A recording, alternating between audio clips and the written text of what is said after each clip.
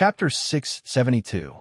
Now that the problem with the weapon was solved, Kirito felt energized. He walked with more vigor, as if he was in a state of excitement.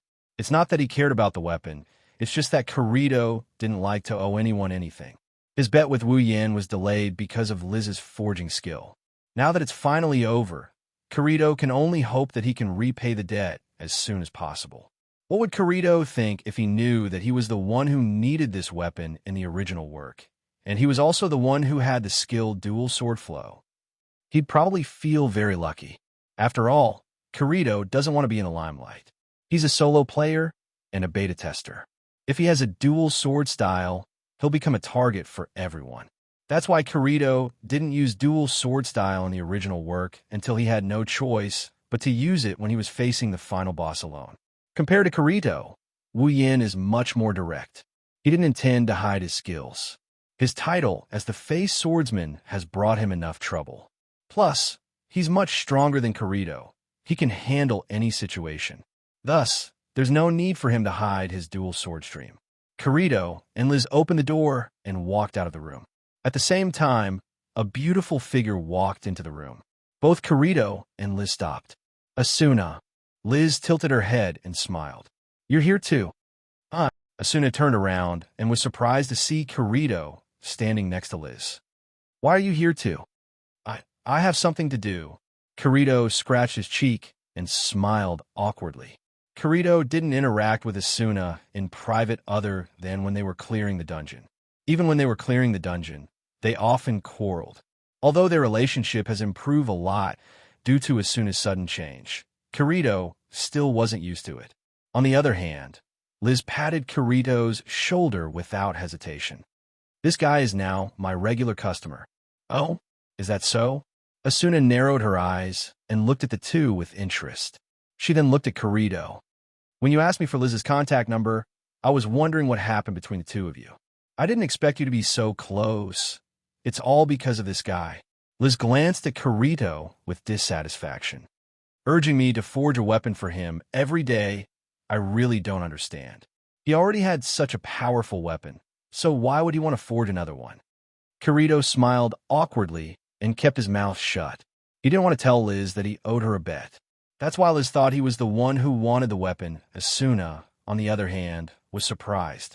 She more or less knew about the bet between Wu Yin and Kirito. She also knew that the weapon Kirito wanted was what Wu Yin wanted. Speaking of which, Wu Yin was the one who asked Kirito to get Liz's contact number. That's why Asuna blackmailed Wu Yin and even went to his house to ask for food. In a way, it's all thanks to Kirito, that snitch. She remembered that the weapon Liz was going to forge was what Wu Yin wanted. Asuna's interest was piqued. "So, what about the weapon? We're still missing materials." Liz pouted. "We need to go to the 55th floor to get the metal 55th floor." Asuna blinked and looked at Kirito. "That shouldn't be too hard for you, right?" "It shouldn't be hard." Kirito took a deep breath. "But it might be a little difficult now." "What do you mean?" Liz immediately turned around and looked at Kirito with her arms akimbo. "Are you saying that I'm in your way?" "No, I didn't mean that." Kirito's eyes darted around, and he didn't look at Liz anymore. He was clearly telling Liz that he didn't mean what he said. "You wait." Asuna interrupted Liz and asked in surprise, "Liz, you're going as well?" "Yeah," Liz said as if it was a matter of course. "We need a blacksmith master to get the metal. Otherwise, even if we defeat that metal-producing dragon, we won't be able to get the metal." "Is that so?" Asuna nodded and raised her weapon with a regretful expression. "I wanted to ask Liz to help me grind my weapon. Its durability is almost gone. Then I'll help you grind your weapon first." Liz didn't hesitate and put her friend's matter first. She looked at Kirito and said in a threatening tone, "It won't take long. You can afford to wait, right, Kirito-kun?" Kirito's mouth twitched and he nodded helplessly. Asuna and Liz laughed when they saw this. The two of them left Kirito behind and ran to the back of the shop. Kirito was left alone in the shop while the two of them chatted with each other. "You only need to grind it a little to restore its durability?" Liz took Asuna's sword and smiled. "Do you need me to upgrade your weapon? My forging skill has improved recently, and it just so happens to meet the requirements for upgrading a weapon of your level. Asuna pondered for a moment and shook her head. I don't think so. My weapon just so happens to meet my current needs. If you upgrade it, it'll affect my performance. All right then, Liz said in disappointment. It's rare for my forging skill to improve. Well, don't be disappointed. Asuna pulled Liz's hand and said, also, I don't just need to restore its durability. Can you help me polish it a little and make it prettier, huh? Polish it a little and make it prettier? Liz was stunned and looked at Asuna strangely. This is the first time she's been asked to make a weapon prettier while she's doing maintenance, but this was only secondary. Everyone loved beauty, and it wasn't strange for a girl to have such a request, but it was a bit strange for Asuna to have such a request. In the past, Asuna didn't care about looking pretty when she's choosing weapons and equipment. She's more of a practical person. After all, she's the one in charge of the clearers, and is known as the ghost of clearers. The Asuna Liz knew was the kind of person who only cared about clearers. But now that she thought about it, Asuna seems to be different from before. Liz had her suspicions a while ago. Even though Asuna is loud and casual, she's more observant than anyone else. Liz's sharp senses told her that Asuna seems to be more feminine than before. Also, his eyes landed on Asuna's ears. There was a pair of beautiful earrings dangling there. Even in the dark, they still shone with a dazzling luster. Paired with Asuna's breathtakingly beautiful face, her charm was at least several levels higher than before. Asuna actually started to dress up. Asuna, tell me the truth. Liz had a smirk on her face, but her eyes were very serious. Are you in love? Huh? Asuna froze for a second.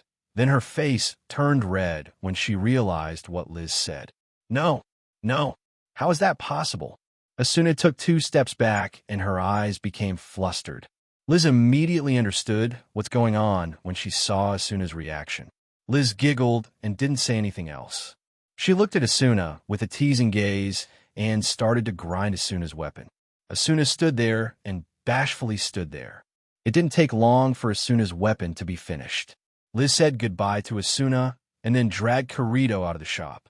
Asuna angrily turned her head when she saw Liz and Kirito walking out of the shop. She rolled her eyes and smirked. She opened her personal interface and sent out an email. Emergency. Come here immediately. Wonderful brush pavilion. No pop-up window. Quick update, remember. Chapter 673. So, Wu Yin watched as Kirito and Liz bicker with each other. He glanced at Asuna, who is lying on top of him with an expressionless face. So your so-called emergency is asking me to be a peeping Tom with you? Asuna's face turned red, and she immediately retorted, How? Is this peeping? It's stalking. That's just as bad. Wu Yin glared at Asuna.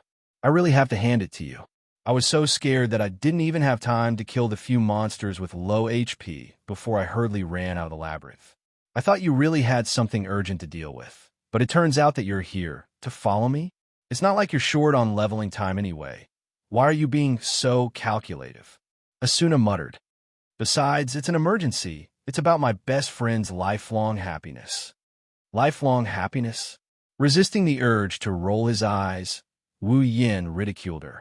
I don't see how this can be called lifelong happiness. Isn't it just going to fetch some metal? You don't understand. Asuna peeked her head out and glanced at Kirito and Liz in front of her. Don't you think there's something wrong with the way they look? Wu Yin spent an entire minute sizing up Kirito and Liz. After a full minute, Wu Yin finally opened his mouth. I really don't see anything wrong with them. Are you an idiot? Asuna said as she pointed her finger to the front. Don't you think there's something going on between them? Wu Yin frowned and said hesitantly. You mean they're hooking up? Don't make it sound so bad, Asuna said in a dissatisfied tone. Are you serious? Wu Yin rubbed his chin with a puzzled expression. That's Kirito we're talking about. He only cares about the game.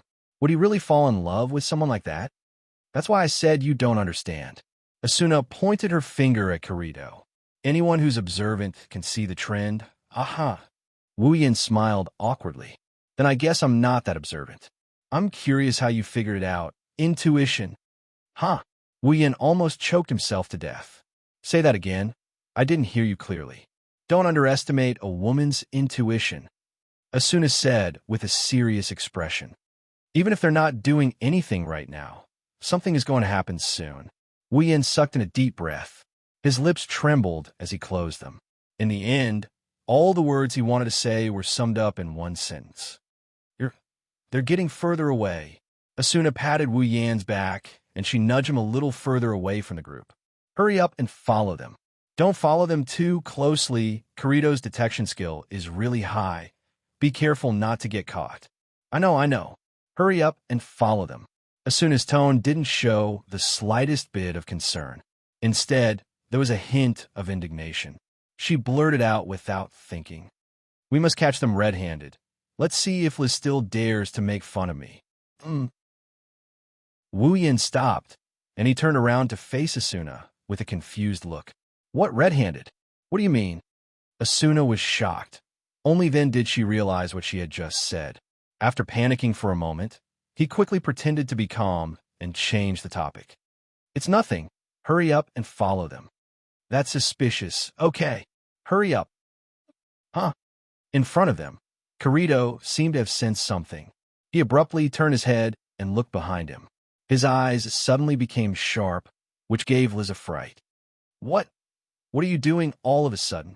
Liz tightened the clothes she just took from Kirito and patted her chest. She questioned. Kirito furrowed his brows and scanned the path behind them. However, all he could see were the same snowflakes and rocky mountains. There was nothing else in sight. Hey, say something. Liz's dissatisfied face appeared in front of Kirito. Finally, Kirito's attention was diverted from the scene behind them. Kirito glanced at Liz, then looked around. Only when he confirmed that he had not discovered anything did he touch his chin. No, it's nothing. It's probably just my imagination. Kirito continued leading Liz to the top of the mountain. They left a trail of footprints in the snow behind them. When the two figures had almost disappeared into the snow and wind, two other figures staggered out from a corner. I told you, don't be so hasty, we'll be found out. Wu Yin glared at Asuna with a resentful look. That guy's been a solo player for so long. He's a monster. If he's not strong enough, he would have died already. Luckily, it's us. If it was someone else, they wouldn't be able to hide. But we haven't been found out yet. Asuna's expression was a little unnatural. If you look closely, you'll see a slight blush on her face.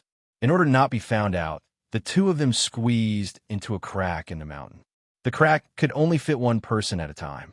Now that they were both in it, Asuna was almost squeezed into Wu Yan's body. Luckily, the situation was urgent and they didn't pay attention to anything else, or else Asuna and Wu Yan started to feel uncomfortable. To prevent the atmosphere from getting too awkward, Wu Yan said, "This time, we need to stay a little farther away. Don't rush. We won't have an excuse if we get found out." Oh. Asuna reacted and raised an eyebrow. She looked at Wu Yan. Why do I feel like you're very good at this kind of thing? Stalking and whatnot. Of course not. I'm a righteous person, Wu Yan said with a straight face. Asuna gave up trying to find a loophole in his words. At that moment, the two of them once again sneakily followed after him. They didn't know how much time had passed, but the two groups finally arrived at the top of the mountain. In front of them, the wind and snow stopped, revealing the gloomy sky. Under everyone's gaze, crystals of different shapes and sizes were erected around the mountain. They looked like trees, forming a forest of crystals. They provided light in the dim environment, so they could see what was going on. At the highest point at the very end, there was a crystal mountain that was 5 or 6 meters tall. It was like a crystal fortress, and it emitted a pressure that made it difficult to breathe, telling others that it was not ordinary. Seeing this, Kirito's expression became serious. He didn't turn around and said to Liz, "Hide behind me and don't come out." What? Liz's expression became extremely dissatisfied. She said without thinking, "I'm not a newbie. At least let me help." Kirito didn't say anything. He just stared at Liz's face. His gaze was calm, but it was filled with the desire to make Liz unable to refute. It didn't take long for Liz to give in. I got it. Kirito smiled and threw a square crystal that emitted blue starlight to Liz. He then patted her head. Here's the teleportation crystal. You have to be ready at all times. If anything goes wrong, just teleport when I tell you to. Before that, just stay behind me. Liz lowered her head and felt Kirito's hand caressing her head. She could feel the warmth of his hand. She clutched the crystal tightly. Her heart was fluttering. Perhaps Asuna's intuition wasn't completely random after all. If you like this novel, you're welcome to vote for it. Your support is my biggest motivation. Mobile users, please go here. Wondrous Brush Pavilion, no pop-ups, quick update, remember. Chapter 674. In this world where there are only swords and cold weapons, the only thing that can be related to mystery is the magical crystal items. SEO's crystals have a series of magical effects. Each of them has their own uses, and they are categorized according to their color. Blue crystals are teleportation crystals. Pink crystals can restore HP. Green crystals are detoxification crystals, and so on. Every type of crystal was a convenient tool that took immediate effect. With a single command, they could produce miraculous effects. For example, the transfer crystal could allow players to instantly teleport to every town on a floor they had cleared. The recovery crystal could replenish the remaining 1 HP of a player. Its effects were much, much better than ordinary tools. But because of this, the price of crystal items was quite expensive. In the early stages of the game, the players hadn't developed, and crystal items weren't that expensive. But now, the price of crystal items had reached a level that ordinary players couldn't afford. Last time, when Silver Flag's guild leader asked Wu Yin and Kirito to send the Titan's hand to the prison, the guild leader used all of his money to buy the corridor crystal that allows him to freely set the location of the Titan's hand to the Black Iron Palace. One can imagine how expensive crystal items are. Therefore, when it came to recovering HP, players would usually use potions that were much cheaper. Crystal items have become a life-saving item that players don't want to use unless it's absolutely necessary. But now, for Liz's safety, Kirito casually tossed out a teleportation crystal. It's not that Liz doesn't have a teleportation crystal, but she felt like the one in her hand is much heavier and warmer than hers.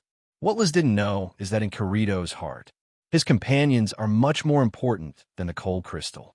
Even if it were someone else, Kirito wouldn't be stingy with the crystal.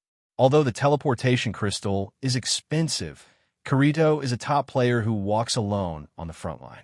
With his wealth, I can afford 1 or 2 crystals. Of course, not all crystals had miraculous effects. Only crystal props had miraculous effects. As for the crystals that were scattered all over the place, they were just a common material that could be seen everywhere. Even if they look good, they can only be used to forge weapons, and they're cheap. The crystals scattered all over the place dimmed a little when Kirito stepped forward. The surrounding light also dimmed a lot. An oppressive atmosphere reverberated in the air as if something is about to appear. Behind Kirito, Liz's heart skipped a beat. Roar suddenly. A deafening dragon's roar resounded in the dark sky, and it quickly spread in all directions. Kirito, who was about to step forward, stopped in his tracks. Liz was even more frightened. She screamed and hid behind a nearby crystal by reflex. The tall crystal mountain in front of her began to tremble. Along with it, the ground began to tremble as though there was an earthquake. Caught off guard, Liz fell on the crystal. If she didn't grab the crystal in time, she would have fallen to the ground. Kirito, on the other hand, was the only one who stood still. His eyes were fixed on the crystal mountain in front of him. He unsheathed Elucidator from its scabbard and pointed it diagonally at the ground. Asuna was also standing not too far away from them. Asuna unsheathed her rapier, and her chestnut-colored eyes flashed. Asuna looked at Wu Yin, who had a nonchalant look on his face. "Let's go up there, shall we?" "Go up there." Wu Yin rolled his eyes and crossed his arms in front of his chest. "Why go up there? It's just an elite monster." With Kirito's strength, he can take care of an elite monster on the 55th floor in a matter of minutes. If you go up there, you won't be able to explain why you're here. Asuna gripped the hilt of her rapier. Her expression changed slightly. After a while, She finally calmed down. However, she didn't put away her rapier. Instead, she stared at the mountain in front of her. She'll rush over if anything goes wrong. Wu Yin shook his head and didn't say anything. As soon as too worried. Accidents happen every year, but Liz isn't a newbie. She's no match for Kirito in terms of strength. Still, she doesn't need to worry that much. Kirito is here anyway. Wu Yin finally remembered that Kirito and Liz went to the 55th floor to retrieve a medal.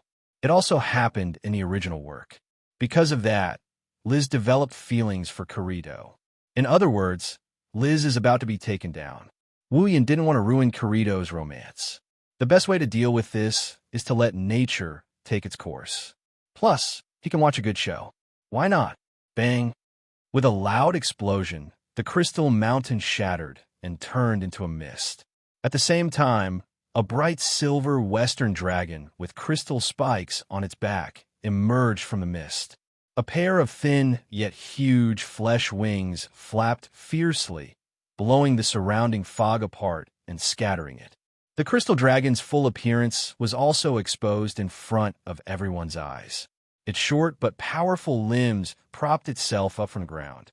With just 2 legs, the crystal dragon stood up, waving its dragon claws. Its pair of huge eyes flashed with a red light. The dragon's head swung forward, and the dragon's mouth was wide open. Roar! With a roar, the crystal dragon flapped its wings and flew into the air. A gust of wind blew at Kirito's leather coat. As it flew into the air, the crystal dragon's mouth glowed faintly, and a dense stream of air came out of its mouth. Liz was shocked and yelled at Kirito. Careful! It's dragon breath. Special attack skill, dragon breath. A fiery blast of air shot out of the crystal dragon's mouth and swept toward Kirito. The air in its path seemed to have become a little hotter. It was enough to send chills down one's spine. Kirito's expression didn't change. He raised his elucidator, and the sword in his hand flashed with the light of the skill. Bang! The dragon breath was sliced in half at the waist in front of Kirito, and it scattered into a shockwave that filled the sky. Liz's expression froze. The warhammer that she had just taken out froze in her hand. She froze on the spot. Liz was at a loss for words as she gazed at the figure that seemed abnormally small compared to the crystal dragon, but seemed as if it could support the heavens. Although Liz knew that Kirito wasn't an ordinary person due to his elucidator, she had never seen Kirito in action before. She didn't know how strong Kirito was. In the past, she thought that Kirito was just an ordinary clearers, but the strength he showed just now was beyond that of ordinary clearers. So he's this strong. Liz could only watch as Kirito fearlessly charged at the crystal dragon. The elucidator in his hand glowed with the light of skills as he violently struck the crystal dragon's body. The crystal dragon, which was still majestic just a moment ago, was hit repeatedly by Kirito's tiny figure. Its HP dropped like crazy, and one of its claws was dismembered by him. Liz breathed a sigh of relief and walked out from behind the crystal dragon with a victorious smile on her face. What are you doing? Hurry up and finish it. Seeing this, Kirito, who was fighting the crystal dragon, was shocked. Idiot! You can't come out yet. Unfortunately, it was too late. The crystal dragon immediately noticed Liz, and, as Liz screamed, it sent her flying with a slap. Liz! Kirito flew toward Liz and caught her in his arms. But he couldn't do anything in the air. Below them was a bottomless hole. Then, the two of them fell into the hole. Wondrous brush pavilion, no pop-up window. Quick update, remember. Chapter 675. Liz. Asuna screamed from afar as she watched Kirito fall into the hole with Liz in his arms. She turned into a streak of light and dashed forward. When Wu Yin tried to stop her, Asuna was already at the edge of the hole. Liz! Asuna leaned on the edge of the pit and screamed at the top of her lungs. The only response she got was the echo of her own voice, and the echo of Liz's scream echoed in the air. In midair, the crystal dragon looked down at Asuna. Its eyes suddenly lit up, and it flapped its wings, intending to dive down and give Asuna a head-on attack. However, a figure suddenly appeared behind Asuna and stood there quietly. A pair of wine-red eyes stared at the crystal dragon, causing it to immediately stop its dive. Roar! The crystal dragon roared at Wu Yin and stopped attacking. It shook its head a few times as if it's considering its options. Then it turned around and flew away without looking back. Wu Yin stared at the crystal dragon until it disappeared from his sight. He looked at Asuna, who was lying on the edge of the crater. He walked over to her, and he placed his hand on her shoulder. "Don't worry, Kirito is here. Liz will be fine. How dare you?" Asuna's eyes were filled with tears. She turned around and glared at Wu Yin. "You should have come to help in the morning. Now Liz fell into the hole. Even if she's fine, how are they going to get out?" Hey, calm down." Wu Yin tightened his grip on Asuna's shoulder and said helplessly, "Kirito is a solo player. He's faced countless traps. There are even life-threatening ones. This small hole won't be a problem for him. Even if it's a crystal nullified zone, he'll find a way to get out." Asuna looked at Wu Yin and then at the bottomless pit. She didn't look any less worried about Wu Yin. But okay. Wu Yin bitterly smiled as he pulled Asuna up from the ground. "Even if you don't believe in Kirito's abilities, shouldn't you at least believe in me?" Asuna was furious when she heard this. "You're the most untrustworthy if you didn't stop it. Liz wouldn't have fallen. I wonder how she's doing now." Wu Yin waved his hand. Fine. Even if you don't believe me, you should at least believe in SAO's display system, right? Aren't you friends with Liz? Wouldn't it be easier to check if Liz's name was still on his friend list to see if she was doing well? Asuna froze for a moment, then quickly opened her friend list. He quickly dragged it twice on the surface. She heaved a sigh of relief when she saw Liz's name. Wu Yin smiled and said to Asuna, "You're too worried. It's just a trap, they can deal with it." Asuna nodded and shifted her gaze to the deep pit. Judging by the speed of the echo, this trap should be very deep. Liz would be in danger if she fell into it with her low HP. Kirito should be the one protecting her. Let's hope he can bring Liz out. We can at least be sure that it's a crystal-free zone. Wu Yin calmly said, "Otherwise, they wouldn't have stayed there for so long, unless there's another world inside." "Then what should we do?" Asuna pursed her lips and said worriedly, "If it's a crystal-free zone, does that mean they'll never be able to get out?" "Don't jump to conclusions." Wu Yin knocked on Asuna's head, causing her to yelp in pain. "Let's hope for the best. Let's just pray." Wu Yin wanted to tell Asuna that Kirito will come out with Liz tomorrow, but he wouldn't be able to explain himself if he told her that. He could only apologize to her in his heart. "Can't we do something?" Asuna said unwillingly. "Maybe they're waiting for us to save them. Then what do you want? Do you want to jump in and accompany them?" Wu Yin rolled his eyes, and he looked around. He walked towards a direction and sat down on a crystal. "Let's wait and see. Maybe Kirito is thinking of a way." "I don't understand how you could be so calm." Asuna stomped her foot in frustration. She hesitated for a moment before walking towards Wu Yin. Asuna adjusted her skirt, and she sat down beside Wu Yin. The two leaned against the crystal as they stared at the crater in the distance. They were waiting for the two figures to show up. One has to say, Wu Yin's location is pretty good. There's a crystal behind him that he can lean on. There's also some twisted crystals that cover the top of his head. Like a roof, they blocked all the snowflakes. The cold wind blew from the sides, but couldn't reach inside. It's like a crystal cave. It's already quite late when they arrived here. Now that the sky is completely dark, there's no other sound other than the sound of the wind. Wu Yin took out a prop lamp and lit it up so that the place wouldn't be too dark. Snowflakes were the only things moving in front of them. Snow whistled as it fell from the sky. Although the wind was blowing, the air was strangely still. In such an environment, one's mood could not help but become heavy, especially those who were easily sentimental, such as, "Hey." Asuna crossed her arms and looked at the scene outside. She couldn't help but speak. "Say, how are bodies in the real world right now?" Wu Yin, who was looking at the items in his inventory, paused for a second. Then he continued looking as if nothing happened. "If it's you, you're probably in a hospital. After all, the people outside wouldn't leave those trapped in SAO alone." "I thought so," Asuna muttered. Then she looked at Wu Yin. "You're saying you're not in a hospital?" "That's right. Wu Yin can only say that in his mind. Even if he said it out loud, Asuna wouldn't believe him. After all, their bodies in the real world don't know how to eat. If they don't receive nutrition from the hospital, everyone here will starve to death. Even though Wu Yin is a true ancestor and can't die, Asuna won't believe him. Probably. Wu Yin could only say so. It's incredible, Asuna said softly. Her expression became complicated. Our bodies are supposed to be lying down, but we're actually living in this world. I don't want to admit it. Asuna raised her head and looked at Wu Yin with an indescribable expression. Even I'm starting to get used to this world. Well, it doesn't matter to me. Wu Yin said casually, it doesn't matter which world we're in. The most important thing is to be alive.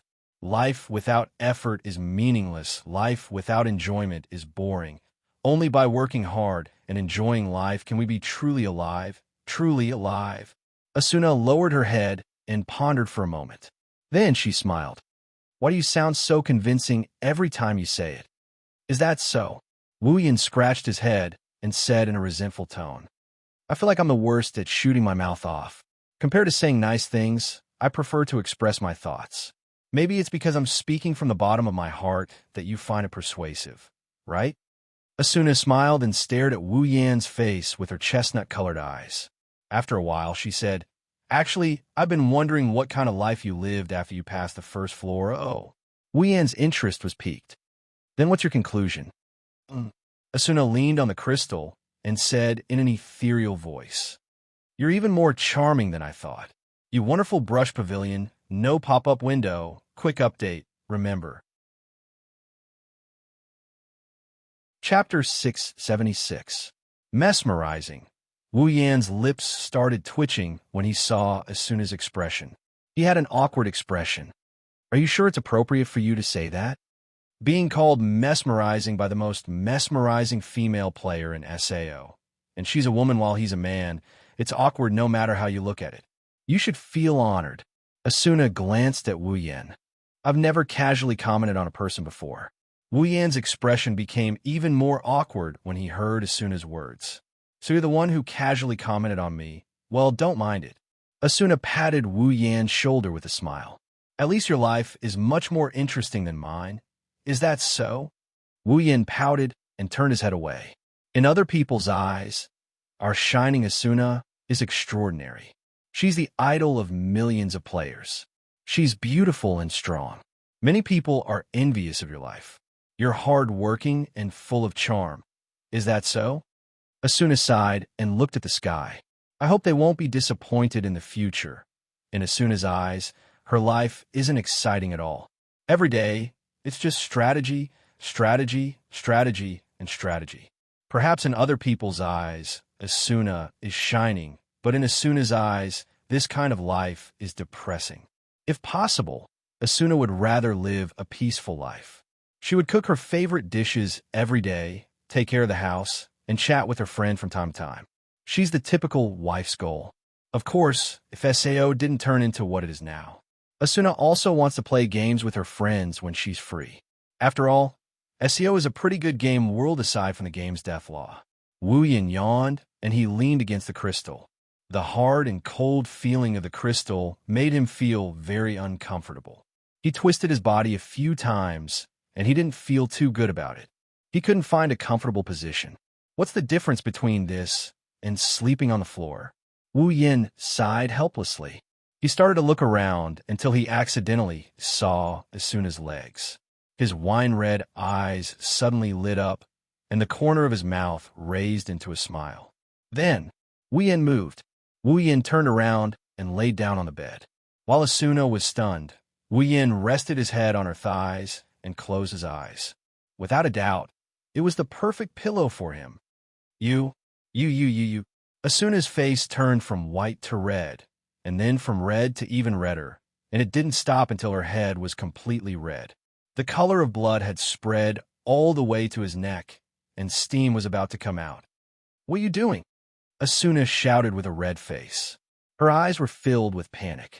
She grabbed Wu Yan's head with both hands and tried to lift it up. Get up. Unfortunately, Asuna's strength was no match for Wu Yan's. Even with all her strength, she still couldn't lift Wu Yan's head. You should feel honored. Wu Yan grinned at Asuna. I've never slept on anyone's thighs before. W? What? Asuna was furious, but she couldn't do anything about it. She had to admit that this guy is invincible when he acts shamelessly. No one could do anything to him, not even Asuna. Well, I'm just telling the truth. Wu Yan rubbed the thigh behind his head. The smoothness and comfort of the thigh made Asuna's face turn red. I've never slept on anyone's thighs before. Knee pillows. Wu Yan has a lot of girls around him, and almost all of them are beautiful. The number of his wives is almost in the single digits, and he has never stopped making love. But this kind of worn knee pillow has never been used on Hinajiku and the others. In other words, their relationship is developing too quickly. Sometimes, Wu Yan feels that his relationship with Hinajiku and the girls developed too quickly. That's why he missed out on a lot of interesting experiences. It's not that he didn't enjoy a warm life. He never lacked warmth with the girls. It's just that there are some things that he didn't experience before. It's a pity. Asuna is indeed the first girl to let Wu Yan sleep on her thighs. Although it was completely one-sided by Wu Yan, Asuna clenched her teeth when she heard Wu Yan's words. She was so embarrassed that her cheeks were about to bleed. But she didn't push Wu Yan anymore. She glanced at Wu Yan, who was sleeping on her thighs, and turned her head away in shock. She was a little angry. Sleeping on a girl's thighs for the first time? It's your first time. Isn't it my first time too? Following this rippling scene, the deathly stillness in the air seemed to have disappeared. The surroundings were clearly pitch black, and it was still snowing outside. However, a wave of warmth rose in the hearts of the two, causing the surrounding atmosphere to have a trace of ambiguity, accompanied by a little bit of warmth. Asuna didn't say anything for a long time when she felt the solid body on her thighs. Her melancholy disappeared, and it was replaced by a faint panic. Asuna didn't dare to say anything. She didn't even dare to lower her head. She was afraid to look into those wine-red eyes that made her heart flutter. Wu Yan and Asuna didn't say anything as they waited inside the crystal. Wu Yan and Asuna didn't say anything. They just waited patiently for something to happen. After some time, Asuna's eyes started to drift away. The silence made her feel a little uncomfortable. Asuna mustered up her courage and slowly moved her eyes to the bottom of her body. But when she saw the scene in front of her, she was stunned. Wu Yan, who was lying on her knees, closed his eyes. His breathing is even and his chest is heaving up and down. His expression is calm and peaceful. It's obvious that he's asleep. Asuna stared blankly at the sleeping face in front of her, and after a long time, she burst out laughing. Come on, I was thinking so much while you fell asleep on your own. Asuna poked Wu Yan's cheeks in a displeased manner. Don't you think I'm stupid?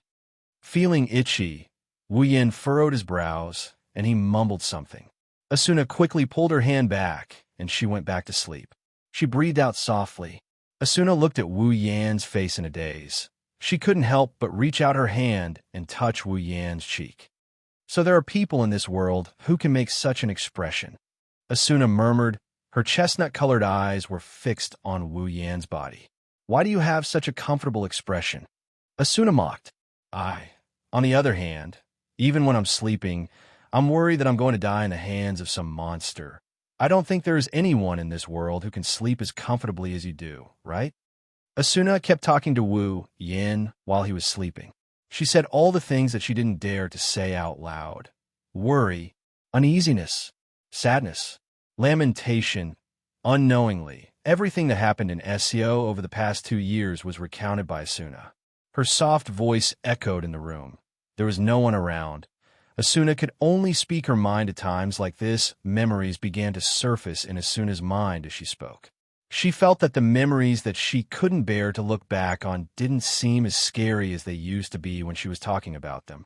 What Asuna didn't know was that the moment she started talking, the man on her thighs started to breathe more heavily. Asuna didn't know how much time had passed. Maybe she was tired. She stopped talking. Her eyelids fluttered a few times. And finally, she couldn't hold back her sleepiness and fell asleep. Almost at the same time, Wu Yan opened his eyes. He gently sat up and let Asuna lean on his chest. He took out a coat and put on both of them. Chapter 677. In her dream, Asuna felt as if she was soaking in a hot spring. Her body was warm and comfortable. She felt a sense of security from the bottom of her heart. She slept soundly, and she even dreamt of living happily in another world. However, the sweet dream came and went quickly. Perhaps because she had enough sleep, her drowsiness started to fade away. Asuna's eyelids trembled, and she slowly opened her eyes. The first thing she saw was the same snow and crystals as before, and there was a big black hole right in front of her.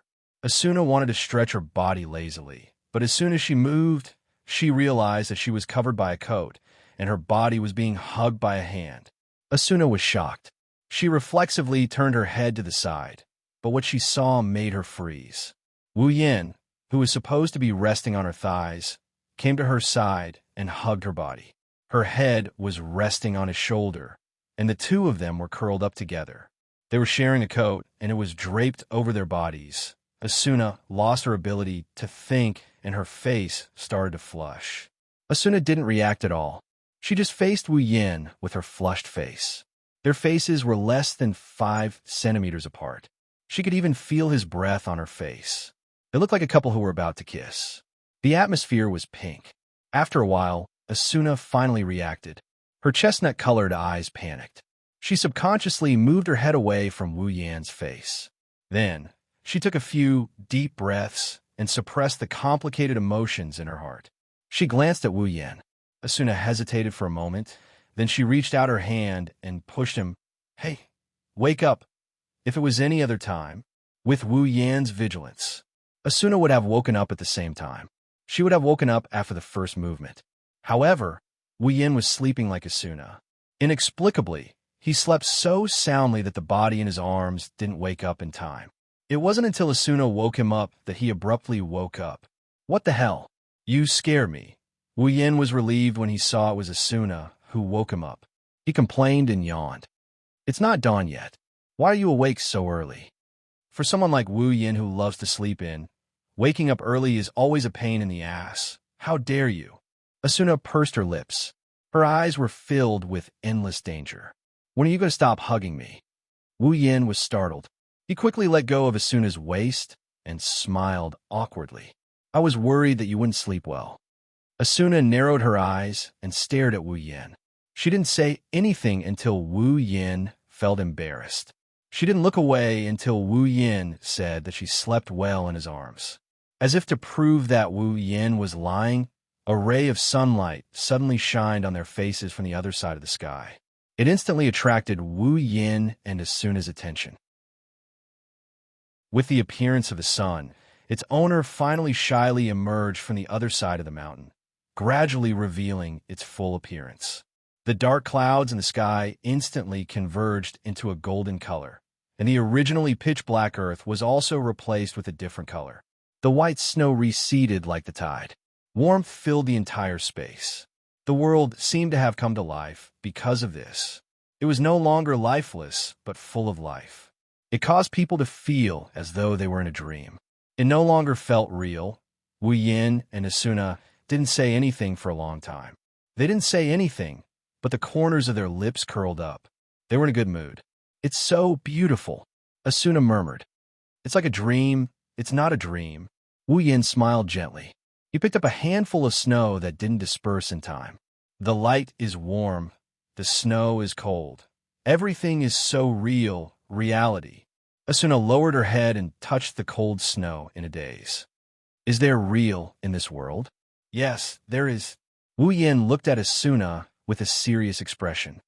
"Even if feelings can be faked, bodies can be faked, and everything can be faked, memories can't be faked. We met in this world. We got along in this world. We got to know each other in this world. This is the truth that can't be faked. Meeting, getting along, knowing each other." Asuna looked straight into Wu Yan's eyes and said, "But it's only limited to this world, right? The world is small." Wu Yan stood up and patted the snow off his body. He smiled and said, "Since we met in this world, there must be a reason for us to meet again in the other world. I have always believed in this." Wu Yan couldn't help but think of the girls in the Spalier world. A faint smile appeared on his face. That's right, back in the dungeon world, he had a chance to meet them. Now, they had a reason to meet again, and they will be together forever. Asuna looked at the smile on Wu Yan's face. She felt a warm current flowing through her heart, and it lingered for a long time. She was dazed for a moment before she smiled. Standing up from the ground, Asuna held the coat draped over her body with one hand and patted the snow off her body with the other. What you said is indeed very persuasive. Because it's from the bottom of my heart. Wu Yan laughed. Asuna tightened her grip on the coat and looked at the sun in the distance. Actually, compared to meeting, getting along, and getting to know each other, I would rather... What did you say? Wu Yan turned his head in confusion while gazing into the distance. No, it's nothing. Asuna smiled. Her smile was full of happiness. The bitterness from before was gone. Roar! Suddenly, a dragon roar sounded in the sky. A black shadow suddenly shot over from the horizon. Its speed was extremely fast. In the blink of an eye, it arrived in the sky above the scene. With a turn, it shot into the deep pit in front of it. That's... Asuna cried out in surprise. It's the dragon. After the initial surprise, Asuna was shocked again. Shit, Liz and the others are still inside. As soon as she said that, a dragon's roar came from the pit and entered Wu Yan and Asuna's ears. Then, the crystal dragon appeared in front of them. It flew out of the pit and landed on the ground. They could clearly see two figures on the dragon's back. No way. Asuna pointed her finger at the back of the crystal dragon. Is that Kirito and Liz? Finally, Wu Yan shook his head and laughed. He already knew this would happen. We didn't waste the night waiting here. In the sky, the crystal dragon abruptly stopped in midair. Kirito and Liz, who were hanging on its back, were flung away due to inertia. Liz. Asuna was overjoyed to see Liz in one piece. She wanted to run over, but Wu Yan stopped her. Wait, Asuna. Wu Yan stopped her. Asuna didn't have the time to go over, but she saw the two figures in free fall hugging each other. Asuna's mouth gradually opened wide, and her expression became strange. Is Liz really? It's best if we don't disturb them, Wu Yan said with a smile. Asuna rolled her eyes at Wu Yan, but she didn't go out. She looked at her best friend, hugging Kirito tightly. Asuna revealed a beautiful smile. That's great, Liz. Chapter 678. Aincrad's 48th floor, Linda C., Lisbeth's weapon shop. Kirito and Liz looked at Wu Yan and Asuna, who were smiling warmly in front of them. When did you guys get here? Kirito tilted his head and asked in confusion. Just now. The two answered in unison without any hesitation. Just now. Kirito sweated. Then can I ask what's with that weird expression on your face? Nothing. There's nothing. The two of them said in unison again. Kirito's mouth twitched. Even Liz couldn't keep her cool. It's too weird. Why are these two behaving so strangely? Wu Yan and Asuna looked at each other, and they couldn't help but laugh. Kirito and Liz didn't understand why they were laughing. But the weird atmosphere dissipated when the two laughed. His gaze landed on the sword in Kirito's hand. Wu Yan's eyes flashed with a glint. It's a green-white one-handed sword. It's a beautiful one-handed sword. The blade is very thin. It's not as thin as Asuna's rapier, but it's as light as a piece of paper. The blade is shimmering with white light, and the hilt is green with a hint of silver. The overall design of the sword is gorgeous, and from the perspective of a sword, it's a bit extravagant. The guard is the same as the Heaven Gazer, but it's more beautiful. If the guard of the Heaven Gazer is a long strip, then the guard of the sword is a pair of wings. The guard of the sword is a pair of wings. Aside from its practicality, it's more than a dozen times better than the Heaven Gazer on the surface. The white sword Dark Chaser, the one-handed sword Liz made herself, it's comparable to the Elucidator. Even if it's comparable to the Heaven Gazer, it's comparable to the Heaven Gazer. It's comparable to the Heaven Gazer. At this stage, it's definitely a godly weapon. Wu Yan smiled and looked at Kirito. Looks like I have another weapon to look for. Hearing this, Kirito shook his head and smiled bitterly, while Liz was stunned. Another weapon? Was there a solution? Liz looked at Wu Yan and Kirito, who was smiling bitterly. She suddenly realized something and turned to Wu Yin. Could it be that you want this weapon? Liz had been wondering why Kirito, who already had the Elucidator, would want a weapon that was on par with the Elucidator. If he wanted to change his weapon, he should have chosen a higher grade weapon, right? Currently, even though there were weapons of a higher grade, the players couldn't afford to equip them with their current levels. In other words, even if they had a weapon of a higher grade than the Elucidator, they couldn't equip it. Liz couldn't understand why Kirito wanted another weapon. She thought Kirito needed her Elucidator for a quest, but now it seems like the Dark Chaser was just a gift for someone else. Don't tell me you really want it? Liz pointed at Wu Yin with a doubtful look. She sounded a bit anxious. Of course, Liz's Dark Chaser contained her feelings for Kirito. In other words, it was like a token of love. But now, the love token that he created for Kirito was given to another person. How could that be? Kirito seemed to know what Liz was thinking. He glanced at the anxious Liz, who was glaring at him fiercely, and the bitter smile on his face deepened. Kirito raised the Dark Chaser and nodded. You're right, I didn't want this weapon. Liz's expression became even more anxious. She even felt a little wronged. She opened her mouth and was about to say something, but Kirito beat her to it. But not anymore. Kirito clicked his tongue and took off the Elucidator from his back. He handed it to Wu Yin while the others were still in a daze. You can have this one. Huh? Wu Yin looked at the Elucidator in surprise. He took it, blinked, and looked at Kirito. Are you sure? Isn't this the sword you've been using for a long time? That's true. Kirito stroked the Dark Chaser in his hand and glanced at Liz, who was smiling happily. But I have a reason why I must use this sword. Asuna looked back and forth between Kirito and Liz with interest. She smiled slyly. Are you guys really? Kirito turned his head away awkwardly. Liz, on the other hand, blushed a little and put her hands on her waist. That's right. I just confessed to Kirito. We're officially dating. Even though Wu Yin and Asuna saw this coming, they were still shocked by Liz's words.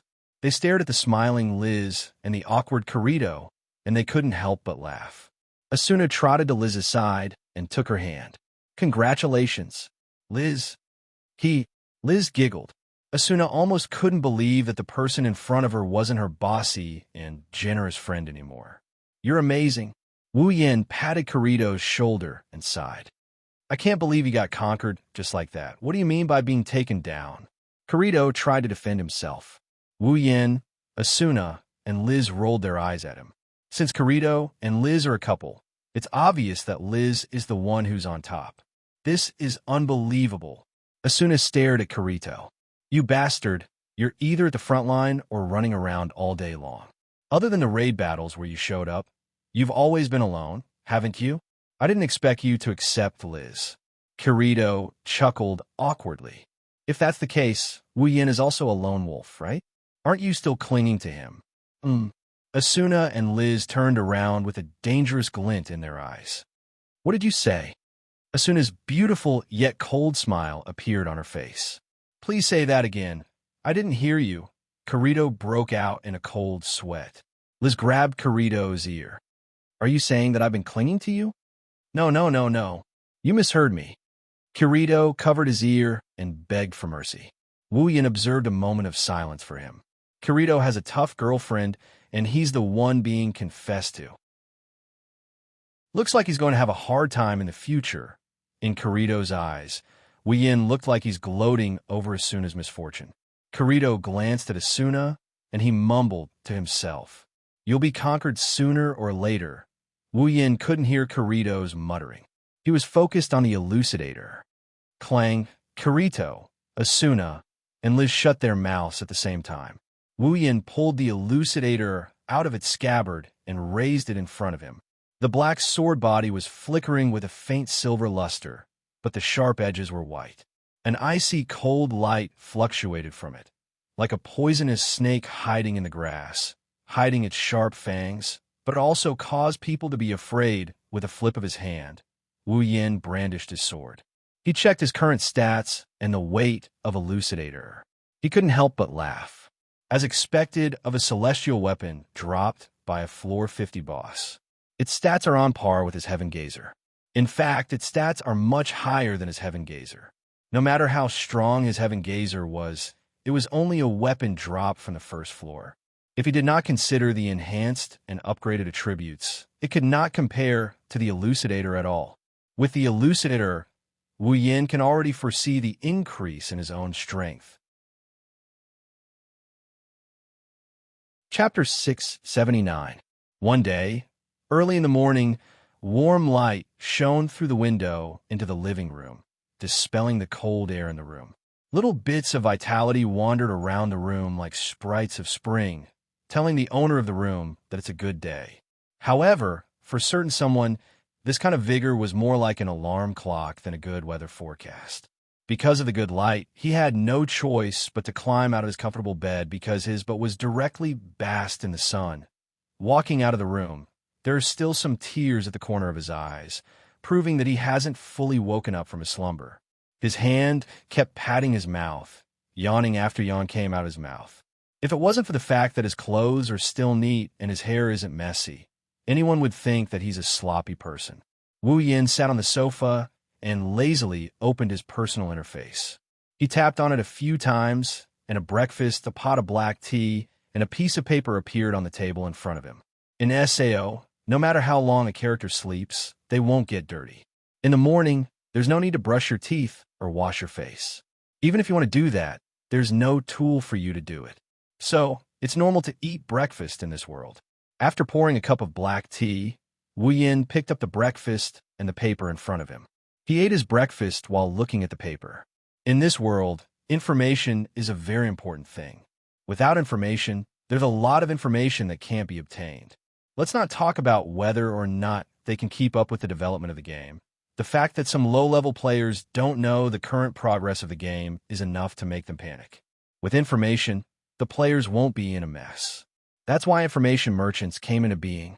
They're doing much better than some crafting class players. As long as they have good eyes and timely information, they can make money. They don't need to train their skills like crafting class players. It's quite easy. Of course, it varies from person to person.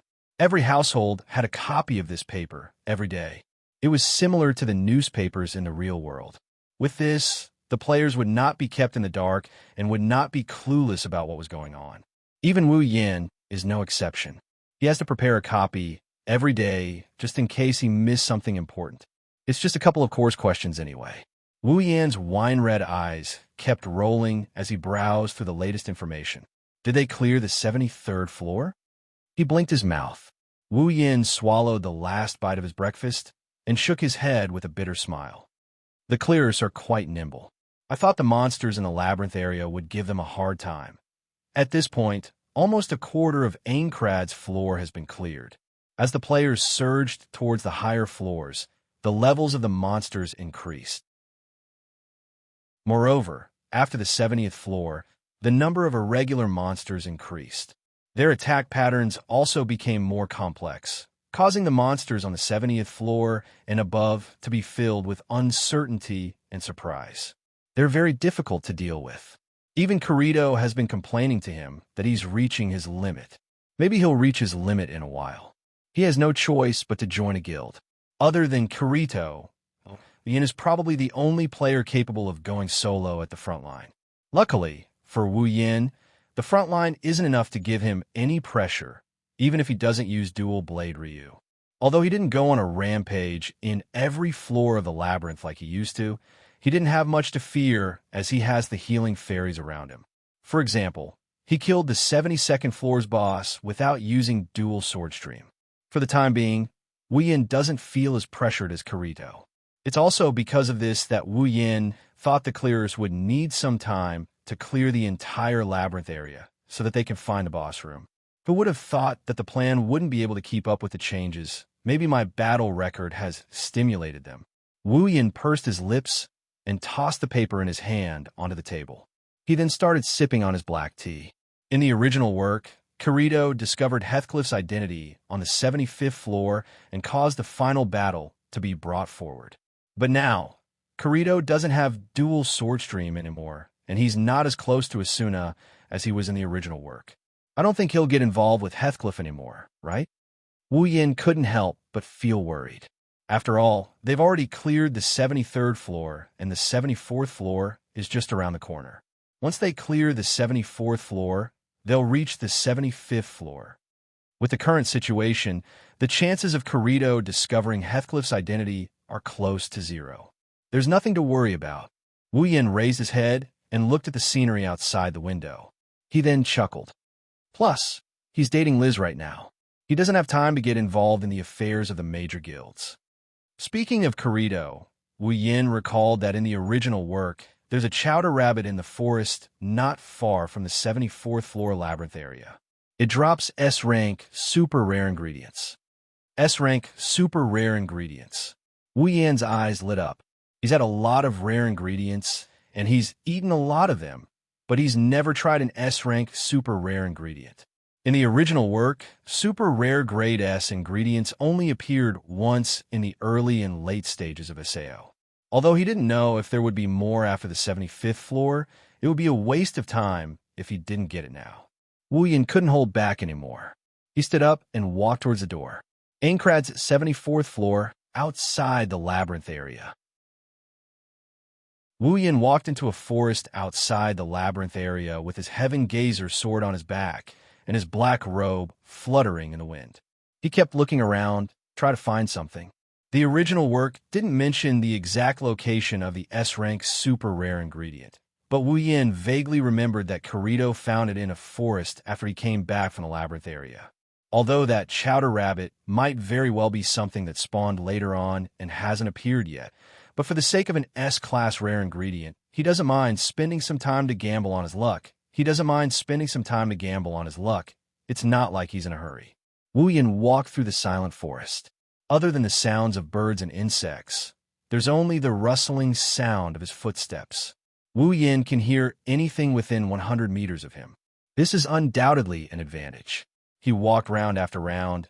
He strolled around again and again. He even went back to the same places he had walked before 2 or 3 times, but he still couldn't find the chowder rabbit. Even if he was mentally prepared, he still felt a bit disheartened. As time passed, Wu Yin started to get impatient. Maybe I should follow Kirito the next time he comes out. Just as this thought flashed through his mind, a strange sound rang out, causing him to stop in his tracks. Am I that lucky? Wu Yin slowly turned his head to look at the source of the noise. A pair of shaking rabbit ears entered Wu Yin's sight. Wu Yin grinned. He grinned happily, and he grinned proudly. His leg that was frozen in midair turned around and stomped down with all his might. The figure flashed forward, bringing with it the sound of a strong wind that reverberated clearly in the air. The owner of the rabbit ears was immediately frightened. The figure jumped out from behind the bushes and into the air. As it jumped, a large hand blocked its path, as if it had already predicted its trajectory, and directly grabbed the rabbit that had delivered itself to its doorstep. You! Ha ha! Chapter 680. Generally speaking, monsters that have a 100% chance of dropping food ingredients have no level or combat power, just like animals in the real world. They are very rare and only have some special escape methods. If players want to get rare food ingredients from them, they will need a lot of luck. Monsters that have a 100% chance of dropping food ingredients are either very good at escaping or very limited in number. The chowder rabbit that can drop a super rare grade S food ingredient is one of these monsters. Compared to monsters with levels and combat power, the chowder rabbit is more like an animal. However, due to its rarity and the level of its food ingredients, players who want to get their hands on it are no less than those who want to get their hands on a piece of rare equipment. The price of the chowder rabbit is much higher than some of the better equipment. That's because the chowder rabbit is probably the only super rare grade S food ingredient in SAO. Of course, it doesn't mean that some monsters with levels can't drop food ingredients 100% of the time. However, compared to the super rare grade S food ingredient, most players would prefer the super rare grade S food ingredient because the super rare grade S food ingredient is much safer. After capturing the chowder rabbit, Wu Yin wasn't in a hurry to kill it.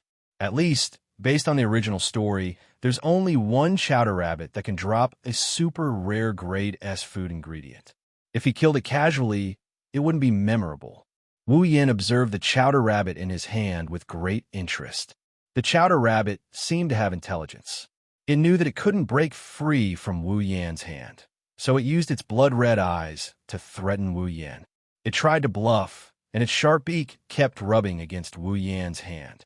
It looked like a dog that would bite at any moment. Wu Yan was amused by the chowder rabbit's behavior. He had to admit that the chowder rabbit's behavior didn't look fierce at all. Instead, it looked funny. However, the chowder rabbit's actions surprised Wu Yan. Is there some kind of AI controlling it? Wu Yan smiled and shook his head. He took out a small needle from his item slot and mercilessly stabbed the chowder rabbit. Eek! The chowder rabbit cried out in pain. Under Wu Yan's attack, its HP did not decrease in the slightest, but it was inflicted with a debuff, paralysis. The chowder rabbit stiffened. His four limbs began to soften, and his eyelids became heavy. Just like that, his body drooped as Wu Yan grabbed his rabbit ears. He can no longer move. Wu Yan nodded in satisfaction. He carried the bunny's ears and walked towards the nearest town.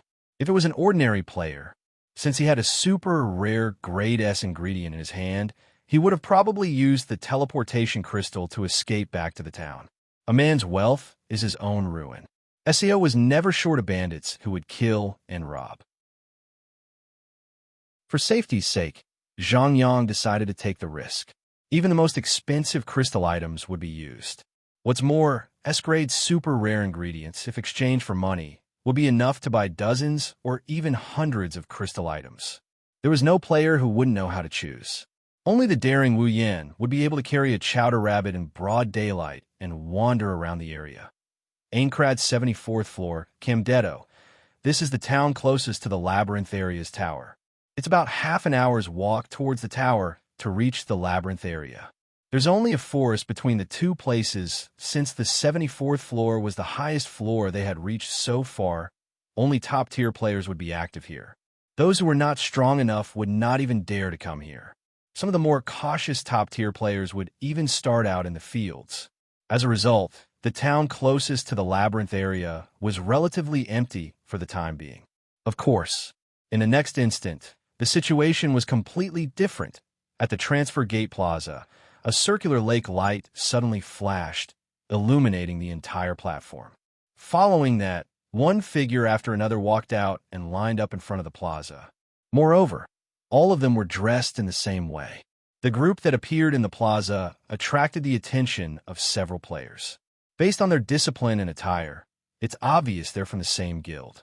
When the last player walked out of the teleportation gate, there was already a group of about 50 people lined up in front of the plaza. They were all wearing white armor with red edges and a majestic cloak on their shoulders. In SAO, there's only one guild that has such attire. Knights of the Blood. Not long after, a beautiful girl with chestnut-colored hair also walked out of the teleportation gate. Behind her was a ponytailed follower with a skull face. One was beautiful to the extreme, while the other was lacking in looks. The contrast between beauty and ugliness was undoubtedly huge. If it was someone else, they probably wouldn't dare to follow behind the former. However, this person's face was full of righteousness, and he didn't have any self-awareness at all.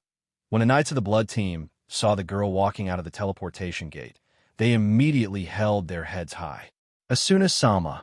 Asuna gently nodded in response to her subordinate's words. Asuna looked more dignified than usual.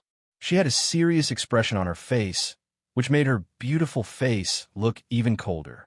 It made people feel inferior and afraid to get close to her.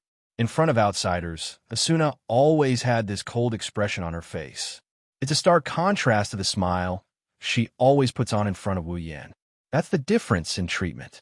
Some of the people in front of Asuna have known her since she joined Knights of the Blood.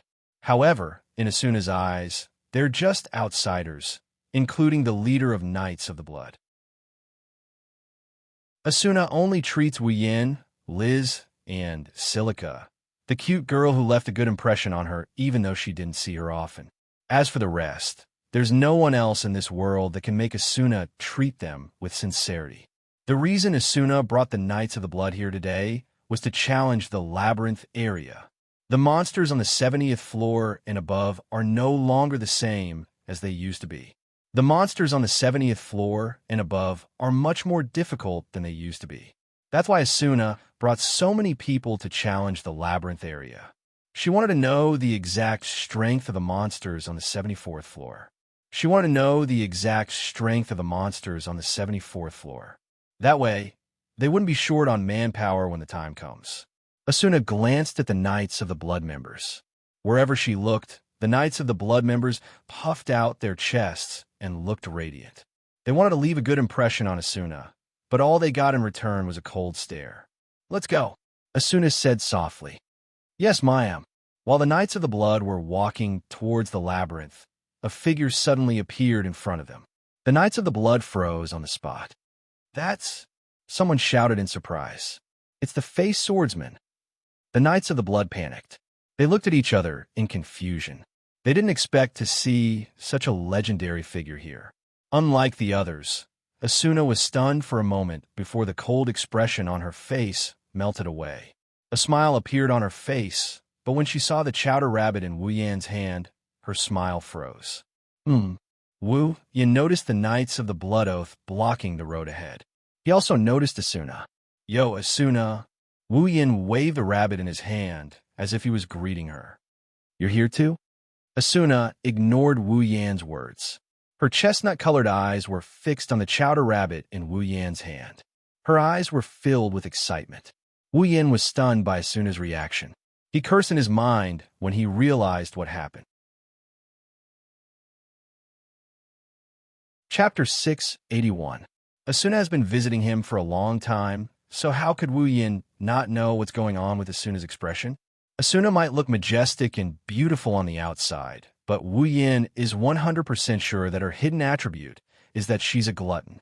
Now, Asuna must have recognized the chowder rabbit in his hand as an S-grade super rare ingredient. How could Asuna, who was a hidden foodie, not be tempted? Wu Yan quickly hid the chowder rabbit behind his back and looked at Asuna vigilantly. When the chowder rabbit disappeared from her sight, Asuna finally came back to her senses. That, don't tell me. Asuna's eyes trembled. Her face was filled with excitement. She said in disbelief, "Chowder rabbit? S-grade ingredient?"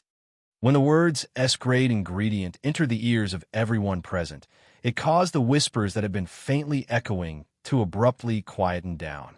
Wu Yan narrowed his eyes and looked at the excited Asuna. He knew he couldn't hide it any longer. He sighed and took out the chowder rabbit. "As expected of you, you recognized it at first glance? Really?"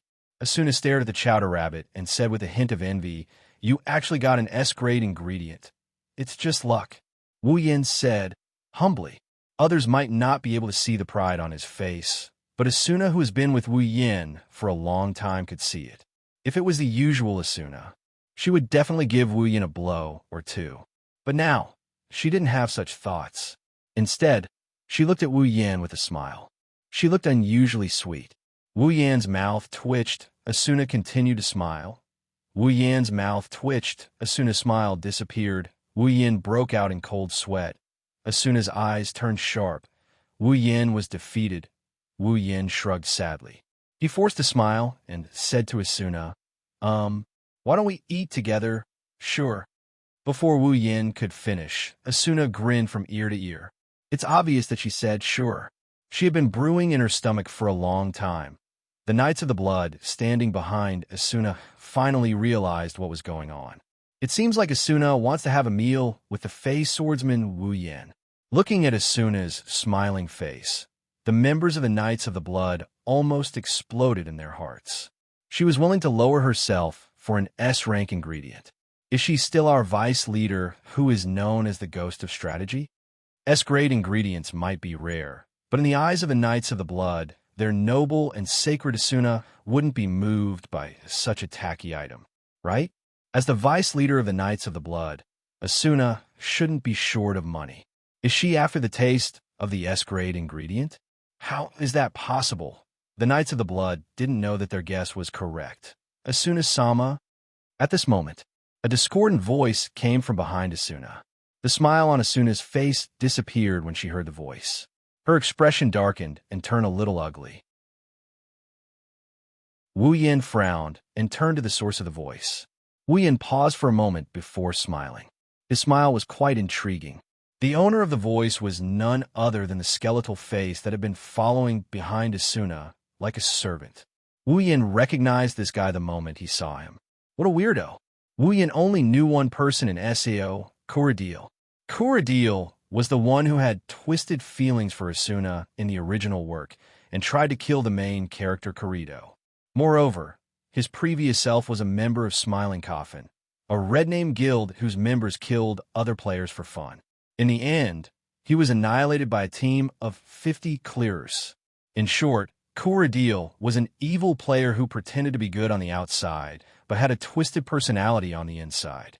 Based on the current situation, Wu Yin more or less knew what was going to happen next. Kuradil. Asuna's face was tense as she turned to look at Kuradil. Asuna's expression showed that she didn't have a good impression of Kuradil. What's the matter? Asuna-sama. Kuradil glanced at Wu Yin, who had an intriguing smile on his face. Kuradil's heart skipped a beat, but he still stepped forward and said to Asuna, "It's about time to depart." Asuna remembered that she still has to lead the team into the labyrinth. Wu Yin blinked and looked at Asuna. "Don't tell me you have a guild event?" "Yes." Asuna nodded helplessly. Wu Yin smiled happily. "That's a shame," Wu Yin said with a grin. There wasn't a hint of regret in his tone. Instead, he was overjoyed. "Era." Asuna chuckled a few times and tilted her head. "Just because I don't have time now doesn't mean I don't have time tonight. Hey, Yin-kun." Asuna leaned closer to Wu Yin with a smile. "You'll save some delicious food for a rare guest, right?" "A rare guest? You're a foodie who comes to me for food every other day. You're a rare guest?" Wu Yin resisted the urge to go hysterical. His face reddened as he turned his head away and said in a flustered and exasperated manner, I'll save some for you. Don't worry, Asuna-sama." "Thank you very much." Asuna smiled slyly and patted Wu Yin's shoulder. "I'm looking forward to your hospitality tonight." Asuna waved at Wu Yin and walked towards the labyrinth area. The Knights of the Blood quickly followed her. Wu Yin shook his head and didn't know whether to laugh or cry. Suddenly, he felt a cold gaze sweep across his body. His pupils turned and the smile on his face turned into a sneer. Wu Yin turned his head and looked at Kuradil. Kuradil looked away and ran behind Asuna. Grinning, Wu Yin stretched his back and started mumbling. "I hope you don't mess with me. I'm not as nice as Kurito and Asuna." On the other side, Kuradil moved closer to Asuna. "Asuna-sama, how can you just go to someone's house? It's dangerous." Kuradil may not be a pushover, but he's not an idiot either. He knows that he has no chance of winning against a legendary character like Wu Yin. That's why he suppressed his displeasure when he saw Wu Yin and Asuna getting into a heated fight. But now that he's gone, he's starting to make things difficult for Wu Yin. Sometimes, being too famous isn't a good thing. Asuna had some unpleasant incidents in the past. That's why the Knights of the Blood assigned Asuna a bodyguard. Kuradil was Asuna's bodyguard. Usually, Kuradil would use his authority to meddle in Asuna's private affairs. Obviously, he was doing the same now. Asuna's eyes flashed with disgust when she heard Kuradil's words. But she quickly hid it. "Kuradil." Asuna stopped and slowly turned her head to the side. "He's a legendary character who defeated our leader fair and square. Do you think he'd do something so despicable?" "Asuna-sama." Kuradil raised his voice and said righteously, "No matter how legendary he is, he's still a solo player. These solo players are very selfish. They only care about themselves because they have some skill. They're not worthy of your friendship." "You." Asuna's eyes narrowed. Her expression turned cold. How dare he speak ill of her?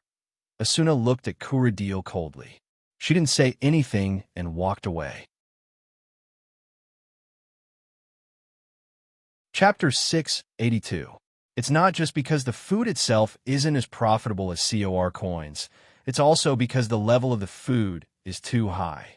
Without a certain level of cooking skill, it's impossible to process this kind of food. Messing around with it will only turn the precious S-grade food into a pile of charred coal. Up until now, none of the professional chefs that the players knew had the ability to process such S-grade super rare ingredients. Even if they wanted to taste the S-grade super rare ingredients, they couldn't do it. Of course, Wei Yin has already maxed out his cooking skill, so this isn't a problem at all. Originally, Wei Yin wanted to go home and cook the chowder rabbit, but he didn't expect Asuna, the foodie, to bump into him. Under Asuna's threat, Wei Yin had to suppress his impatience and save the chowder rabbit for tonight. Because of this, Wei Yin had plenty of time to go to the market. In order to not waste this S-grade super rare ingredient, Wei Yin planned to use the best side dishes and condiments as a side dish. Therefore, Wei Yin first went to the market on the 50th floor and bought a lot of ingredients. He then went to buy some herbs, potions, and other ingredients to mix with some seasoning. By the time he was done, the sky was almost dark. Wei Yin put away the day's harvest, including the S-grade super rare ingredients he got from the chowder rabbit, into his item inventory. He then looked up at the sky. Asuna should be back soon, right? Wei Yin muttered to himself. He shook his head with a bitter smile and cursed in his mind. I should have just killed the chowder rabbit. What's wrong with me that made me want to keep it as a souvenir? Asuna's hidden attribute is that she's a foodie, but strictly speaking, she's only half a foodie. She likes delicious food. Her appetite isn't that big, but now that she has an S-grade ingredient, she won't stop until she's finished half of it. He bitterly smiled again. Wei Yin had no choice but to accept his fate. He walked towards the teleport gate plaza. Let's go back, Ein grunt. 22nd floor. Wei Yin walked along the wooden path, and it didn't take long for his wooden house to appear in front of him. To Wei Yin's surprise, Asuna is standing in front of her house with her arms crossed behind her back. She's standing in front of her house with one foot tapping on the ground. Asuna, Wei Yin quickened his pace. Hearing the voice, Asuna turned around and crossed her arms in front of her chest. Her face became impatient. You're too slow. You're even later than me. Well, I spent a bit of time to buy some ingredients. Wei Yin opened the door, and Asuna walked in like she's familiar with the place. She asked him while walking, You're here to buy ingredients? You have a lot of ingredients, right? There's always something I don't have. Wei Yin turned on the light in the living room and sneered. And because of someone's exploitation, I'm almost out of ingredients. Asuna rolled her eyes and sat on the sofa. I don't know who was the one who said that girls should eat better. Why? Now I can't even get some ingredients from you? Didn't I give you the recipe? I have the recipe. I don't have the ingredients. Asuna nodded and smiled. You don't lack money or ingredients anyway. Wei Yin smiled and sighed. That's why my house became your exclusive restaurant. Don't make it sound like I'm here all the time. Asuna complained, but Wei Yin didn't hold back. You're here all the time. Asuna choked, and then she started scolding Wei Yin. It's all your fault. Who asked you to cook better than me? Huh? Wei Yin was speechless. What kind of reason is that? It's a legitimate reason. Asuna turned her head away. Since your cooking is better than mine, of course I'll choose the one who eats better. What a glutton, of course not. Exactly. What are you talking about? Asuna pursed her lips and put her hands on her waist. I even sped up the raid and came here as soon as I finished. That means... Wei Yin looked at Asuna strangely. You purposely left your subordinates behind just to come here and freeload off my food? I'm not here to eat. Asuna refuted with all her might. You're the one who invited me here. Wei Yin's hands trembled and his legs went soft. He almost fell to the ground. You're the one who threatened me. Seeing that Wei Yin didn't have anything else to say, Asuna showed a victorious smile. Wei Yin felt like all the energy in his body was draining away. Are you okay? Leaving your subordinates behind. Wei Yin raised his spirits and looked at Asuna meaningfully. They seem to care a lot about me, including you, the vice leader. Asuna's smile slowly disappeared and turned into a heavy expression. She knew what I was talking about, so she lowered her head and tapped the ground with her heels. While I was on my own, I encountered a few unpleasant incidents.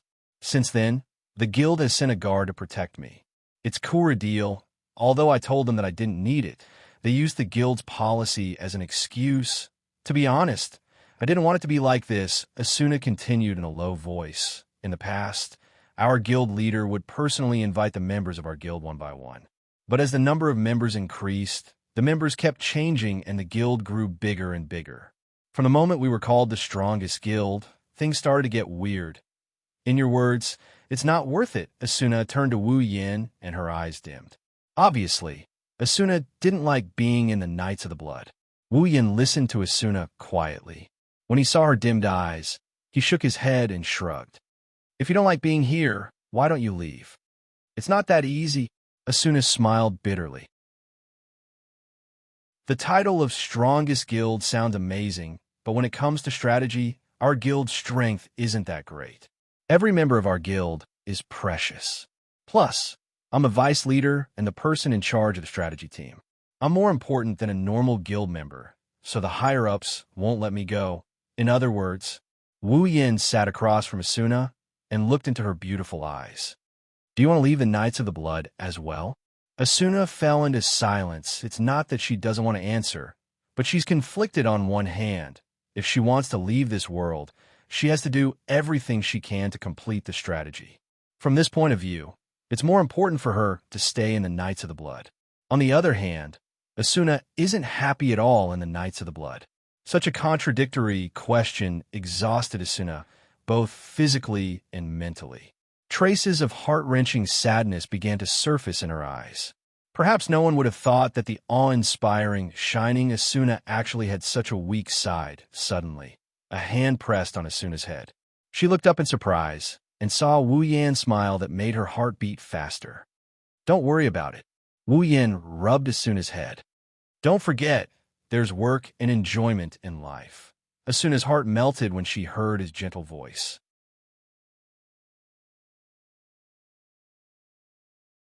Chapter 683. Asuna lowered her head as Asuna's hand gently touched her head. Her originally complicated heart miraculously calmed down under the touch of Asuna's hand. Sometimes I really envy you, Asuna said enviously. You can live the life you want and enjoy it as much as you want. You have enough strength to rival the clearers, and you don't have to worry about the clearers. Perhaps no one in SAO is happier than you. That's because you don't know how to enjoy life. Wu Yin sighed and said with a bit of displeasure. Also, if it wasn't for the fact that the boss room is so hard to find, I wouldn't have let you clearers get there first. Asuna giggled and sighed. Actually, someone in the clearers suggested that in order to clear SAO as soon as possible, we should focus all our efforts on finding the boss room and provide you with the information about the boss room. Oh, Wu Yan's hand stopped on Asuna's head. Then what happened? What happened? Because of the risk, Asuna said to Wu Yan. This method might be able to clear Aincrad faster, but it's based on the condition that you have the ability to kill the boss alone. Almost no one in the clearers would believe that you can kill the boss alone all the time. The monsters in Aincrad would become stronger and stronger as the floors increased. After reaching the 70th floor, the pressure the players felt from the monsters would reach a whole new level. Almost every player knows that every 25th floor of Aincrad is a dividing line. After passing the 25th floor, the difficulty of clearing Aincrad will greatly increase. If the 70th floor and above is already this difficult, what about the 75th floor? At the end of the day, no matter how strong Wu Yan is, he's still a solo player. No one in the clearers would believe that he has the ability to kill the boss alone all the way up to the 100th floor. One day, Wu Yan won't be able to kill the boss alone. The clearers who spent all their efforts on finding the boss room will be reduced to mere spectators, and the boss will fall into a dead end. Everything will be over by then. The clearers naturally don't want to bet everything on Wu Yan. Also, if the clearers change their focus from clearing Aincrad to exploring, then not only will the clearers not be able to level up, they won't even be able to get benefits from the boss monsters. Who's going to feed the clearers then? Asuna turned to look at Wu Yan and said with a helpless tone, coupled with the fact that Divine Dragon Alliance is a profit-oriented guild, this proposal will be left unsettled. That's a pity. Wu Yan pursed his lips. Although he said it was a pity, he didn't seem to feel that way at all. Asuna pursed her lips and hesitated for a moment before turning around. Yan, why don't you join a guild? Asuna tilted her head in confusion. If you join a guild, you'll be able to combine your strength with the clearers. That way, clearing Aincrad will be much easier, and you'll be able to work together to kill the boss. Wouldn't that be a lot safer? Why are you so insistent on going solo? Well, Wu Yin rubbed his nose and said bitterly, maybe it's because I'm an unsociable person. Asuna frowned and said worriedly, aren't you afraid that something might happen that you can't handle alone? The monsters on the 70th floor and above aren't easy to deal with. You don't have to worry about that. Wu Yin smiled and patted Asuna's head, causing her to pout. Do I look like someone who doesn't know what to do? Oh, is that so? Asuna raised her head and her chestnut-colored eyes flashed with a strange light. She suddenly said, then why don't you team up with me?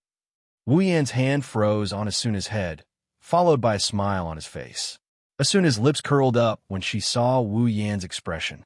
Her gaze suddenly became oppressive, causing Wu Yan's heart to tremble. If you team up with me, I don't think your unsociable personality will be triggered, right? Asuna's body moved closer to Wu Yan. Her head also moved closer to Wu Yan's face. Wu Yan was sitting on the armrest of the sofa.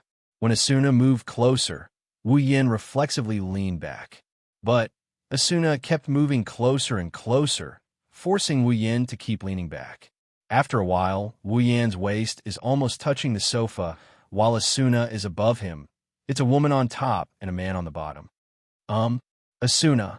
Wu Yan's forehead was dripping with cold sweat. He smiled awkwardly. I can really do it alone. Speaking of which, Asuna raised her voice and looked down at Wu Yan with sharp eyes. It was because you suggested that I join a guild that I joined the Knights of the Blood Oath. Don't you think you should take responsibility for that? Take responsibility. Wu Yan gulped. He looked at Asuna's delicate face. He looked away awkwardly. Wu Yan weakly said, but aren't you going to lead the guild members to the labyrinth area? Yes, that's to test the strength of the monsters on the 74th floor. Asuna smiled. If we follow you, we should be able to achieve our goal even better. I believe that even the commander wouldn't disagree with us, but, Wu Yan forced an ugly smile. Your guard will follow you, right? I don't think I can get along with him. Then don't bring him. Asuna made her choice without hesitation. What trouble? If you can't handle it, then Corridil won't be able to do anything. He's no match for you.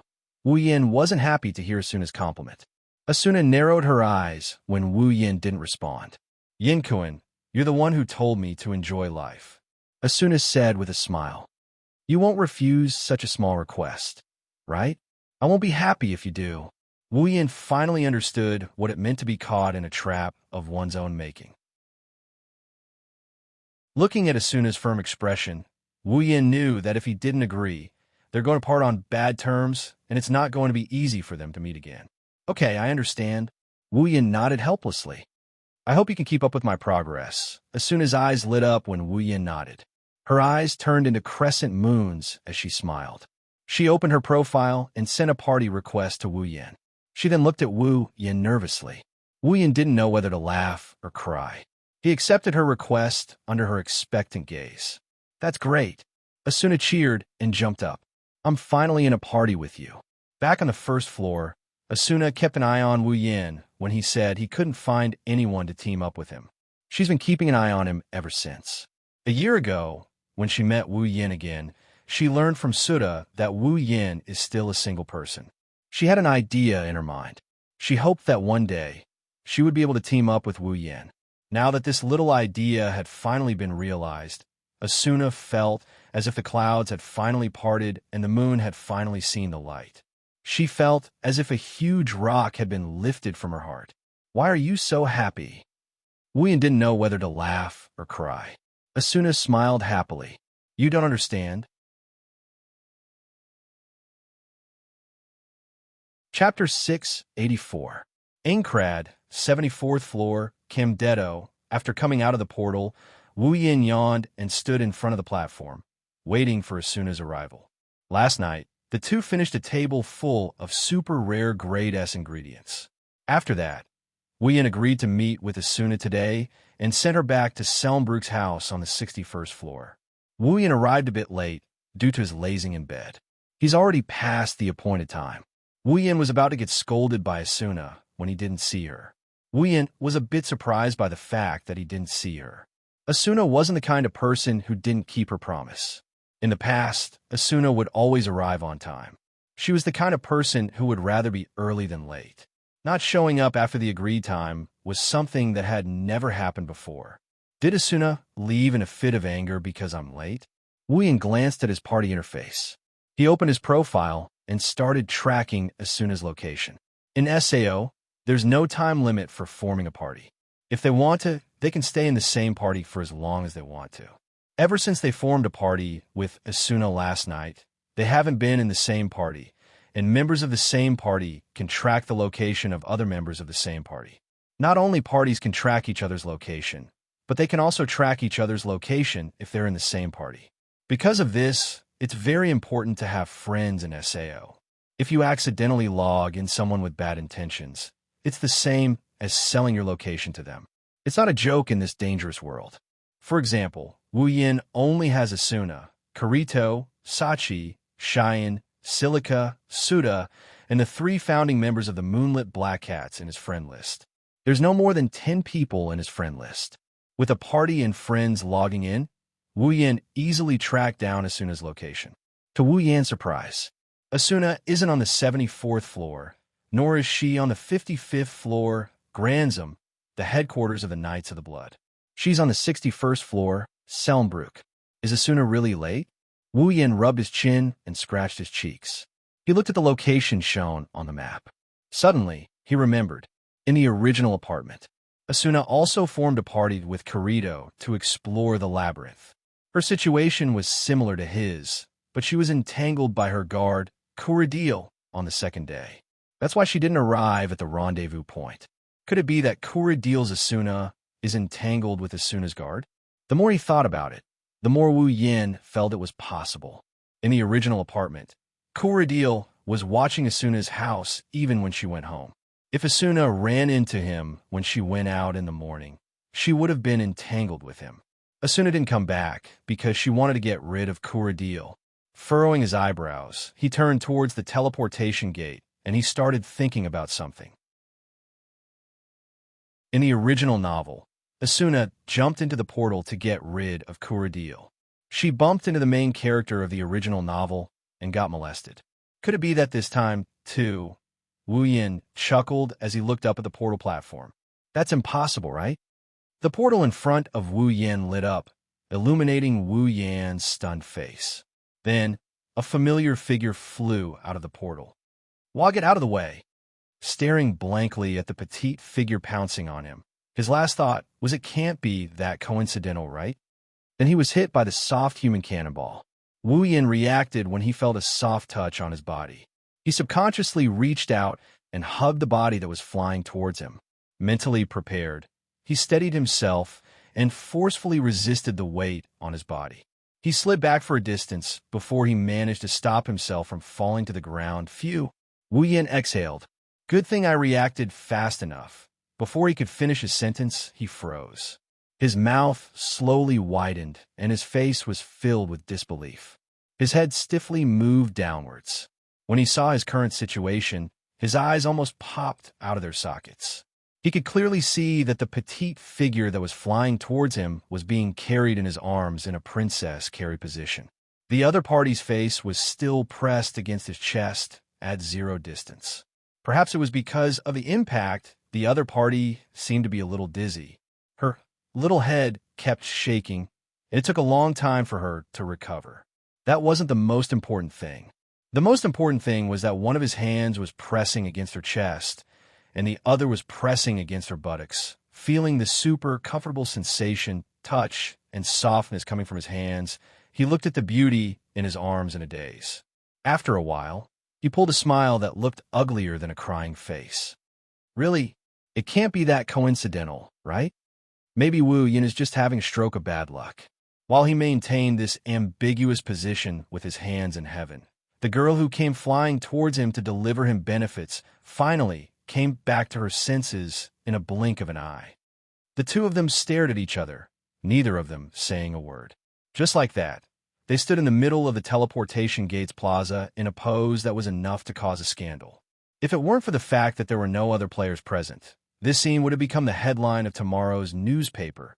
Swallowing a mouthful of saliva, he looked at the girl in his arms who was staring at him blankly, realizing that if this goes on, things will get really bad. Holding the idea of dying early, he laughed dryly. "Good morning, Asuna." His voice was like a clap of thunder that woke Asuna up. Asuna finally realized how bad her current situation is. She could feel the man's hands moving up and down her body. She could even feel the heat coming from his hands. She could even see the system notification that she had issued a protection order. This is clearly a violation of the rules of sexual harassment. If Asuna presses the OK button, Wu Yin will be instantly transferred to the Black Iron Palace's prison. Asuna's beautiful face slowly turned red, and her expression was one of extreme shame and anger. A few drops of tears hung from the corner of her eyes. Asuna's first reaction was not to press the OK button, but to let out a scream and slap him hard in the face. Slap! A crisp sound was heard. It wasn't the sound of a palm hitting a cheek. It was the sound of a hand grabbing another hand. "Asuna, this is a misunderstanding." Wu Yin grabbed Asuna's hand, and he placed it on the ground. He raised his hands in a surrendering gesture. "You were the one who flew over. I was just catching you." Asuna immediately crossed her arms and took a few steps away from Wu Yin. She glared at Wu Yin as if she was looking at a pervert who was about to touch her. If Asuna's fans saw this, no matter how strong Wu Yin was, they would definitely challenge him. Wu Yin grinned sheepishly. He couldn't do anything about it. He wasn't in the wrong, but he was the one who took advantage of her. Whatever Asuna did to him was within reason. It's best if he didn't get into trouble with her. A murderous look appeared on Asuna's face. Asuna's expression kept changing. She looked like an executioner who was contemplating whether or not to draw her sword and kill someone. Her murderous look was mixed with a thick sense of shyness, which made Wu Yan's heart beat faster. This Asuna, she wouldn't throw me in jail as a pervert for sexual harassment, would she? Chapter 685. The two of them stood facing each other. One of them raised his hands in surrender with a look of embarrassment. The other crossed her arms in a defensive posture with a look of shame and anger. They were in a deadlock on the spot. But soon, on the transfer platform, a sudden bright light from the lake broke up the deadlock between the two of them. Asuna remembered something when she saw the flash of light. She didn't care that the person in front of her just took advantage of her. She quickly ran behind him and grabbed his clothes. She looked at the direction of the portal cautiously. Wu Yin didn't realize what was going on. He just stared blankly at Asuna's actions. A figure wearing white heavy armor with red edges appeared from the portal. Asuna's expression became even more vigilant when she saw the figure. Wu Yin was startled for a moment before he realized who it was. The person who came was Asuna's guard, Kuradil. "Lady Asuna." Kuradil immediately noticed Asuna and Wu Yin as soon as he stepped out of the portal. His pupils shrank, but he pretended to be calm as he looked at Asuna. "Lady Asuna, if you act on your own, it will cause me a lot of trouble." "What do you mean, act on my own?" Asuna shouted angrily. "There are no guild activities today and no raid quests. Don't I have the right to act on my own?" "Stop. Don't be so capricious, Lady Asuna." Kuradil waved the cloak on his back and walked down the portal platform. "It's not like you don't know how dangerous it is for someone of your status to travel alone. That's why you have me as your bodyguard, isn't it? You don't have to. You don't have to tell me where I have to go." Asuna was angry at Kuradil's words. "The guild doesn't say that I have to get permission from a guard like you to go anywhere, right? Why are you at my door so early in the morning?" "Early in the morning?" Wu Yin narrowed his eyes and glanced at Kuradil. "Is this guy really spying on Asuna?" "I'm just doing this for your safety, Lady Asuna." Kuradil walked towards Asuna with a straight face. "All in all, it's dangerous to be out there alone. Asuna, please follow me back to the guild headquarters." Kuradil did not care whether Asuna was willing or not and walked towards her. It seemed like he was planning to take her away by force. As Kuradil approached, Asuna's expression changed. She tightened her grip on Wu Yan's clothes and shrunk her body inwards. Kuradil, on the other hand, ignored her and continued walking forward. Just as Kuradil was about to reach Asuna, Wu Yan moved. He took a step forward and stood in front of Kuradil, looking at him calmly. Kuradil stopped in his tracks. Looking at Wu Yan's calm expression, Kuradil gritted his teeth and said in a deep voice, "Do you intend to interfere with our guild's internal affairs?" If it had been anyone else who dared to stand in his way, Kuradil would have hurled insults at them. After all, he had done so many times before. Unfortunately, the person standing in front of him was no ordinary player. He was not even a top player. He was a legendary figure. The Fey swordsman, Wu Yan, is widely acknowledged as the strongest player in SAO. His battle record is comparable to that of the clearers. Not only is he capable of soloing a floor boss, he also has the second unique skill in SAO. Even if any one of these stories were scattered, it would be enough to become a distant legend for the players, not to mention when all of them were put together. No matter how arrogant Kuradil is, no matter how strong his background is, he doesn't dare to insult the person in front of him, at least not on the surface, because he can't afford to offend him. Don't try to pin a crime on me. Wu Yan shrugged, and his lips curled into a grin. I'm just trying to protect my friend from being bullied. Bully? Kuradil was so angry that he started laughing. I am Asuna-sama's bodyguard. I am responsible for her safety.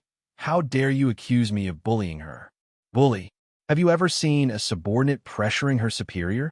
Wu Yan shifted his body to reveal Asuna, who was hiding behind him with a reluctant look on her face. Look at your vice leader, and look at yourself. I'm sure no one would doubt that you're bullying her, right? Yes. I'm doing this for Asuna-sama's safety. Kuradil shouted. For Asuna-sama's safety, even if you accuse me of disrespecting my superior, I will accept it. You? Asuna was disgusted by Kuradil's righteous attitude.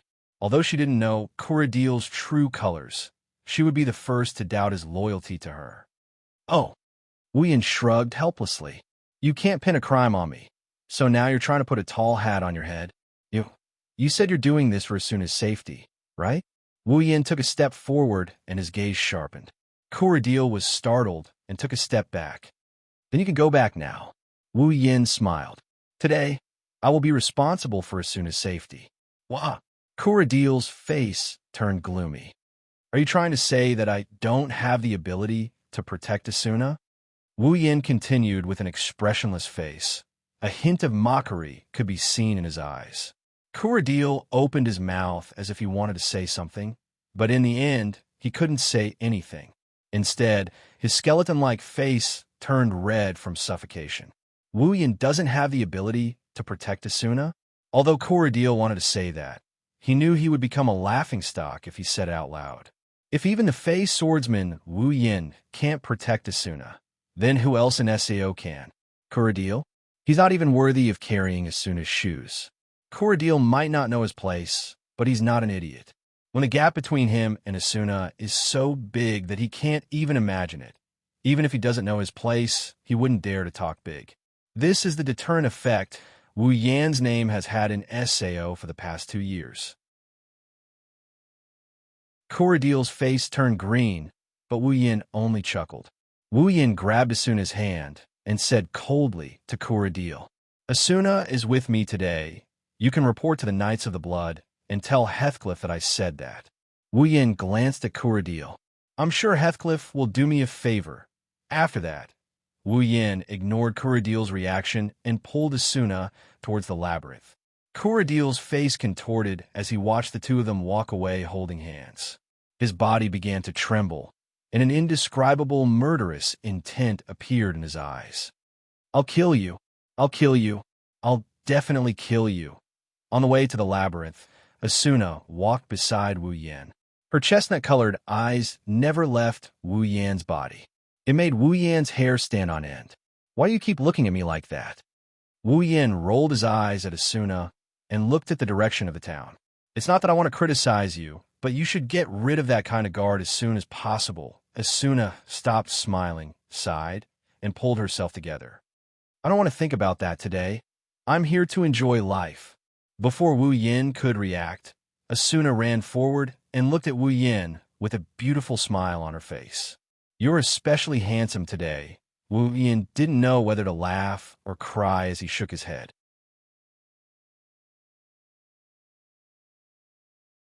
Chapter 686. Aincrad's 74th floor, labyrinth area. In a corner of the stairs of the stone tower, a chestnut-colored figure was entangled with a skeleton monster wearing armor and wielding a sword and shield. Their figures were constantly crossing each other and dodging. Sounds of weapons clashing could be heard, reverberating above the entire space. William was standing not too far away. He watched as Asuna dodged the skeleton monster's attacks like a dancing butterfly. He nodded with a hint of admiration in his eyes. In SAO, players have two main attributes, stamina and dexterity. Every player would receive a certain amount of free attribute points when they leveled up. These free attribute points allowed players to freely choose between strength or agility to receive a certain amount of boost. Of course, there are only two attributes, but the player's personal stats and abilities are a lot more. For example, poison resistance, and so on. There's a whole bunch of abilities, and if it wasn't for this, Wu Yin wouldn't have been so confused when he first entered the game. These two basic attributes are very important. A player's choice of attribute points will determine their future path. There are no items that can reset their attribute points, so they have to be careful. Wu Yin himself put all his points into stamina. His speed is mainly due to his equipment. Asuna, on the other hand, put all her points into dexterity.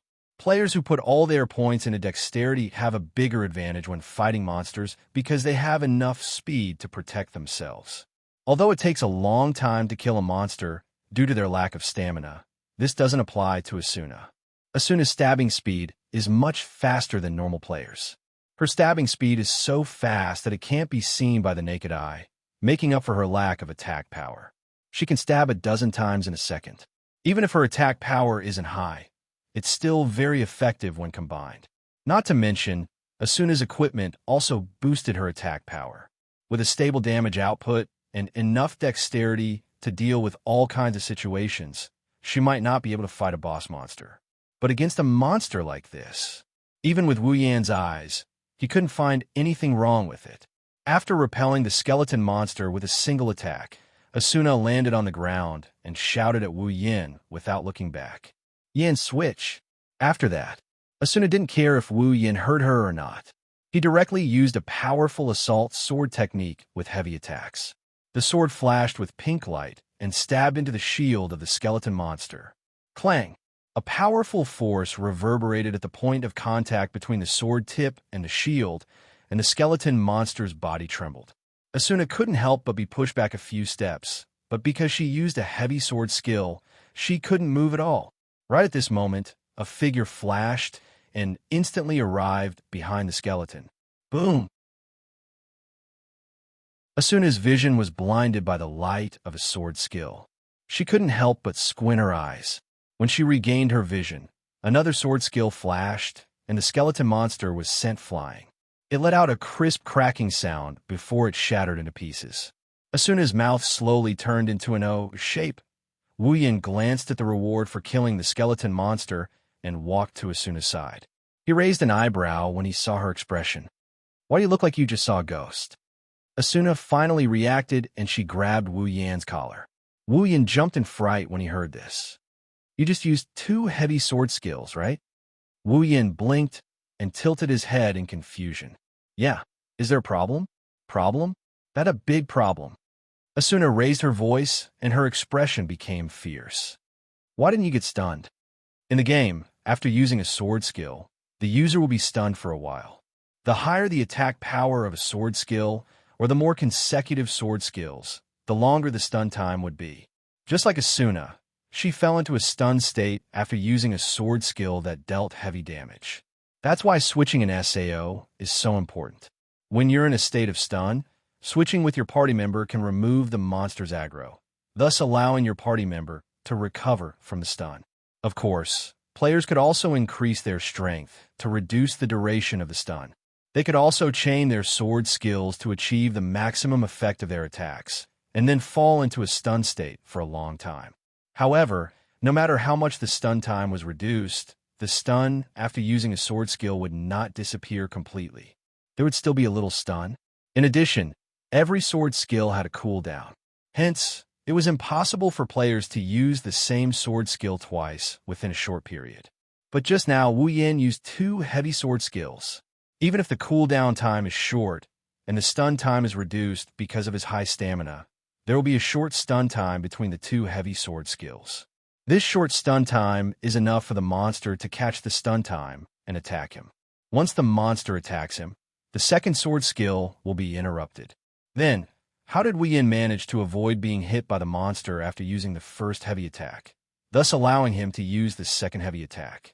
That's what Asuna wanted to know. After hearing Asuna's question, Wu Yin understood why Asuna reacted this way. He immediately explained, "I got stunned. Then why didn't the monster attack you? How could you use a heavy sword skill?" "That's because I dodged it." "Dodged it?" Asuna was dissatisfied. "Are you kidding me? How can you dodge the monster's attack when you're stunned?" "It's actually a small trick." Wu Yin shook his head and laughed. After looking around, Wu Yin found a lizard monster with a long sword and a shield. He turned around and looked at Asuna. "You'll see later." After saying that, Wu Yin took a step forward and rushed toward the lizard monster. With a slight lift of the Heaven Gazer in his hand, a sword skill's light flashed, illuminating the surroundings. At the same time, it attracted the monster's attention. But before it could react, the Heaven Gazer that carried the light with it crashed onto its body. Clang!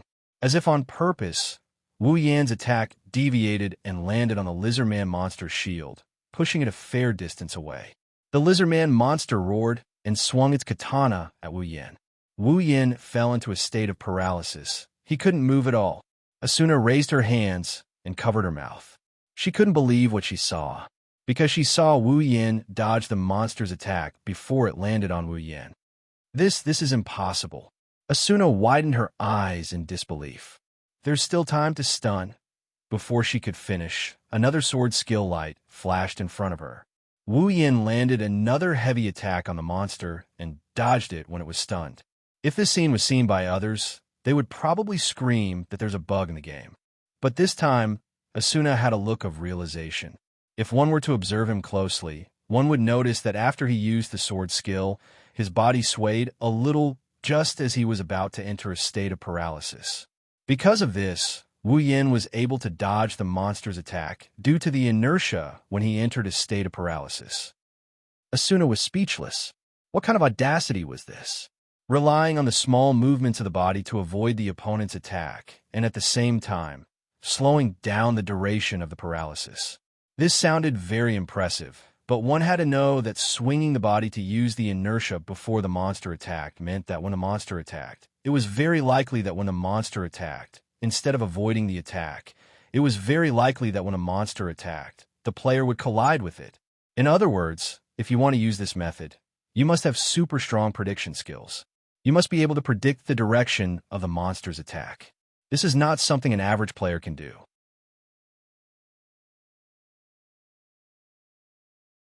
Chapter 687.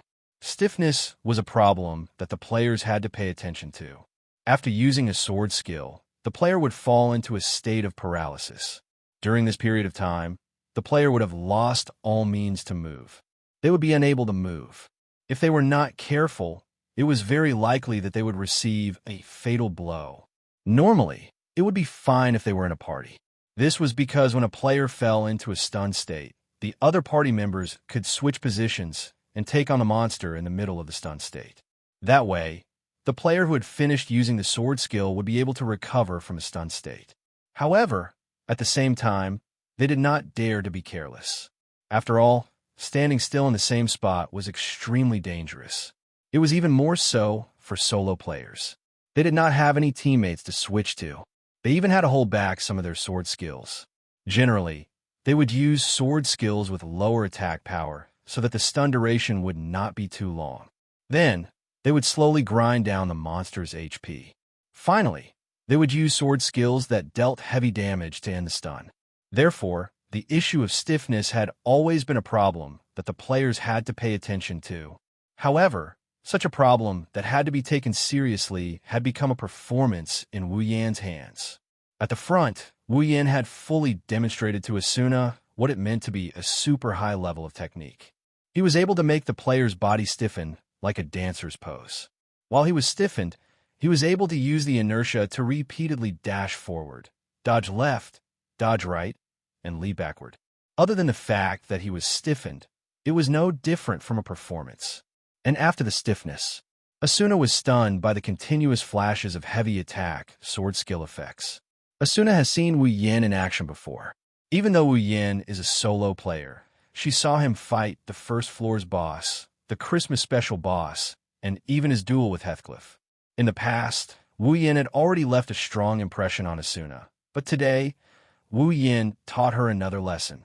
The technique of using inertia to slow down the stiffness and the incomparably powerful prediction ability. They were all telling Asuna this.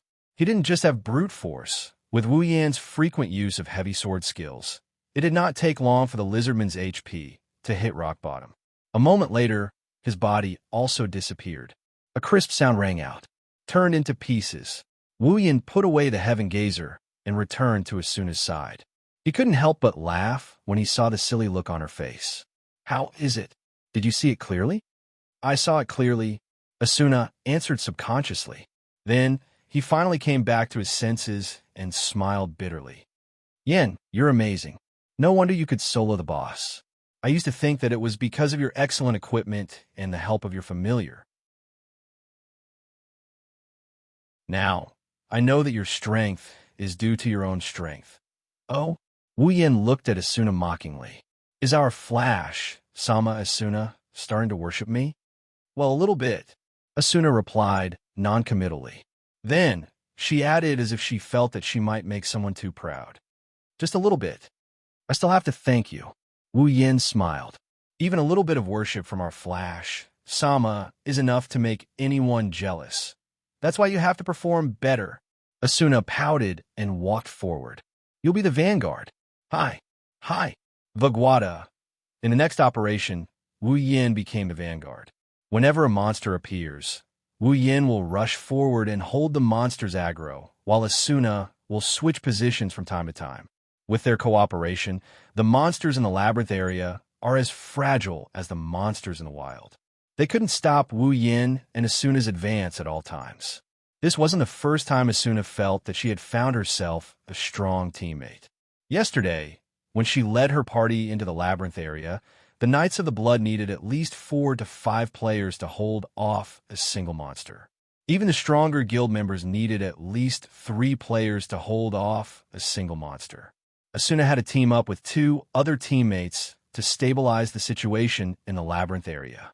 Who would have thought that after teaming up with Wu Yan, the 2 of them would be able to play the role of at least 5 people? Moreover, it's very safe. There won't be any accidents because even if there's an accident, Wu Yan can handle it. A godlike teammate. That's probably what players like Wu Yan are talking about. As the 2 moved forward, the monsters they encountered along the way died one after another. They turned the monsters into EXP and COR coins. Sometimes, the monsters would even drop items that surprised Wu Yan and Asuna. Their progress was fast, and the rewards were bountiful. For a while, the 2 of them were having a lot of fun. The labyrinth area is very large, but the monsters in the labyrinth area didn't give them any trouble at all. If there's anything the monsters brought them, it's the rewards. Asuna started to like the feeling of teaming up with Wu Yan. What I got in half a day is almost equivalent to what I usually get in 2 or 3 days. Asuna smiled happily as she looked at the items, coins, and EXP in her inventory. She seemed to be in a good mood. Although a large party could achieve the same progress as the 2 of them, but with more people in the party, the EXP and money gained would also be divided equally.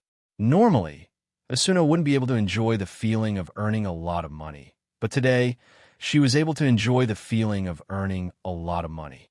She has to admit that with a strong teammate like Wu Yan, it's a lot easier to clear the labyrinth. It's a pity that we didn't find the boss room. Wu Yin sighed as he recorded the map of the labyrinth. If the boss room was that easy to find, you wouldn't be complaining about the clearers stealing your kills. Asuna joked, but as soon as she finished her sentence, her laughter stopped abruptly. Wu Yin stopped and looked in front of him. His eyes flashed with surprise. Then he smiled and looked at Asuna, who was standing next to him. "What did you say just now?" Asunaba clicked her tongue and finally uttered a sentence. "You're not that lucky, are you? It's the boss room." That's right, the boss room.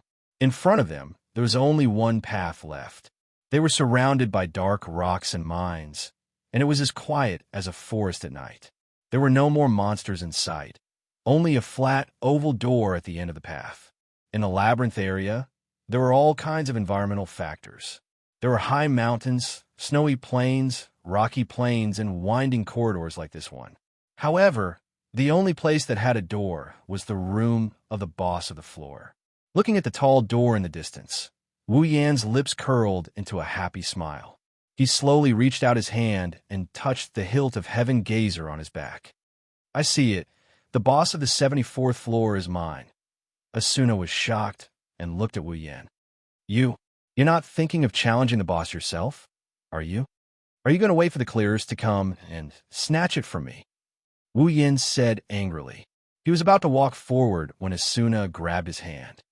"No," Asuna shouted firmly. "Absolutely not." "Why?" Wu Yin was shocked. "I have the ability to solo the boss." "That won't do." Asuna glared at Wu Yin. "Who knows what will happen? I can't control you if you're alone, but now that you're in my party, I won't let you take the risk alone." Then, Asuna dragged Wu Yin in a different direction.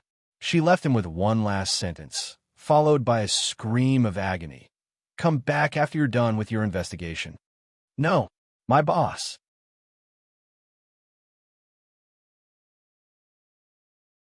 Chapter 688. Every floor, every labyrinth area has a safe zone similar to the town circle. Monsters won't appear around these safe zones, and even if monsters do appear, players won't be attacked as long as they are in the safe zone. Therefore, these safe zones are the resting places of the players who are clearing the labyrinth area. Wu Yin sighed for the umpteenth time in one of the safe zones. His tone was filled with resentment, and it annoyed Asuna, who was sitting beside him. "Hey, why are you so disappointed?" Asuna turned her head away in dissatisfaction. "The reward for killing the boss is great, but shouldn't be necessary for you, right? The reward is secondary." Wu Yin said weakly. "You won't understand. You won't understand the feeling of failure because someone else beat you to it. What? You make it sound like I'm forcing you." Asuna put her hands on her waist. "It doesn't matter who kills the boss. The clearers aren't your enemies. Yes, you'd better buck up." Seeing Wu Yan's listless look, Asuna grabbed him by the waist, and she twisted it with all her might. Wu Yan howled and almost jumped up from the ground. "Are you trying to kill me? This kind of attack doesn't do any damage. It hurts." "Then don't be so listless all the time." Asuna raised her chin and said in an annoyed tone, "Get over that stiffness. Give me back the promise of killing the monsters in the labyrinth area. I can take care of those monsters with ease too." Wu Yin pursed his lips. Then, he turned to Asuna, and he started trying to get on her good side. "Hey, Asuna, just let me take on the boss." "No." Asuna refused without hesitation. "It's too dangerous." "Why would it be dangerous? It's not like you don't know how strong I am." Wu Yin quickly followed up with a smile. He had no choice but to lower his head. "Look, didn't I take care of the 72nd floor's guardian boss too? Of course I don't doubt your strength." Asuna lowered her head slightly. Her tone was a bit depressed. "But what if there's an accident?" Asuna is the person in charge of the clearers. It's not the first time she's faced a floor boss, so naturally, it's not the first time she's seen it with her own eyes. But because of a small accident, there were casualties. Asuna knows how strong Wu Yin is. He's so strong that she can only look up to him. But she's afraid. She's afraid that if something goes wrong, it will change her fate. The person who comforted her, cooked for her, and made her happy will die. Asuna can't imagine what would happen to her if that really happened. Asuna's depressed tone and gloomy expression made Wu Yan smile fade. He sighed and pulled Asuna's hand up. Asuna was startled. She reflexively looked up at Wu Yin and saw that familiar smile. "Don't worry." Wu Yin chuckled. His tone was firm. "I'm not going to die." Asuna's eyes flickered. She looked down at her hand that's being held by Wu Yin. She turned her hand around and tightly held onto Wu Yan's hand. A smile appeared on her face. "You said it. We've made a promise." Wu Yin shook his head with a smile. Yes. We've made a promise. You can't lie to me." "Who do you think I am?" Wu Yin puffed up his chest and said confidently, "Do I look like someone who doesn't keep his promises?" Asuna giggled. She grabbed onto Wu Yan's hand and placed it on her chest. "You're the Fey swordsman, the strongest player in the world. Of course you're not an idiot." Wu Yin rubbed his nose and rolled his eyes. "Then can I challenge the boss now?" "No, just let me go. I'll just run away if things go south. Okay?" "No means no. I don't care what you say. I won't do it." Wu Yan's face was covered in tears at this moment. In front of them, a wave of ripples suddenly entered their ears, as if someone had passed through a teleportation door. The two of them jumped in fright and quickly let go of their tightly clenched hands. Their faces were slightly red as they looked towards the source of the sound. The two of them were stunned at the same time. They saw a group of people wearing different styles, but the same style of clothing walking over from the front. As they walked, they let out sighs of tiredness.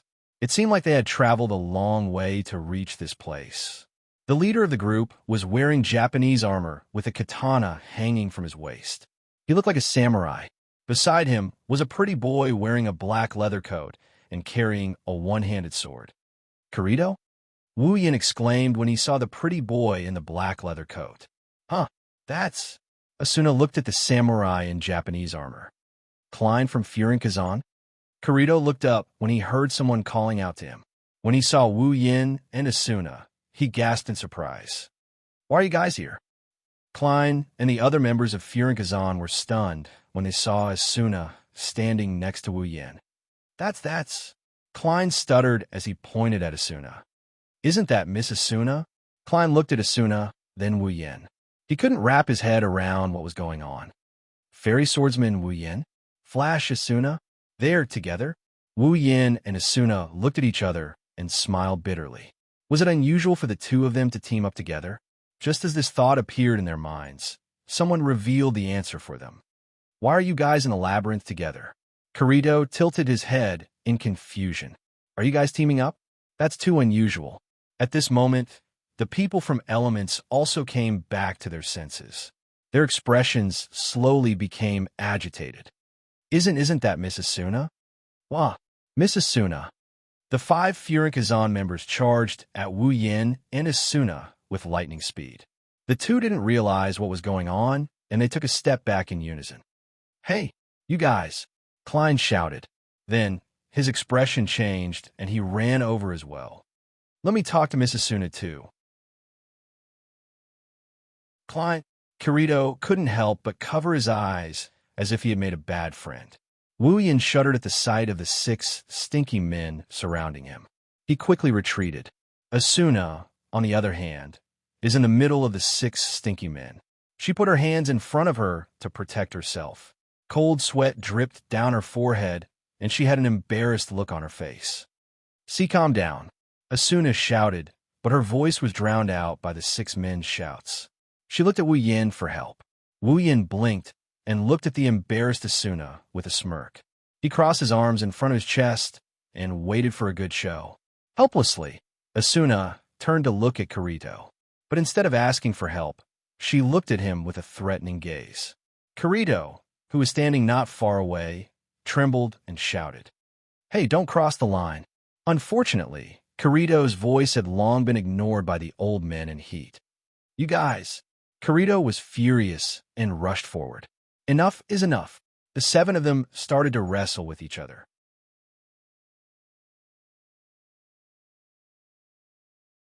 Chapter 689. While the 7 of them were messing around, Asuna was embarrassed, and Wu Yin was gloating over their misfortune. Suddenly, a series of metallic footsteps rang out. Everyone stopped what they were doing and turned towards the source of the sound with furrowed brows. What they saw was a group of people wearing the same bronze metal armor and capes. Their equipment seemed to have been specially designed. They wore steel helmets with the edges pressed very low, making it impossible for the crowd to see their faces and expressions clearly. At this moment, the members of the party were marching in an orderly manner, as if they were all NPCs controlled by the system. However, they all had expressions on their faces as they gasped for breath. Wu Yin, Asuna, Kirito, Klein, and the rest of Furigazon's members frowned when they saw the group's attire. The happy atmosphere froze. Their eyes flashed with annoyance. It's obvious that they don't have a good impression of these people. In SAO, the only people who would dress like a soldier are from the military. Wu Yin, Asuna, and Kirito looked at each other. Wu Yin was the only one who looked nonchalant.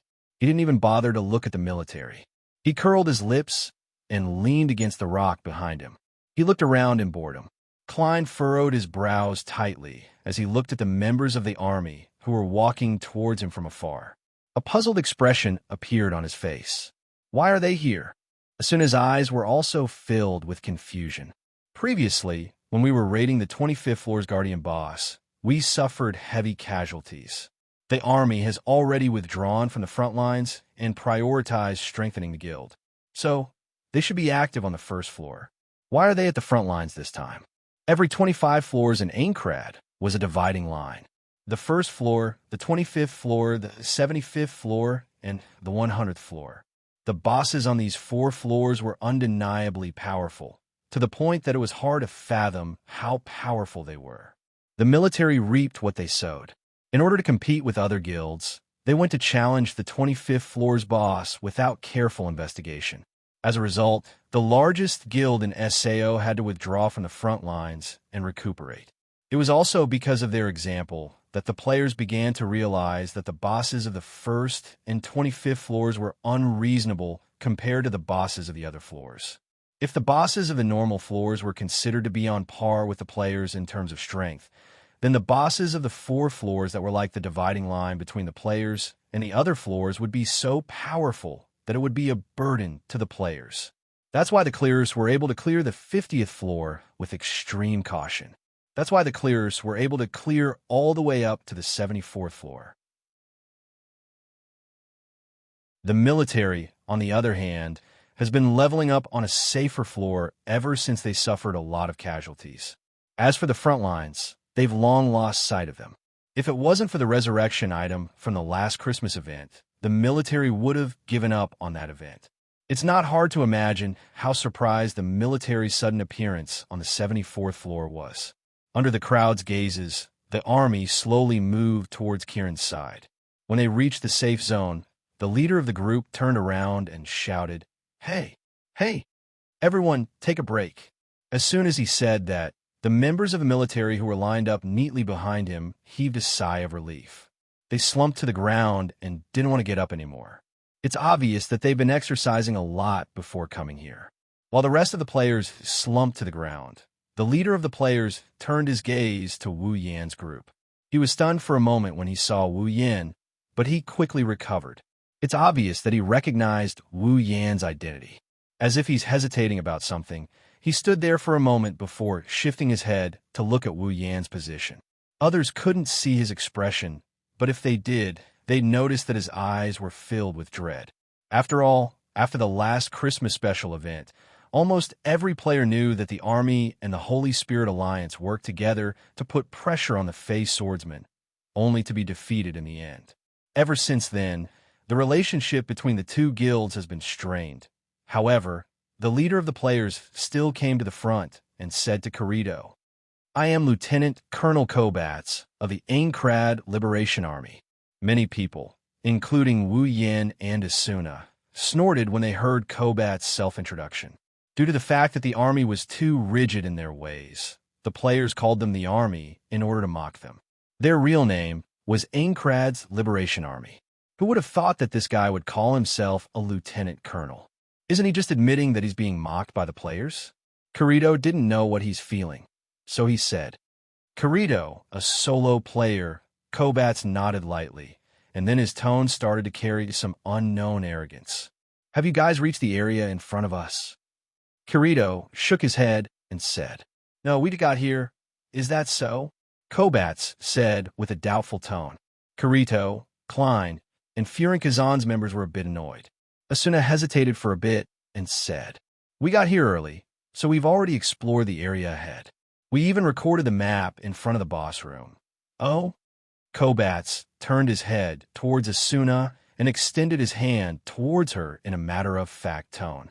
Then, please give us the map file. Other than Wu Yin, everyone else was shocked by Kobats' words. Klein yelled in a rough voice while pointing at Kobats. Hey, you want us to give it to you for free? Do you know how hard it is to explore the labyrinth? Kobats' face stiffened and he shouted without any self-awareness. We are fighting to save the players from this world as soon as possible. So, for the sake of all players, it is your duty to help us. If he spoke shamelessly, it immediately made everyone present burn with anger. Wu Yan's eyes flashed with a cold glint. He arrived in front of Kobats in an instant. He reached out with one hand and placed it on Kobats' neck. Beads of cold sweat started dripping down from Kobats' helmet. Only now did he remember that Wu Yin is still here. Showing off your disgusting attitude in front of me. Wu Yin tightened his grip on Kobats' neck. You got guts, I. Kobats trembled and couldn't say a word. In SAO, there's no rule that says you'll lose HP if you suffocate, but Kobats felt like he's getting closer and closer to death. Yin. Asuna grabbed Wu Yan's hand and looked at Kobats. Her voice turned hostile. I can give you the map file, but I hope you'll disappear from our sight. Asuna didn't ask for Wu Yan's opinion and shared her map file with Kobats. Wu Yan pursed his lips and let go of Kobats' neck. Kobats immediately ran away like he was running for his life.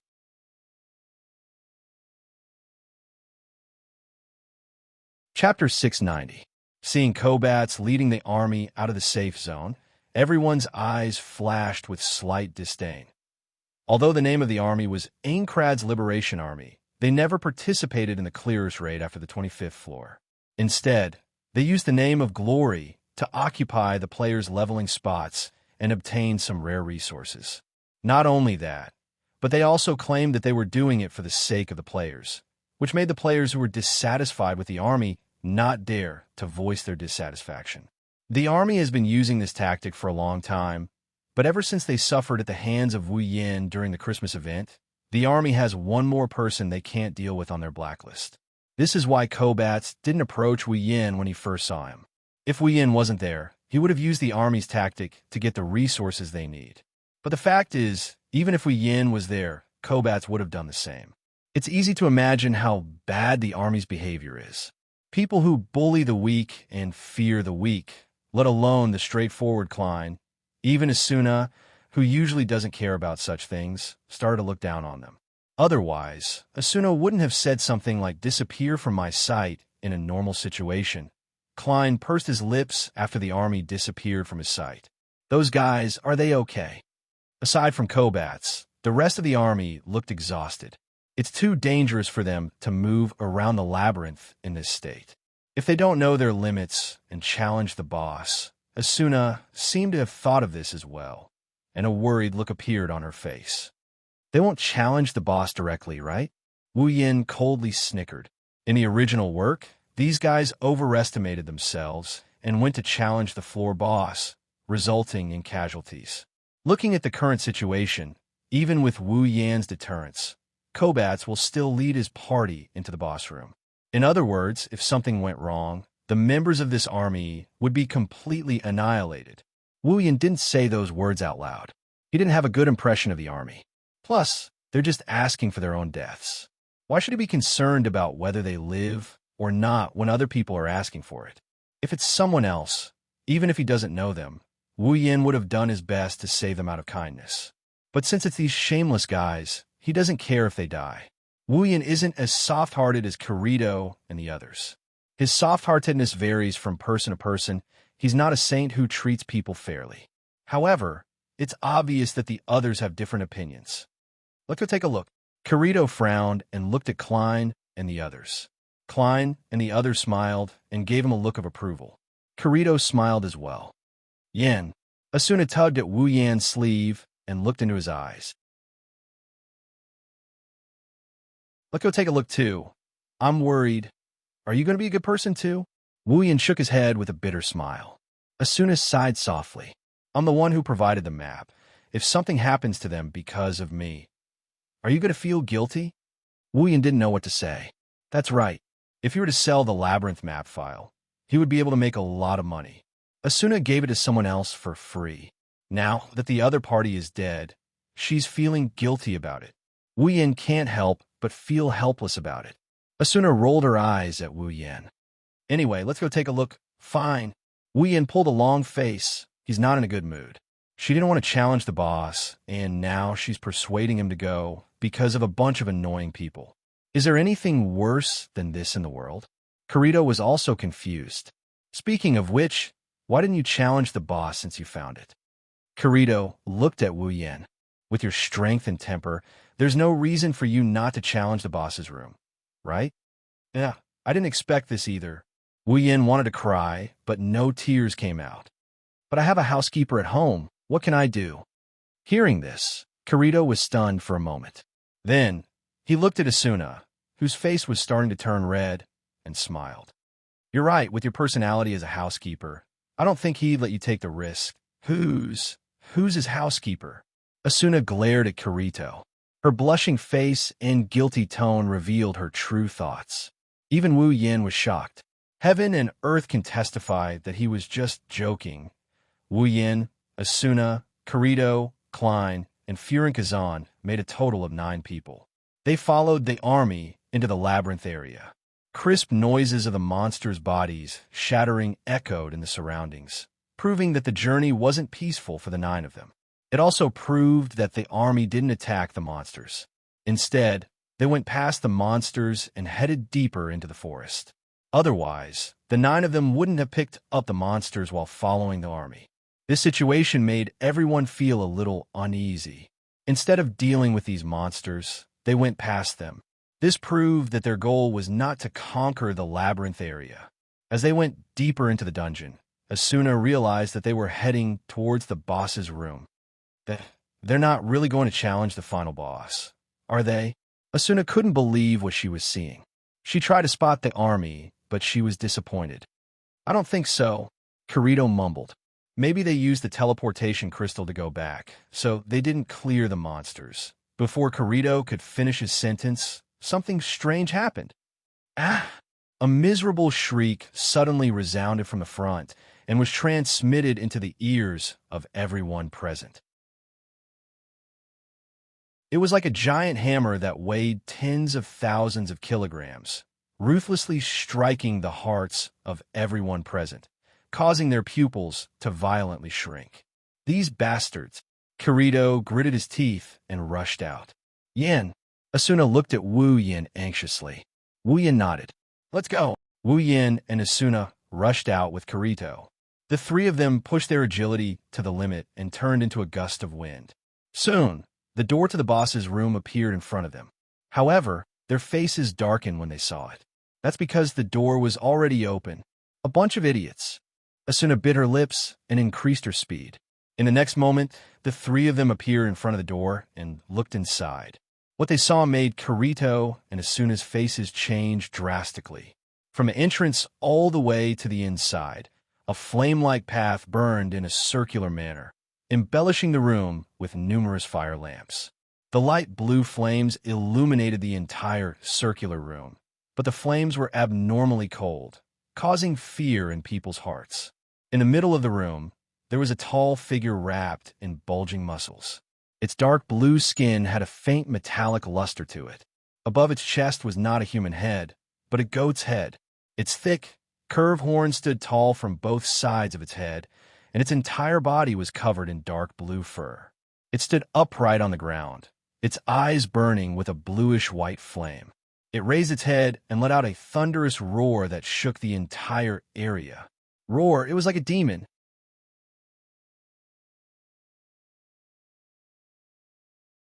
Chapter 691.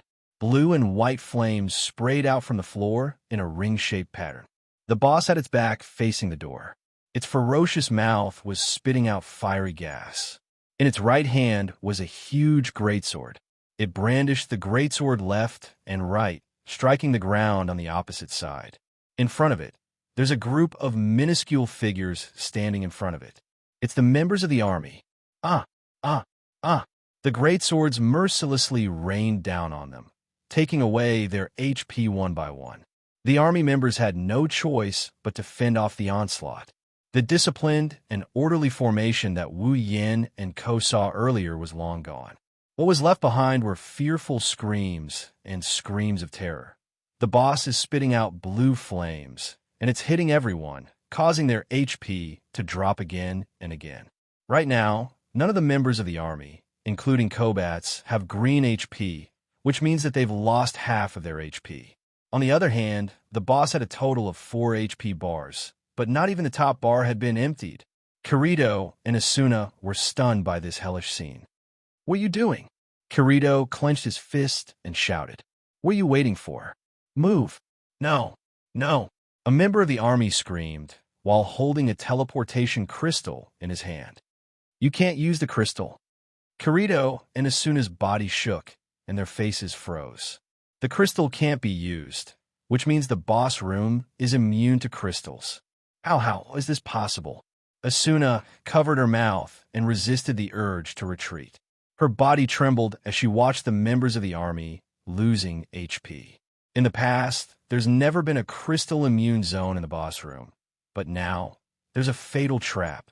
Just like the time when they challenged the 25th floor's boss, it was still the members of the army who showed everyone how dangerous it was. With their lives roar, the boss let out a furious roar and spat out a deadly breath. The breath hit the opposing army and blew them all away. What followed was a series of blood-curdling screams, and their HP bars plummeting. Klein and the others have already caught up to them. They looked at the scene in front of them, and their eyes were filled with fear and struggle. They wanted to save them, but they didn't dare to do it. Going up to rescue them would mean that they would have to go past the Guardian boss, who had its back facing them. Only then would they be able to reach the army members. If that happened, they might be the ones who would die. They had to hesitate, including Kirito, including Asuna. While they were hesitating, in the next moment, a figure flew out from under the boss and flew into the air. His HP slowly decreased until it reached the bottom. "It's Kobats." "No, don't." Asuna lowered her head, and her hand trembled. She wanted to grab the sword by her waist, but she couldn't. She screamed in pain. Wu Yin stared at Asuna. His eyes flashed with pain when he saw Asuna's reaction.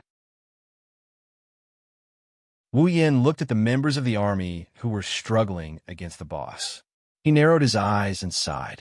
Asuna, Kirito, and Klein heard his sigh clearly.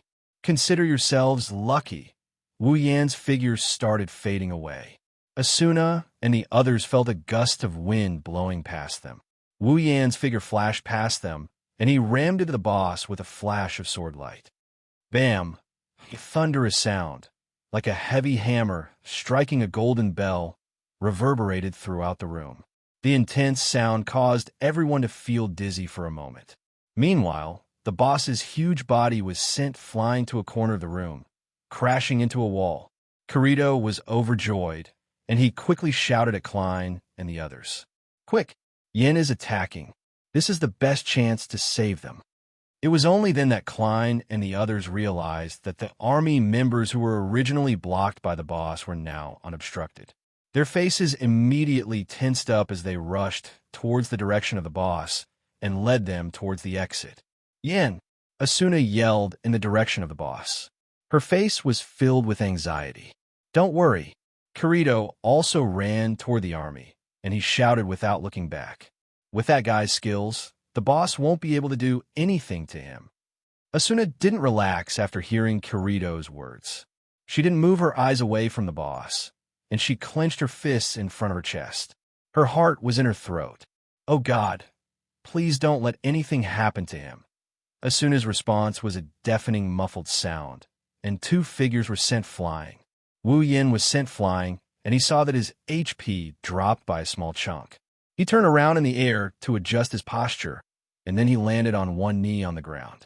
Wu Yin held the Heaven Gazer in one hand, and he looked at the boss who was also sent flying, and he was struggling to get up. His expression was very serious. If you look closely, you'll see that Wu Yan's hand holding the Heaven Gazer is trembling. As expected of the 74th floor's boss, Wu Yan stood up and looked at the boss. In terms of strength, it's not something I can handle. Roar. As if answering Wu Yan, the boss roared with a ferocious expression. It opened its mouth wide, and a dense wave of energy came out of its mouth. Be careful, Asuna yelled. This boss has a special attack, huh? Kirito gritted his teeth, and he looked like he's in trouble. Wu Yan looked at the boss coldly, and he waved his hand to bring up his personal interface. He tapped on it a few times, and a small humanoid sprite appeared out of thin air and flew beside him. It's a healing sprite. Asuna sighed in relief. The healing sprite can restore 20% of Wu Yan's HP every minute. With it, Wu Yan will be much safer. The boss seemed to be angered by Wu Yan's actions, and it spat out a deadly flame towards Wu Yan. Wu Yan didn't retreat. He lowered his body and shot towards the boss like an arrow. Asuna and the others' hearts almost jumped out of their chests when they saw this. They watched in horror as Wu Yan rushed into the boss's attack. Wu Yan's HP dropped by a large chunk in a matter of seconds, and it's still dropping. Although it didn't drop to yellow, it's only a matter of time before it drops to yellow. Wu Yan turned a blind eye to it. He charged at the boss like a warrior who is ready to face death. He waved his hand in front of his face. At the entrance, everyone saw a blurry figure going against the flow of flames and charging towards the boss. There was also a faint flash of light, and then they saw it. Two beautiful arcs of light shot out from the boss's breath, and they danced in front of the blurry figure. Wherever the arcs of light passed, the boss's breath was cut in half, and then the arcs of light smashed into the boss's body. Bang! The boss was sent flying again, and Wu Yan's figure appeared in front of everyone. When they saw Wu Yan, they all gasped in shock. That's dual sword style. That's right. Wu Yan was holding a sword in each hand.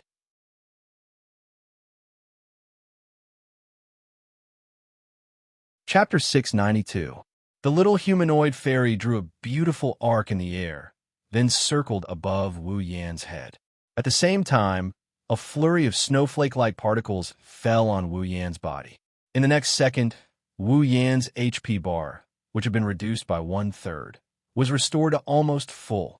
His body tilted slightly, and his hands tilted downwards. Two black long swords of different sizes were held in his hands.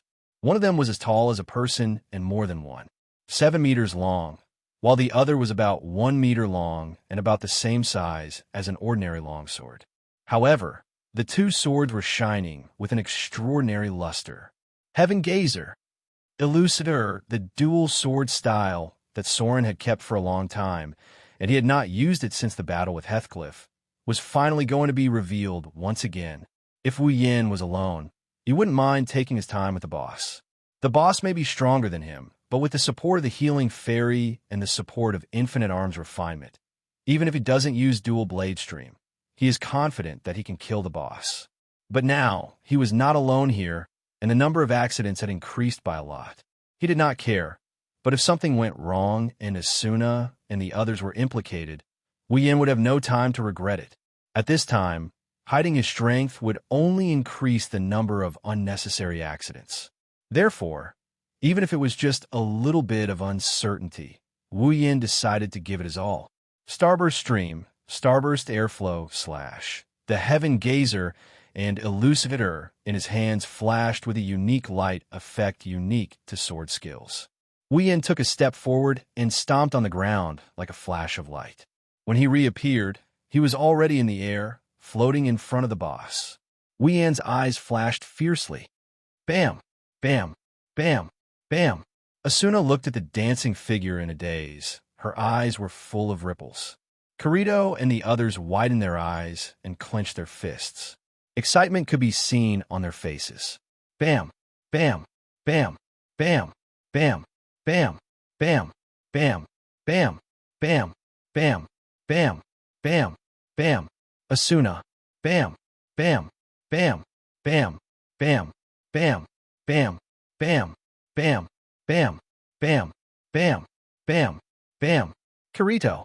Bam, bam, bam, bam, bam, bam, bam, bam, bam, bam, bam, bam, bam, bam. Yin, are you okay? Are you hurt? Bam. Wu Yin couldn't help but laugh. What are you talking about? There's no such thing as getting hurt in SAO. Can't you see that my HP is full? How dare you? But I'm fine. Wu Yin smiled bitterly. Bam, bam, bam, bam, bam, bam, bam, bam, bam, bam. Klein grabbed Wu Yin's head and rubbed it as hard as he could, as expected of the strongest player. It's not just for show. Is that the dual blade stream? That's so cool. Bam. Both of them are good friends. Why do I feel like you're no different from a normal monster in the wild? Kirito joked. Wu Yin curled his lips in disdain. Why don't you test the strength of a wild monster? You'll know, Bam. Bam. Kirito waved his hand. Seeing this, Klein laughed out loud. Then, he seemed to have thought of something, and his smile slowly disappeared as he lowered his head. It's a shame that Kobats is dead. Everyone stopped smiling when they heard Klein's words. Wu Yin took a deep breath, and he looked around at everyone. No matter what, it's our victory this time. Let's all be happy. You're right. Kirito, Klein, and the others smiled. Wu Yin nodded. Suddenly, he felt his shirt being pulled. Wu Yin turned around and saw Asuna's delicate face. I didn't get to enjoy life this time. Asuna pursed her lips and stared at Wu Yin. You have to take responsibility. Wu Yin was stunned.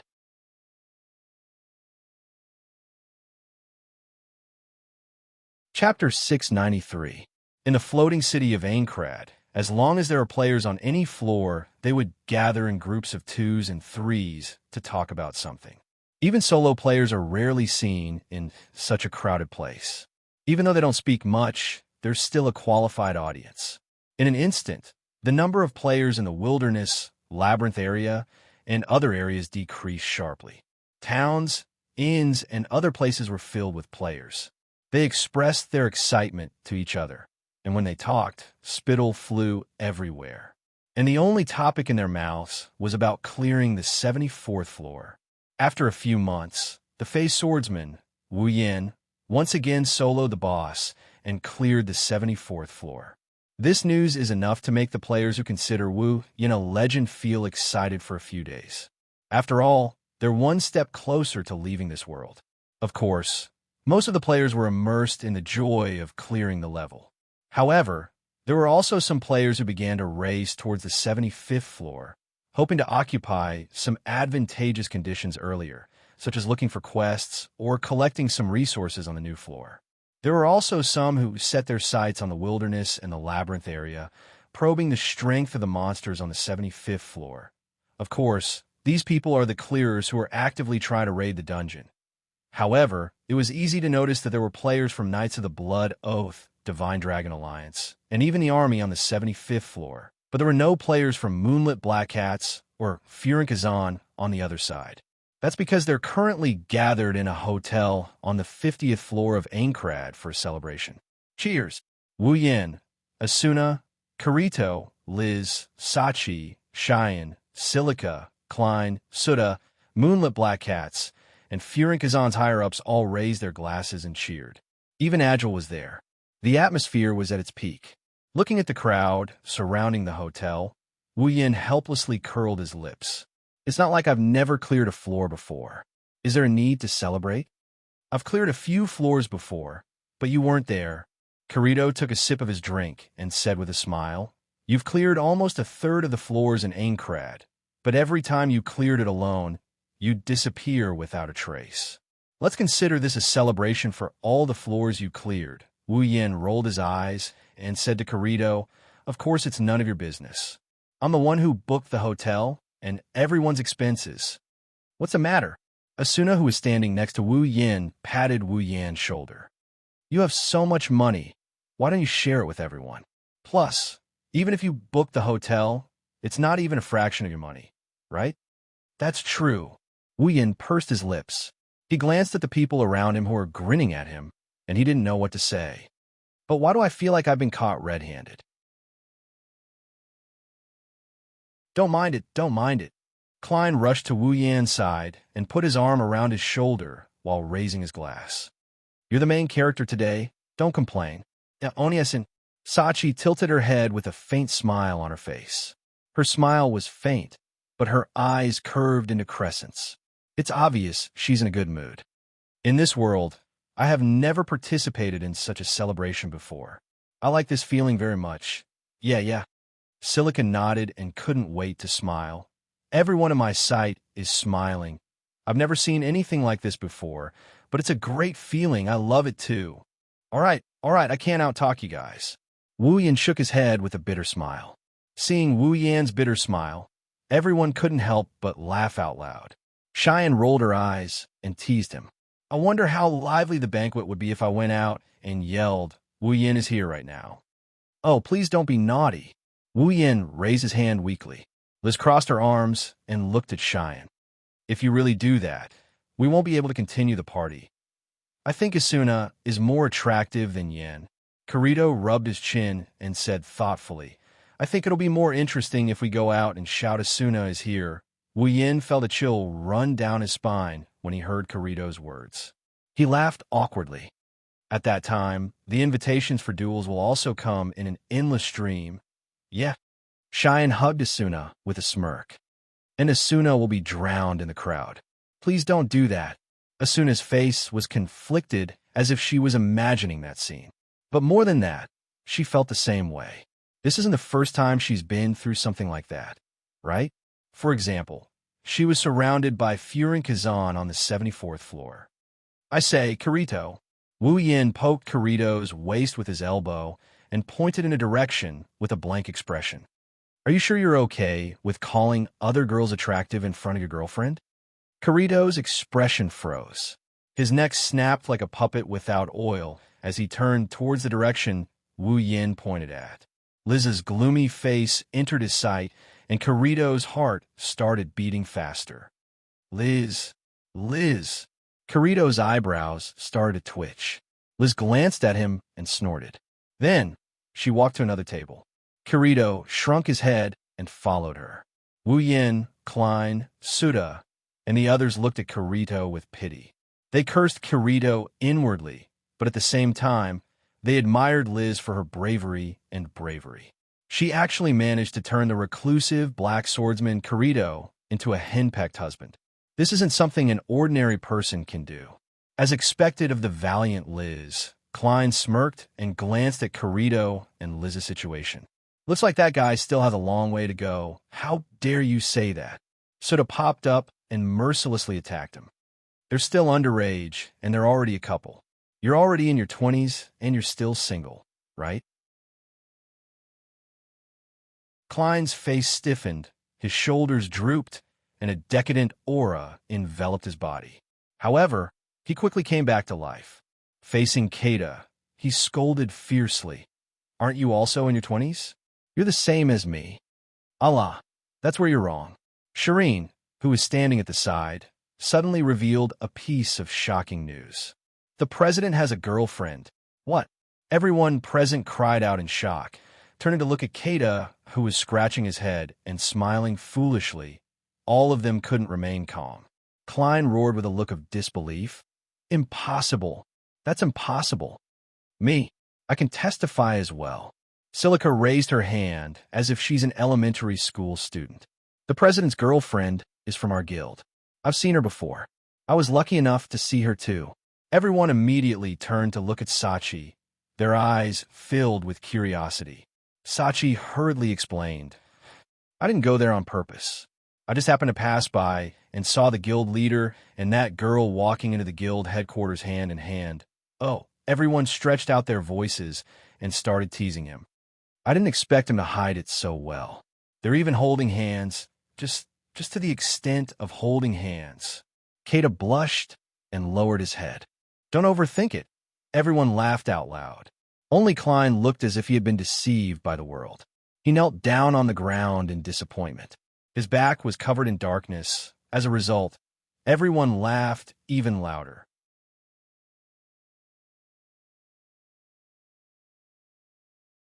Chapter 694. If an outsider were to be present at the party right now, he or she would definitely be shocked by the joyous scene. In this world where death is a constant threat, there are people who entertain themselves and have fun in small groups, but it's rare to see a hotel full of joy like this. As a result, everyone was immersed in this banquet. At this moment, they forgot about the strategy, the death of this game world, and the cruel reality.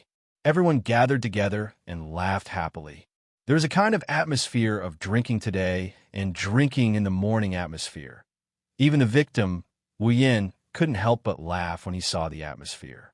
He's starting to think that his investment this time wasn't in vain after all. At least, it was worth it to see these heartfelt smiles. He turned around and looked at Asuna, who seemed to have sensed his gaze and turned around as well.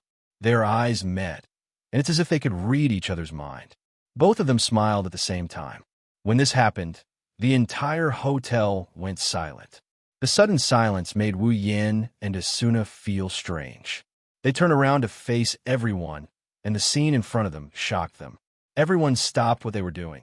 Their expressions turned serious as they stared at Wu Yin and Asuna. Their eyes flashed with a strange light that sent chills down the spines of Wu Yin and Asuna's spines. Wu Yin and Asuna took a step back at the same time. What are you doing? Cheyenne looked at Wu Yin, then she looked at Asuna. She looked back and forth between the two of them. After a while, she said, "Didn't you guys notice that you entered a world of just the two of you a moment ago? A two-person world, just the two of us." Asuna blushed. Wu Yin twitched his lips, and he chuckled sheepishly. Is that so? I didn't feel anything."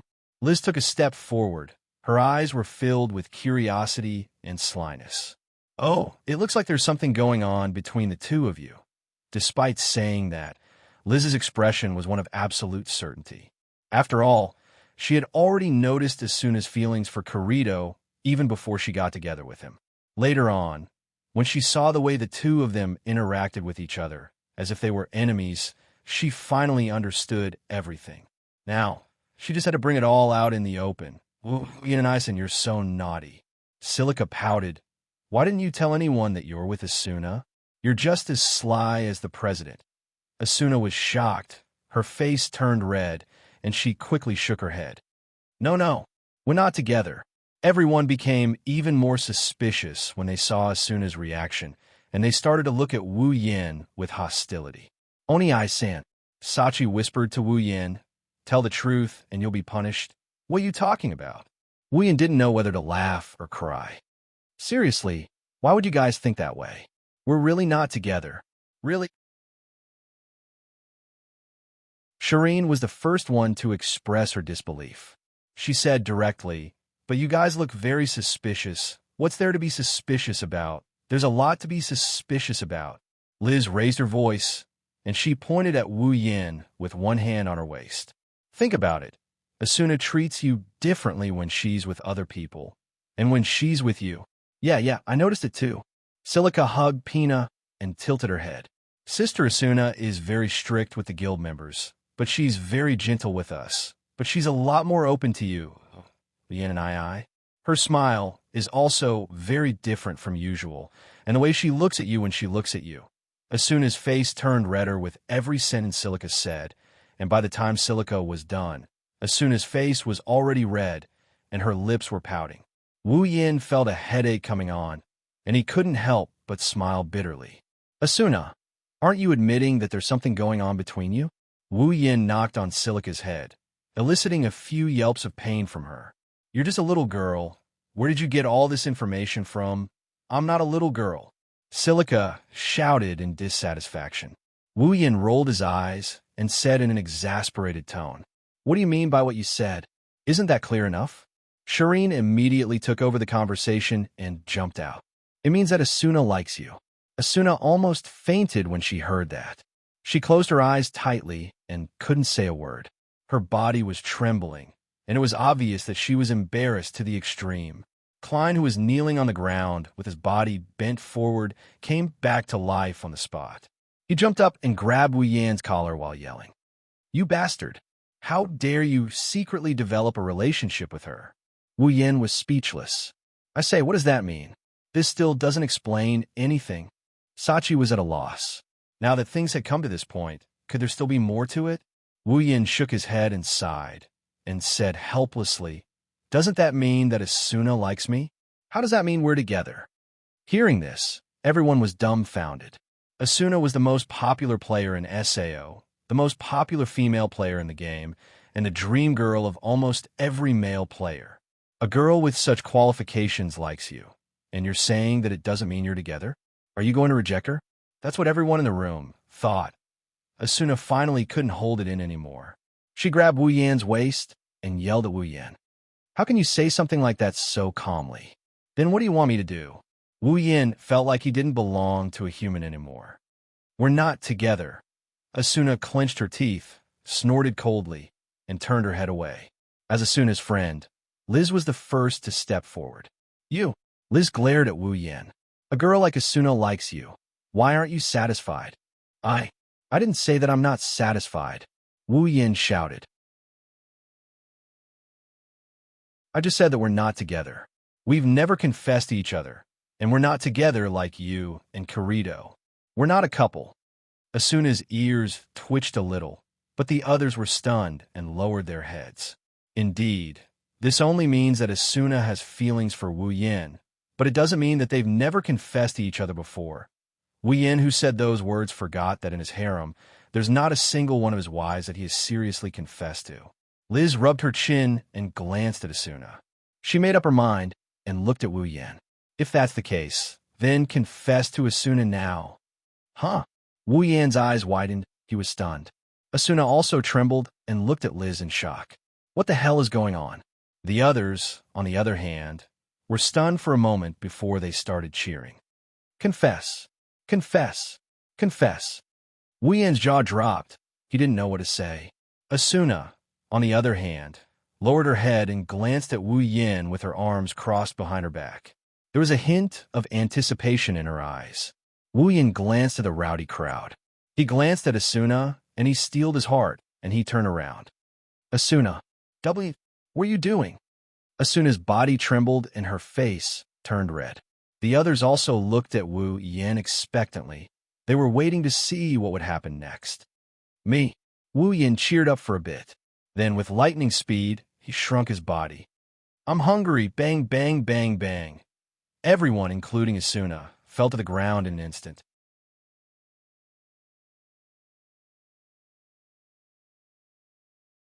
Chapter 695.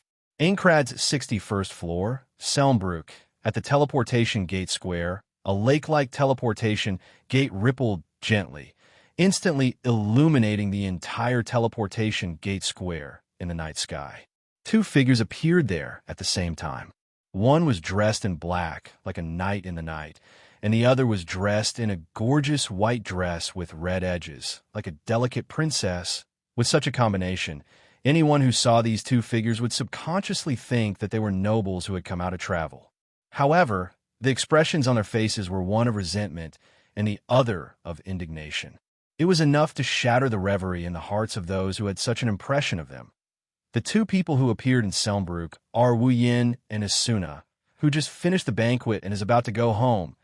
Asuna immediately walked toward her house when she felt the ground beneath her feet. She didn't even look at Wu Yan. She even used a lot of force when she turned around. Anyone with a discerning eye can tell she's throwing a tantrum. Wu Yan's expression turned even more angry when he saw Asuna's reaction. He sighed and followed her back to her house. Selmbrook is very quiet at night. It's so quiet it's almost as if there's no one around. Only a few faint lights can be seen from the surrounding buildings. It's not like there's no one around, but there's very few pedestrians. After all, the prices of houses on the 61st floor were extremely high. Normal players couldn't afford to buy houses on the 61st floor at all. There aren't many people who actually own a house on the 61st floor. You can count them with one hand. Even the cost of a hotel is much higher than the average and middle floors. Even if there are players on the 61st floor, once night falls. They'll still have to go back to the lower floors. That's why the 61st floor is a deserted area. Of course, it's only limited to the night. There's still a lot of people who come here during the day. The surroundings are eerily quiet. It's no wonder the atmosphere is oppressive. Asuna and Wu Yin walked down the street one after another. The oppressive atmosphere made them even angrier.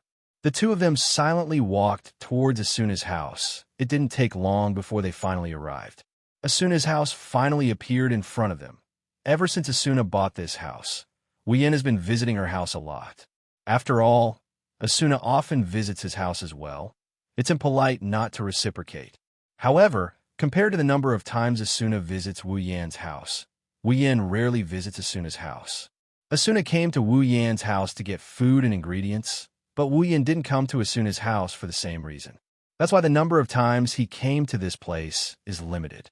He might not even have been here 5 times, but at the very least, he should be able to recognize the place.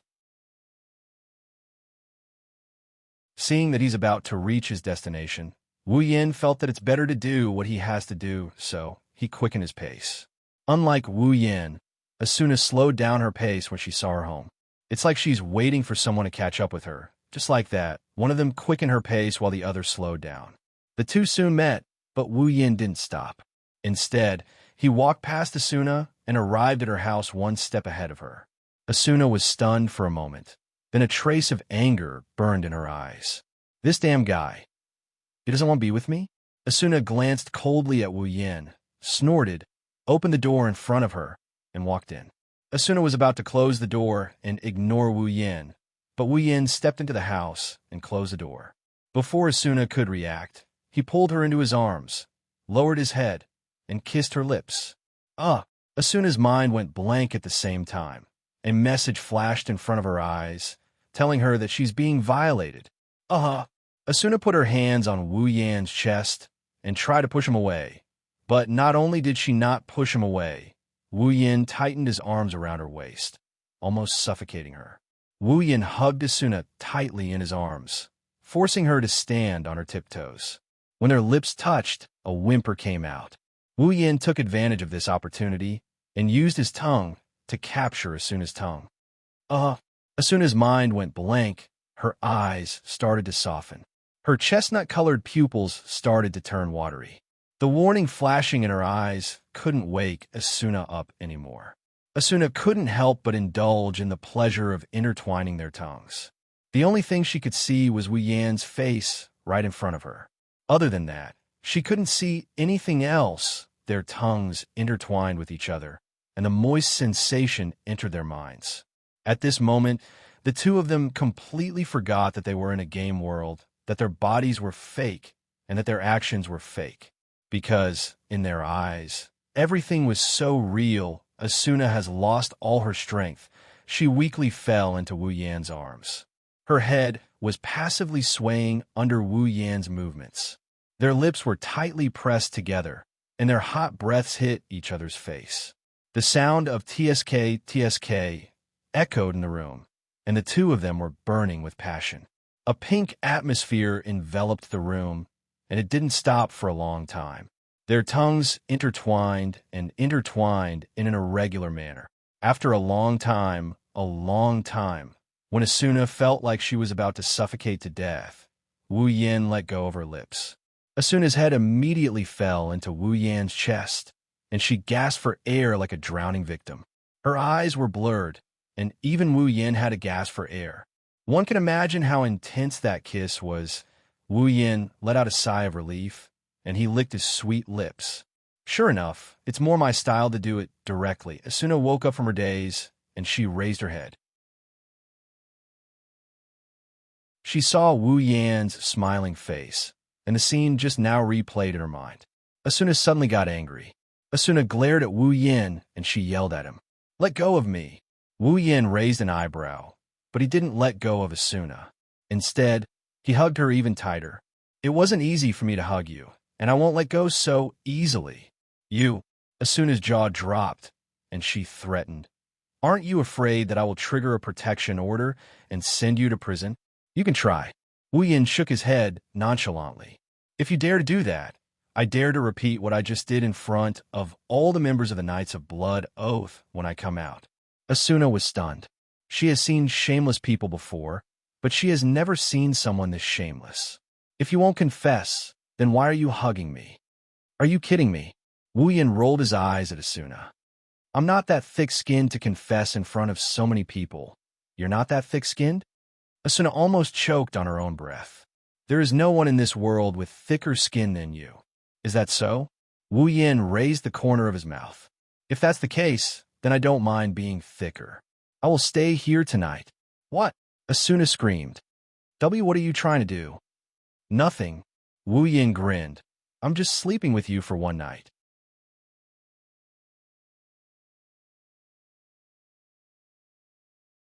Chapter 696. The next day, when a warm ray of sunlight shined on his face, he couldn't help but wake up. He shook his groggy head and let out a long yawn that sounded like a sigh. A lazy aura surrounded him, and combined with his sleepy expression, he looked like a bachelor who didn't get enough sleep. In fact, Wu Yin had a very good sleep last night, much better than when he slept at home. He wasn't a bachelor, and Asuna was curled up in his arms like a kitten. Wu Yin moved his body slightly, and he felt a body on top of him. It wasn't heavy, but it had a very strong scent. Wu Yin immediately woke up and looked at Asuna, who was sleeping soundly in his arms. He remembered that he didn't go home last night and stayed at Asuna's place for the whole night. Wu Yan's arm was still wrapped around Asuna's waist.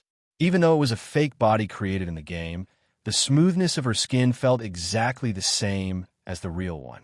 Wu Yin almost thought that he had returned to the real world. Of course, Wu Yin didn't know how it feels to hug Asuna's body in the real world. But in the past, he would hug his wives in this position whenever he woke up in the morning.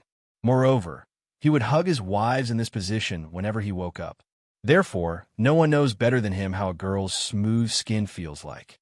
Wu Yin smelled Asuna's scent and poked her little nose out of curiosity. He shook his head and smiled. Your body in the game is already so alluring. I wonder what kind of beauty Asuna is in the real world. As if she could hear Wu Yan's words, Asuna wrinkled her little nose as if she was protesting something. Then, she put on a beautiful face and slept peacefully. Wu Yan's saliva flowed out of his mouth as his heart started racing. Wu Yan stayed in this game for almost 2 years, and he didn't have a girl by his side. He only had a healing fairy. In other words, he hasn't had sex for as long as he stayed in this game. After being single for almost 2 years, anyone else would have turned into a werewolf, and Wu Yan was no exception. At this time, Wu Yan had a beautiful girl lying in his arms. How could he not howl in his heart? Wu Yan's hands started to caress Asuna's body, and his eyes started to heat up. He slowly placed his hand on Asuna's buttocks and started to caress them. Asuna seemed to feel something, and her sleeping face became a little seductive. A moan came out of her mouth, and Wu Yan's heart was instantly ignited. Just as Wu Yan was about to press down on her body, Wu Yan's heart was splashed with a bucket of cold water. Not only did it extinguish the fire in Wu Yan's heart, but it also made his heart feel cold. He can't undress Asuna. In SAO, undressing is not done by hand, but by the user interface. It only takes 2 to 3 seconds to change clothes, and it's even faster to take them off. With a gentle tap, there's nothing left. Because of this, the player's clothes can't be undressed by hand. They can only be undressed through the user interface. Only by doing the undressing command can the player remove the clothes. Therefore, when a devastatingly beautiful girl was lying in his arms, he could only look at her and touch her, but he couldn't do anything to her. This was the cruel truth. Of course, Wu Yan can also grab Asuna's hand and use her hand to open the user interface, but Wu Yan doesn't want to do that. Because the user can manipulate the user interface by moving the user's finger, many people in SAO use this method to do dirty things. For example, they can manipulate a sleeping player's finger to trade all the items in the player's inventory, or steal money, etc. Some people even send a duel request to a sleeping player, and then move the player's finger to accept the duel.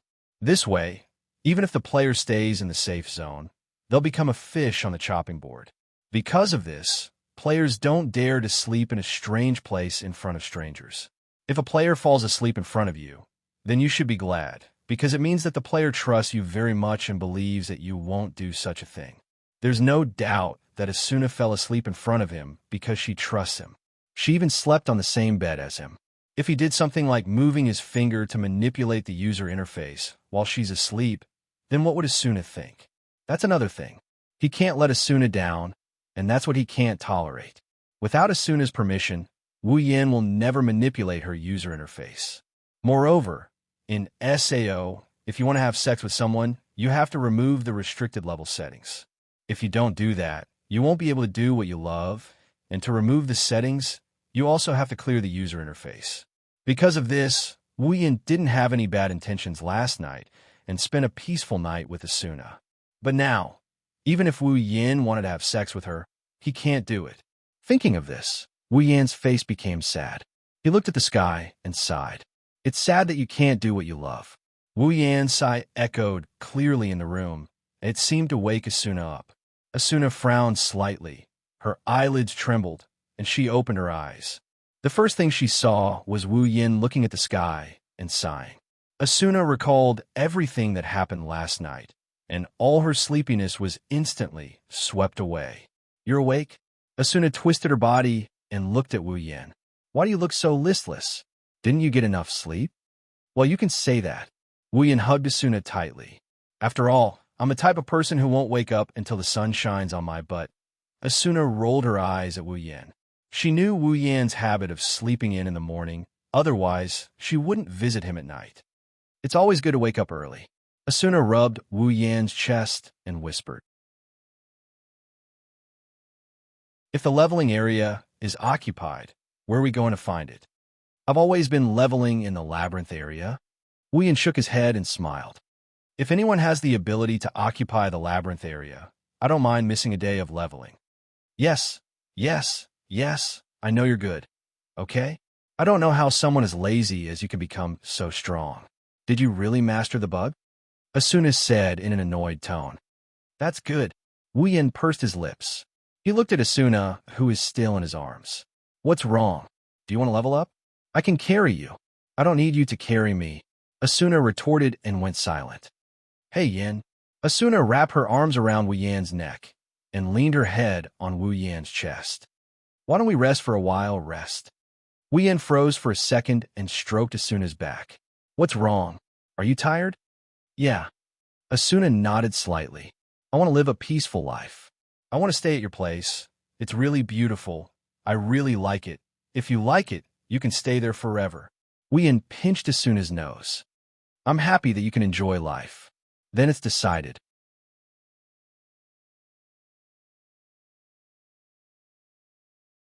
Chapter 697. Sorry to keep you waiting. Asuna placed a bowl of clear soup on the table, and she took off her gloves. She smiled at Wu Yin, who was sitting across from her. Hurry up and eat. You haven't tasted my cooking in a while. Wu Yin nodded. He grabbed a sandwich and stuffed it into his mouth. It's your fault for coming to eat my cooking every time you visit. Why didn't you bring me something you made? Asuna pursed her lips and lowered her head to mutter a few words. I'm not going to visit for food. What did you say? Nothing. No, what? Asuna pouted. She turned her head away as if she's out of breath.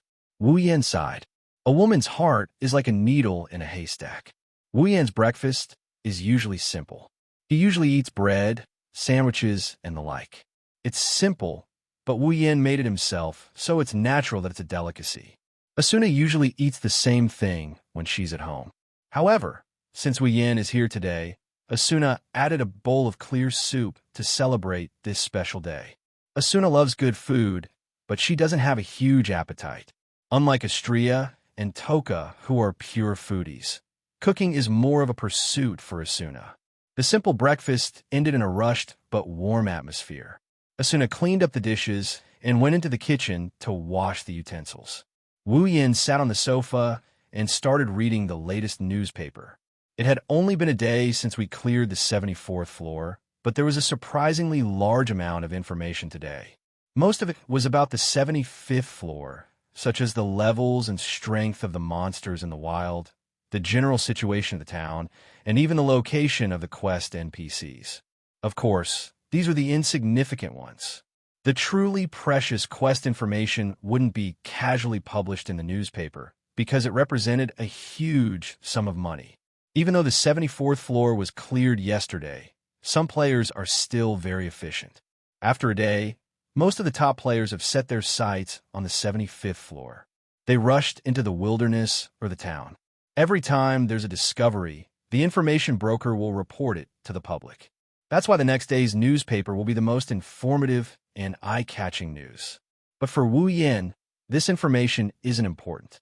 He rarely accepted any quests in the past 2 years. The number of quests he accepted so far is less than 10. He always went straight to the labyrinth area. Normal quests aren't enough to satisfy him, and rare quests are too troublesome for him to find. So, he decided to level up instead. It might be a little boring, but it's a lot more useful. However, the information about the clearest movements piqued Wu Yan's interest. After all, the clearers are at the forefront of the game. Their movements are bound to attract the attention of many, including Wu Yan himself. It didn't take long for Asuna to finish cleaning up. She came out of the kitchen and sat down beside Wu Yan. She poked her head out of curiosity. "What are you looking at?" "Nothing. I'm just looking at the clearest movements," Wu Yan said casually. He didn't even take his eyes off the paper. Since yesterday, the moonlit Black Cats, Furin Kazan, Holy Dragon Alliance, and your Knights of the Blood Oath have begun to explore the wild on the 75th floor. However, the progress seems to have slowed down a lot.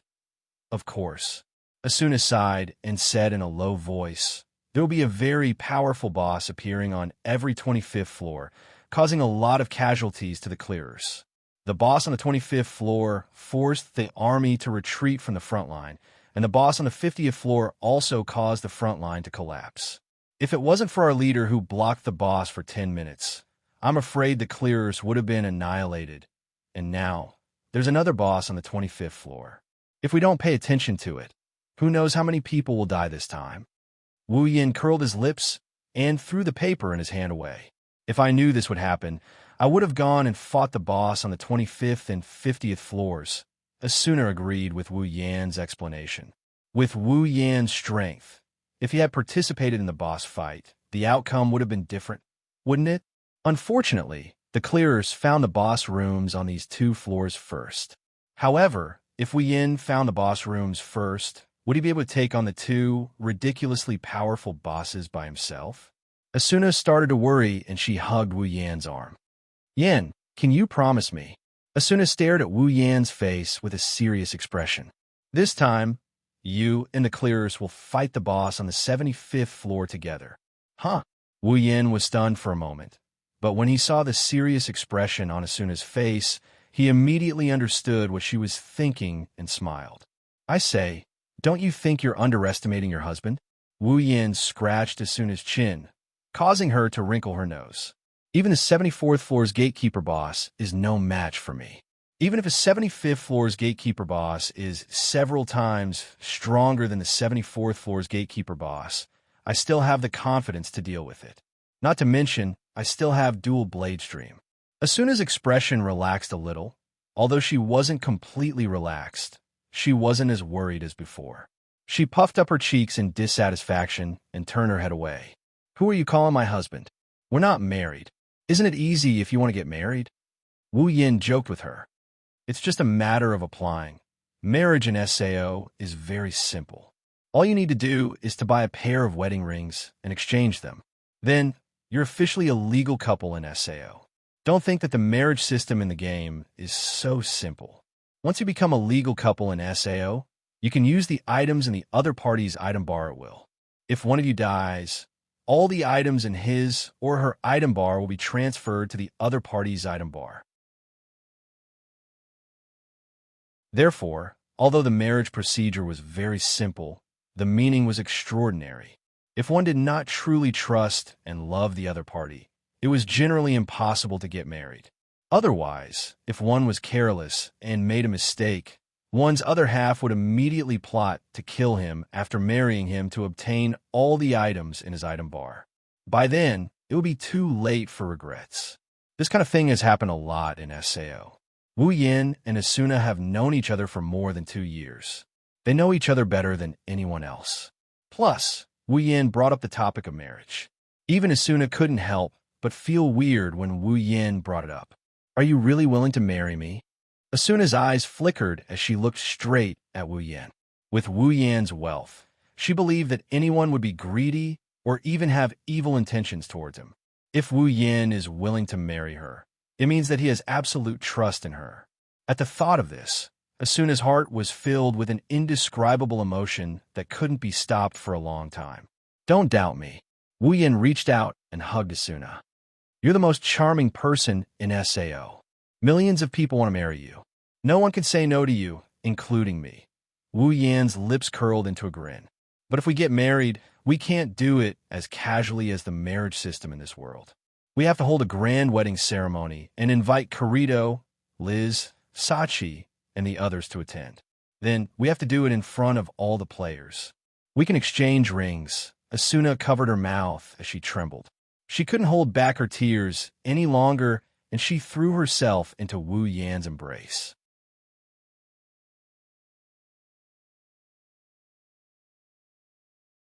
Chapter 698.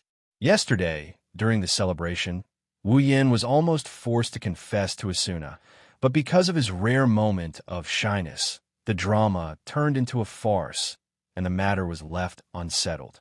But today, Wu Yin and Asuna decided to get married, and they even held a wedding ceremony.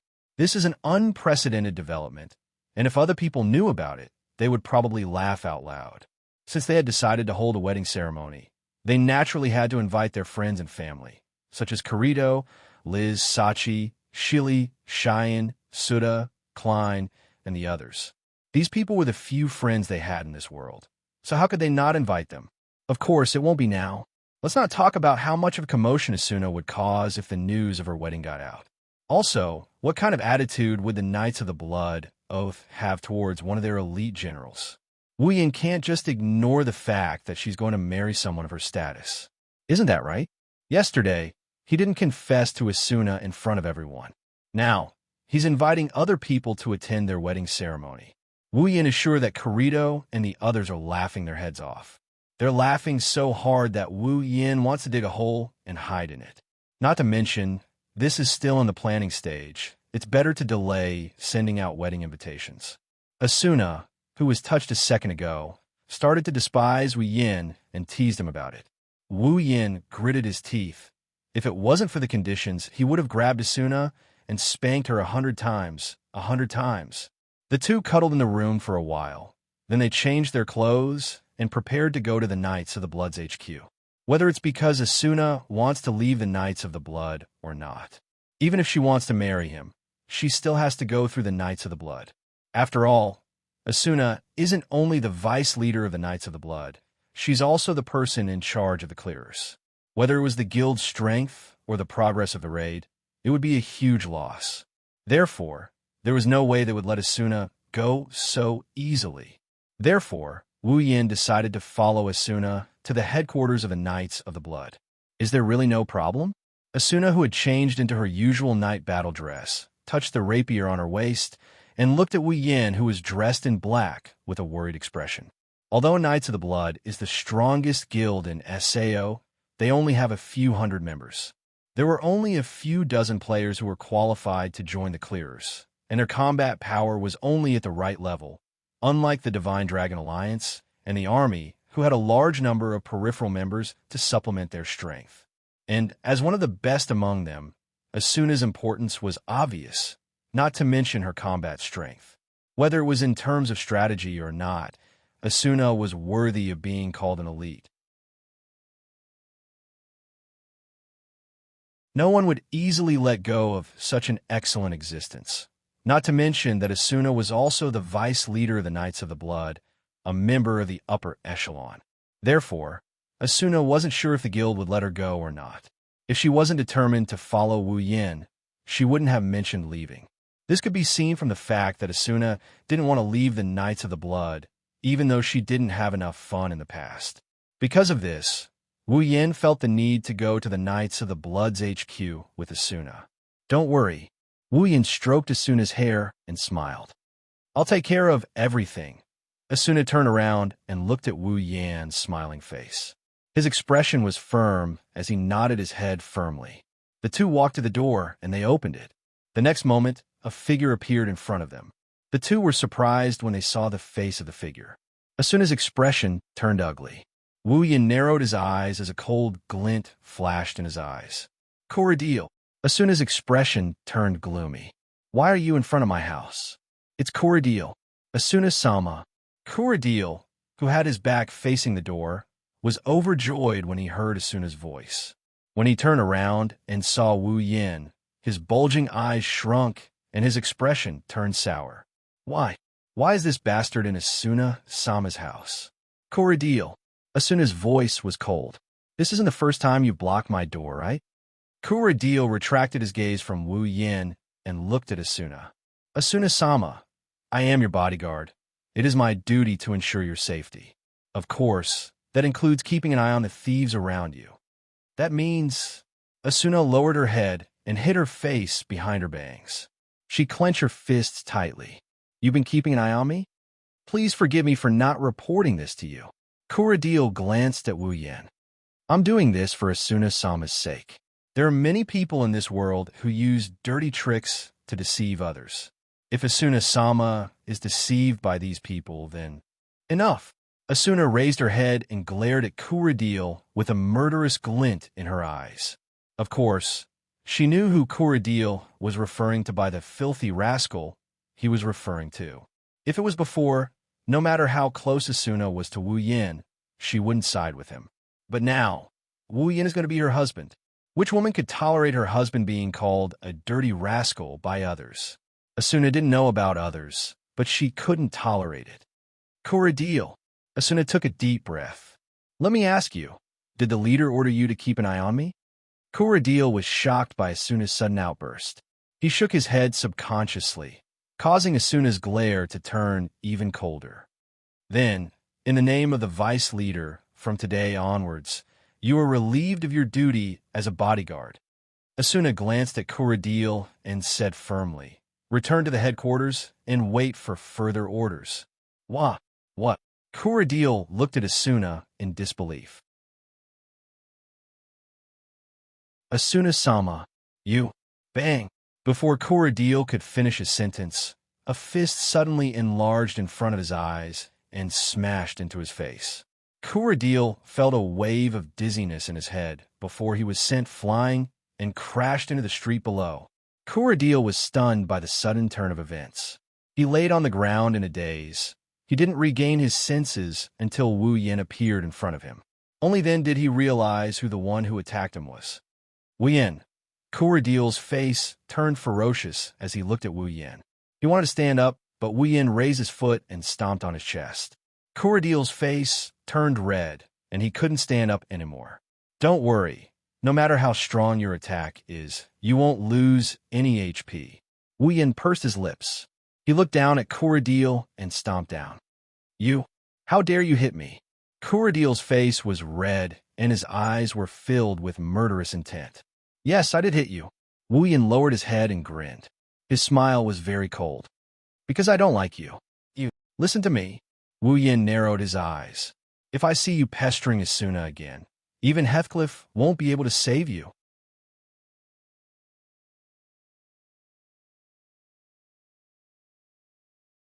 Chapter 699. I believe that the Knights of the Blood won't go so far as to provoke me over a mere guard. The cold voice echoed clearly in Corridil's ears. His disdainful words caused the flames of anger in his heart to swell, followed by a shocking murderous intent. As a member of the Knights of the Blood, Corridil usually acted like a tyrant. Just his other identity as a member of the Assassin Guild, Smiling Coffin, was enough to intimidate countless players. When had he ever suffered such humiliation? In Corridil's mind, he had always been the one to trample on others. He never thought that today he would be trampled under someone else's foot. Moreover, this person was the person he hated the most, and wanted to kill the most. Hatred. His hands unconsciously grabbed Wu Yan's foot that was on his chest. Kuradil wanted to say something, but as soon as he opened his mouth, an uncomfortable feeling of suffocation surged from his chest, causing his voice to turn into a muffled groan. He couldn't utter a single word. Within the safe zone, other than a duel, no matter what kind of attack was used, HP would not be deducted.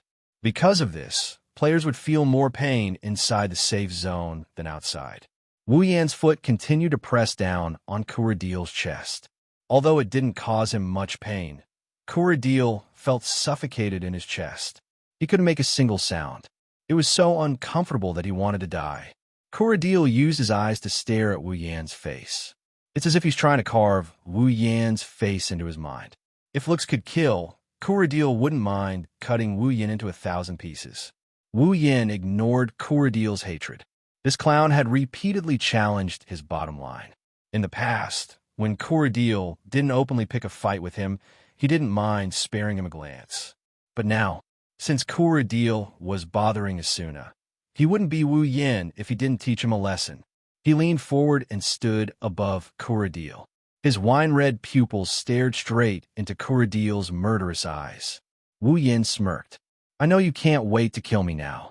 Don't say I didn't give you a chance. SEO was a level-based game. The gap between low-level and high-level players will only grow bigger and bigger. You're just a low-level member of the Knights of the Blood Oath.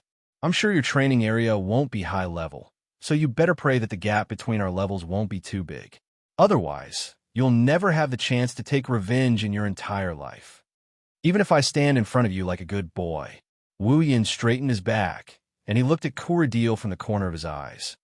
Step aside. You. Chop. Kuradil's pupils shrank. Upon seeing this, Wu Yan calmly turned around, removed his foot from Kuradil's body, and walked to Asuna's side. Let's go. Asuna nodded obediently. She didn't even look at Kuradil as she followed Wu Yan to the teleport gate square. Kuradil stood up and stared at Wu Yan's back. He knew that even if he charged forward, he would only be humiliated again. He might be a top player, but compared to top players like Kirito and Asuna, he was nothing. He couldn't compare to the strongest player in the game, Wu Yan. He could only stand there and resist the urge to rush up to Wu Yan. Looking at Wu Yan's receding figure, he gnashed his teeth so hard that they made cracking noises. His heart was filled with hatred. One day, Kuradil roared in his mind, but Wu Yan's words echoed in his mind. Just as Wu Yan said, his leveling speed is incomparable to Wu Yan, who is always at the forefront of the game. The gap between them is already too big. If this continues, when Wu Yan reaches a level that he can't reach, even if he uses some tricks to make Wu Yan unable to resist, he still wouldn't be able to kill Wu Yan. If Wu Yan doesn't die, once he regains his mobility, then, the more Kuradil thought about it, the darker his expression became. His eyes began to flicker. Looks like I need to hurry. Kuradil had already forgotten Wu Yan's words. Don't say I didn't give you a chance on the other side. Asuna, who was walking beside Wu Yan, couldn't help but look back. She puffed up her cheeks and looked at Wu Yan. Why did you suddenly make a move? Wu Yan rolled his eyes at Asuna. Are you going to let him stalk my fiancé's house? I'm not that magnanimous. I'm not asking you to tolerate him. Asuna pouted. He's still my subordinate and a member of the Knights of the Blood. If you attack him, I'm afraid it'll cause trouble. Even if the sky falls, I'll hold it up for you. What's a little trouble? Wu Yan glanced behind him. I'm just worried that he won't feel that trouble is enough for his revenge. Asuna paused and looked at Wu Yan in confusion. Seeing that he wasn't going to explain, she didn't ask any further. Asuna was actually quite happy that Wu Yan was protecting her. That's why she didn't stop him when Wu Yan attacked Kuradil. Asuna hated Kuradil to the core. If she could get the Knights of the Blood to hunt her down, that would be the best-case scenario. Aincrad's 55th floor, Granzam, Knights of the Blood's headquarters. I've got the gist of the situation. Heathcliff sat on his seat. He crossed his fingers and propped his chin up with the back of his hand. He looked at Wu Yan and Asuna, or more accurately, Wu Yan. He spoke with an expressionless face. Yin Kuan, I'm not trying to make things difficult for you. You know how important Asuna is to the Knights of the Blood. Heathcliff paused for a moment before continuing to speak to Wu Yin. Without Asuna, our progress will be greatly reduced. Plus, she's our vice leader. Do you think I'll let her go? Leader, Asuna wanted to step forward and say something to Heathcliff, but Wu Yin pulled her behind him. Asuna looked at Wu Yin and thought for a moment before retreating behind him. Since Wu Yin said to leave everything to him, then she'll leave everything to him. Wu Yin smiled at Asuna and turned to Heathcliff. I know Asuna's departure will slow down our progress, but that doesn't mean we're not making any progress, right? The slower the progress, the further we'll be away from this world. Heathcliff raised his head slightly. You should know what this means, right? Is he trying to use the big picture to pressure me? Wu Yin looked at Heathcliff thoughtfully. A strange smile appeared on his face. I've heard that Commander Heathcliff has never led a raid team in person except for some boss battles. If Commander Heathcliff personally leads a raid team, I believe the raid team's progress won't be any worse than Asuna's, right? Heathcliff frowned when he heard Wu Yan's words. Then, he relaxed his frown. If I can do something for everyone, of course I won't be stingy. Wu Yan didn't show any expression on his face, but he was secretly cursing Heathcliff. You're the one who locked her up here, and you still want to do something for everyone? No matter how much effort you put in, it's useless. Heathcliff didn't know what Wu Yan was thinking. He looked at Asuna and said, but even so, I can't let Asuna leave so easily. After all, she's too important, oh? Wu Yan looked at Heathcliff. No matter what. Heathcliff grinned as he met Wu Yan's gaze without fear. No matter what.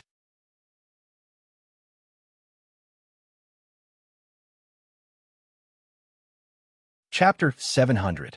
As soon as Heathcliff's words came out, the atmosphere in the room became tense. Wu Yin and Heathcliff stared at each other. Neither of them said a word as they stared at each other. The atmosphere around them became more and more tense. It felt like a volcano is about to erupt. Asuna started getting anxious. Now, the two people standing in front of him, not to mention their relationship with him, just based on their identities, they were existences in this world that could be dug up by intelligence agencies with just a stomp of their feet. One is the strongest player in the game. The other is the leader of the strongest guild in the game. If the relationship between the two of them deteriorates because of what happened today, or even become enemies, it will undoubtedly be a huge blow to Sao. Even if it was someone else standing here, that person would be scared out of their wits. Asuna, on the other hand, was her boss and her soon-to-be husband in this world. She didn't want to see the two of them fighting each other, no matter if it's for work or for personal reasons. Just when Asuna was about to step forward, Wu Yin suddenly said something.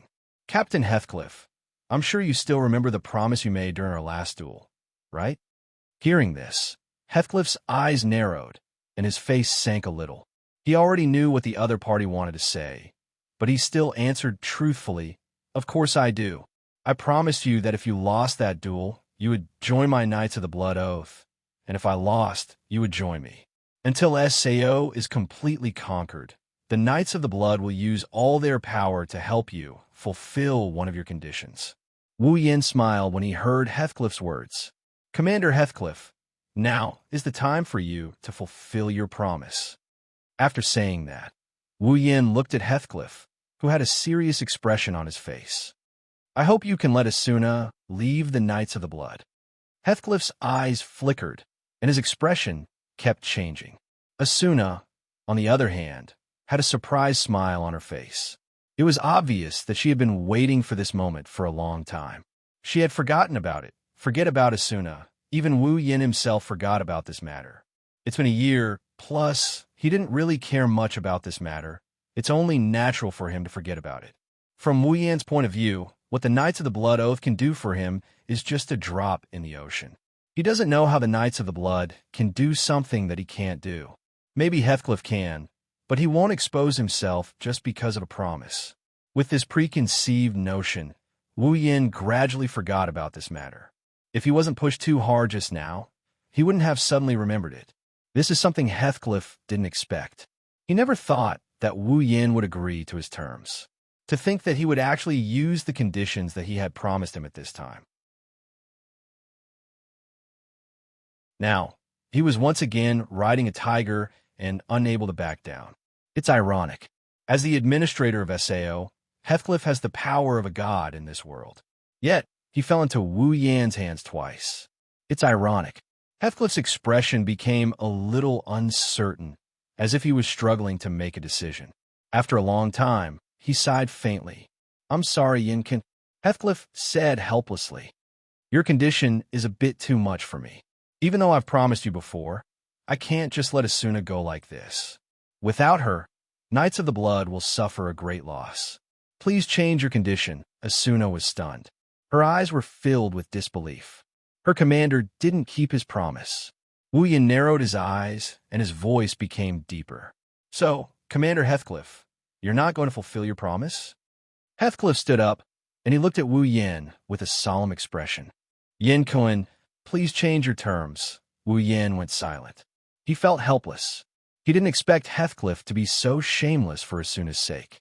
Didn't he see everything in this world as a game? He can't let Asuna go because she would cause a great loss to the Knights of the Blood and affect their progress. Wu Yin might have believed it if someone else told him that. But coming from Heathcliff himself, it's ridiculous. After all, both the Clearers and the Knights of the Blood were nothing but toys in Heathcliff's eyes.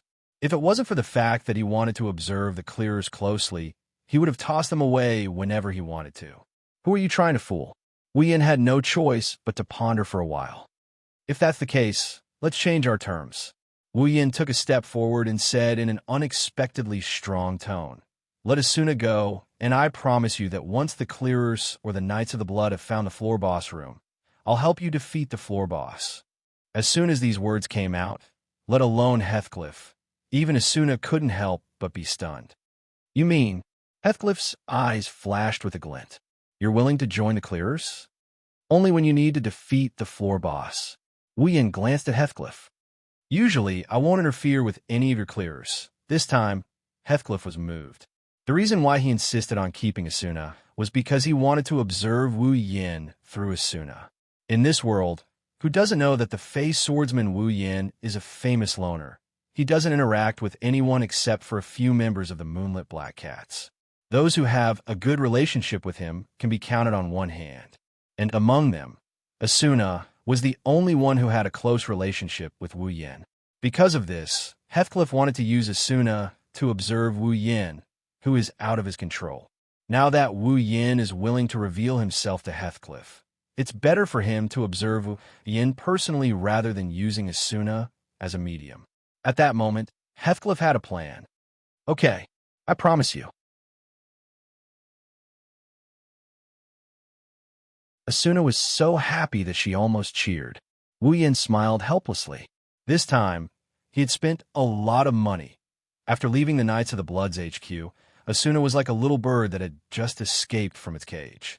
She was walking happily in front of the group, skipping a few steps as she walked. Asuna turned around and chuckled. "I didn't expect you to be willing to work with the Clearers.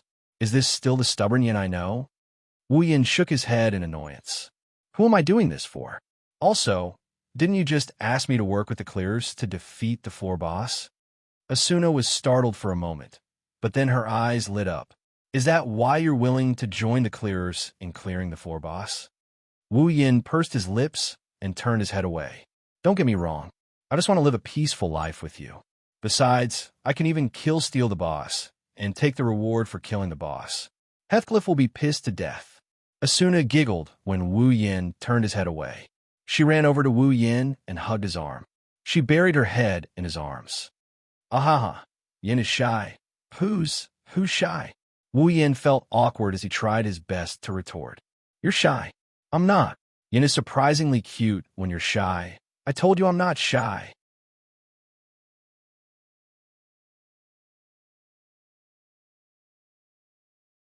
Chapter 701.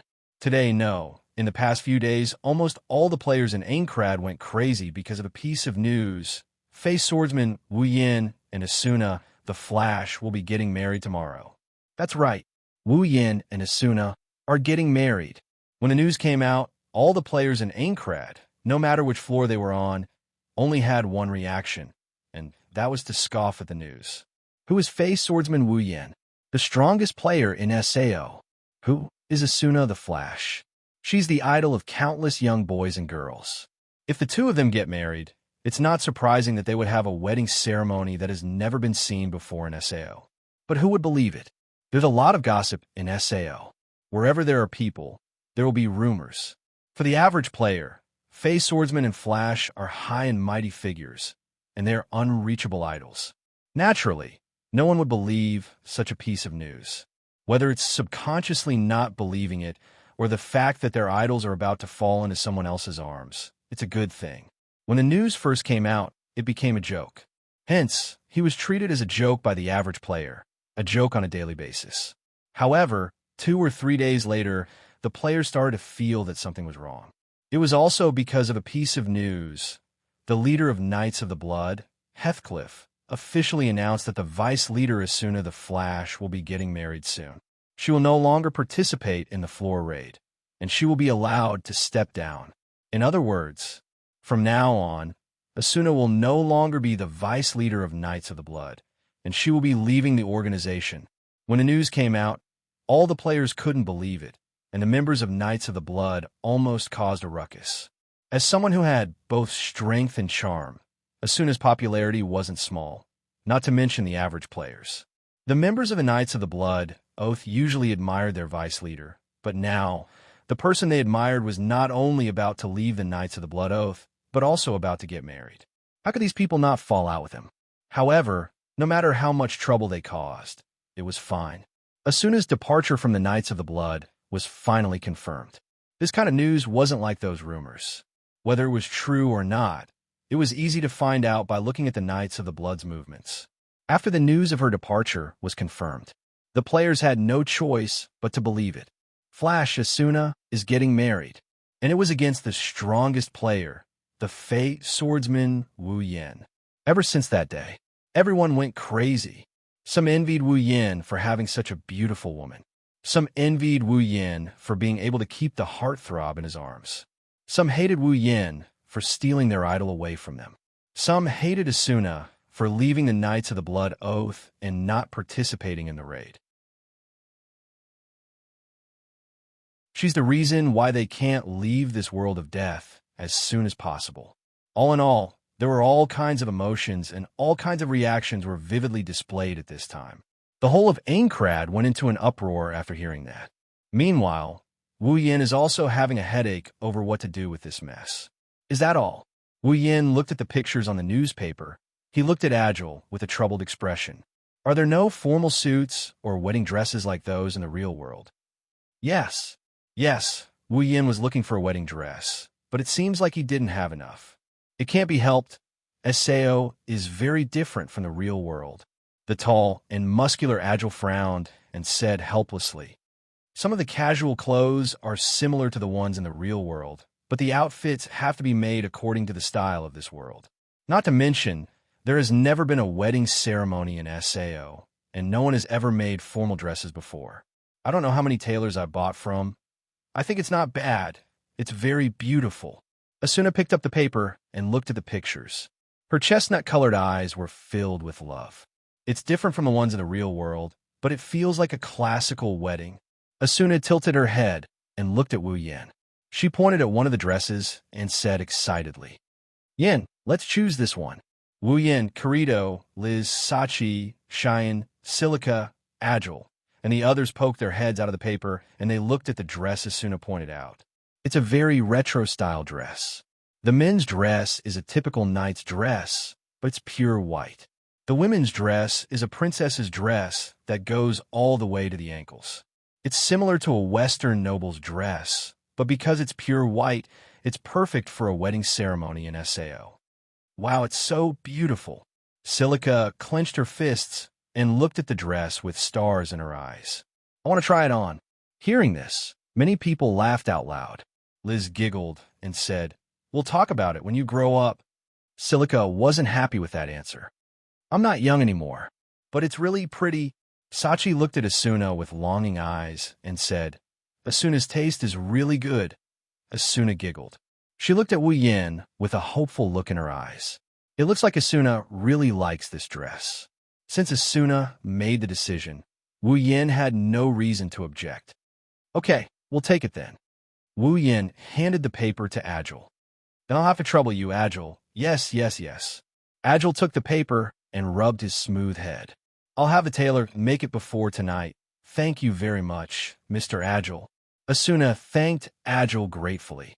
Even though the two of them decided to hold a wedding ceremony, the three of them are the ones who will carry it out.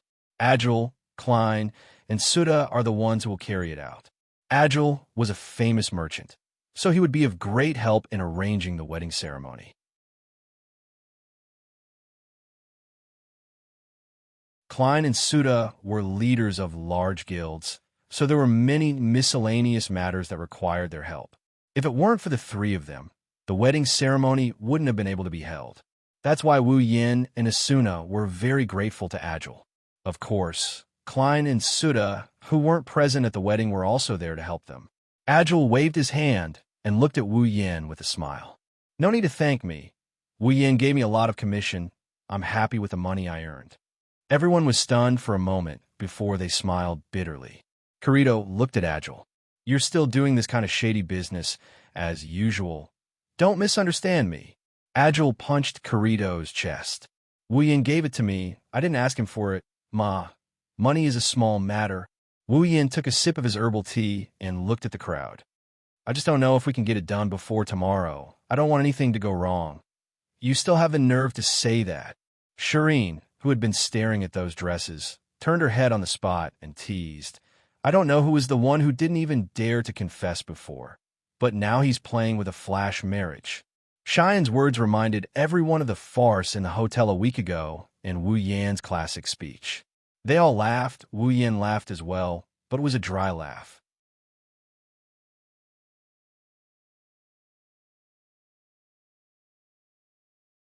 Chapter 702.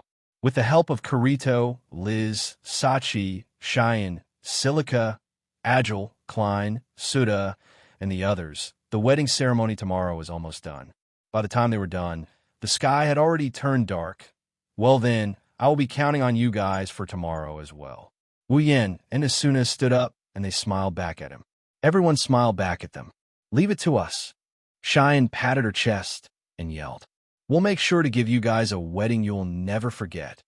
Sachi pursed her lips and muttered in a low voice. You didn't help at all. You only came here for fun. The wedding ceremony. Silica held her cheeks and stammered. I'm looking forward to it. Liz, on the other hand, looked at Wu Yin and Asuna and rolled her eyes. She walked to Asuna's side and pulled her to her side. She teased Wu Yin. Since the wedding is tomorrow, you guys can't stay together tonight. I'm going to Asuna's house to accompany her tonight. Wu Yin and Asuna were stunned. Sachi, Cheyenne, and Silica also came to their senses. They quickly came to Asuna's side, and they shielded her like she's a little chick. That's right, Oni-chan. You guys are getting married tomorrow. We can't stay together tonight. Sachi giggled at Wu Yin. There was a mischievous tone in her voice. Sachi, who is usually gentle and elegant, looked even cuter than usual. She looked so cute that people almost couldn't recognize her.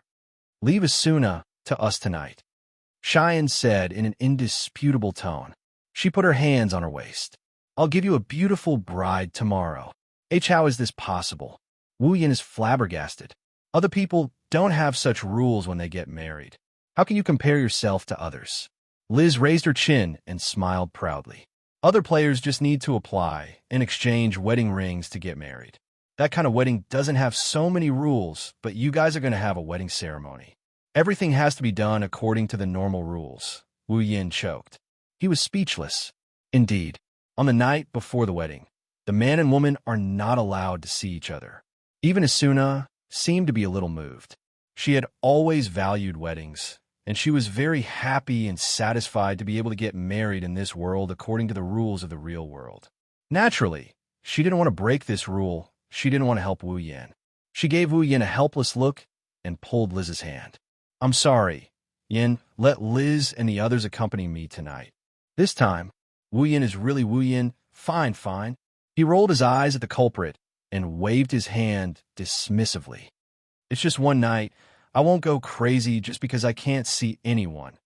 Although he said this, his tone was full of jealousy and sullenness, causing the girls to laugh. Then Liz patted Carito's shoulder and said, I'll leave the groom to you guys. You can accompany him tonight if you want. No way. Wu Yin, Carito, and Agile complained at the same time. Girls staying under the same roof is considered intimate. Boys staying together. That's disgusting. Well, we'll go to your house tomorrow. Carito raised his eyebrows at Wu Yin. Before that, you'd better go home alone. Aha! Wu Yin laughed awkwardly. I'll remember you guys. Liz, Sachi, Cheyenne, and Silica pulled Asuna and ran towards the teleport gate. Don't be late tomorrow. Wu Yin, Carito, and Agile didn't know whether to laugh or cry when they saw the girls running away in a hurry. See you tomorrow, then. Carito waved his hand. He also walked towards the teleport gate. Of course, he's going back to his house. Oh, right. Just as Wu Yin was about to leave, Agile suddenly took out a package and handed it to Wu Yin. This appeared in the shop today. It says it's for you. Wu Yin paused for a bit before he took in surprise. He looked at the package. Whose is this? I don't know. Agile crossed his arms. I only found out later. Maybe it's a congratulatory gift from someone. Wu Yin frowned. He looked at the package that didn't have any information other than his name. He started to think, Aincrad, 22nd floor. On his way home, Wu Yin tapped on the package a few times. The package instantly disintegrated and a strange flower appeared in Wu Yin's hand. A flower? Wu Yin scratched his head in confusion. Is this really a congratulatory gift from someone? Just as he finished his sentence, an intoxicating floral fragrance wafted into his nose, and he inhaled it. When he smelled it, his expression changed. An abnormal status symbol appeared next to his HP bar. That symbol told Wu Yin that he was poisoned. Ugh! His body stiffened, and he quickly threw away the flower in his hand. At the same time, the numbness took over his entire body, and he couldn't move at all as he slumped to the ground. Numbing poison. Wu Yin's face turned green. Ha ha! Ha ha ha! A maniacal laugh came from beside Wu Yin.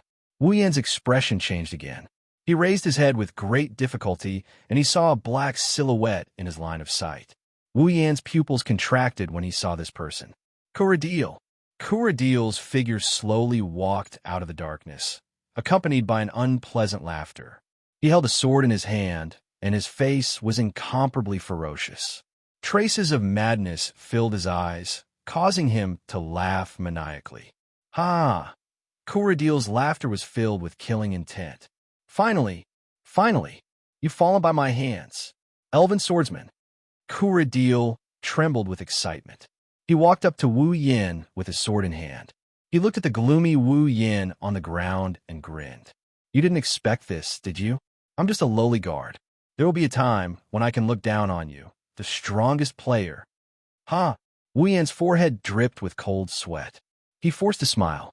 I didn't expect you to have this kind of item. Numbing pollen? Ah, that's right. Kuradil smiled wickedly.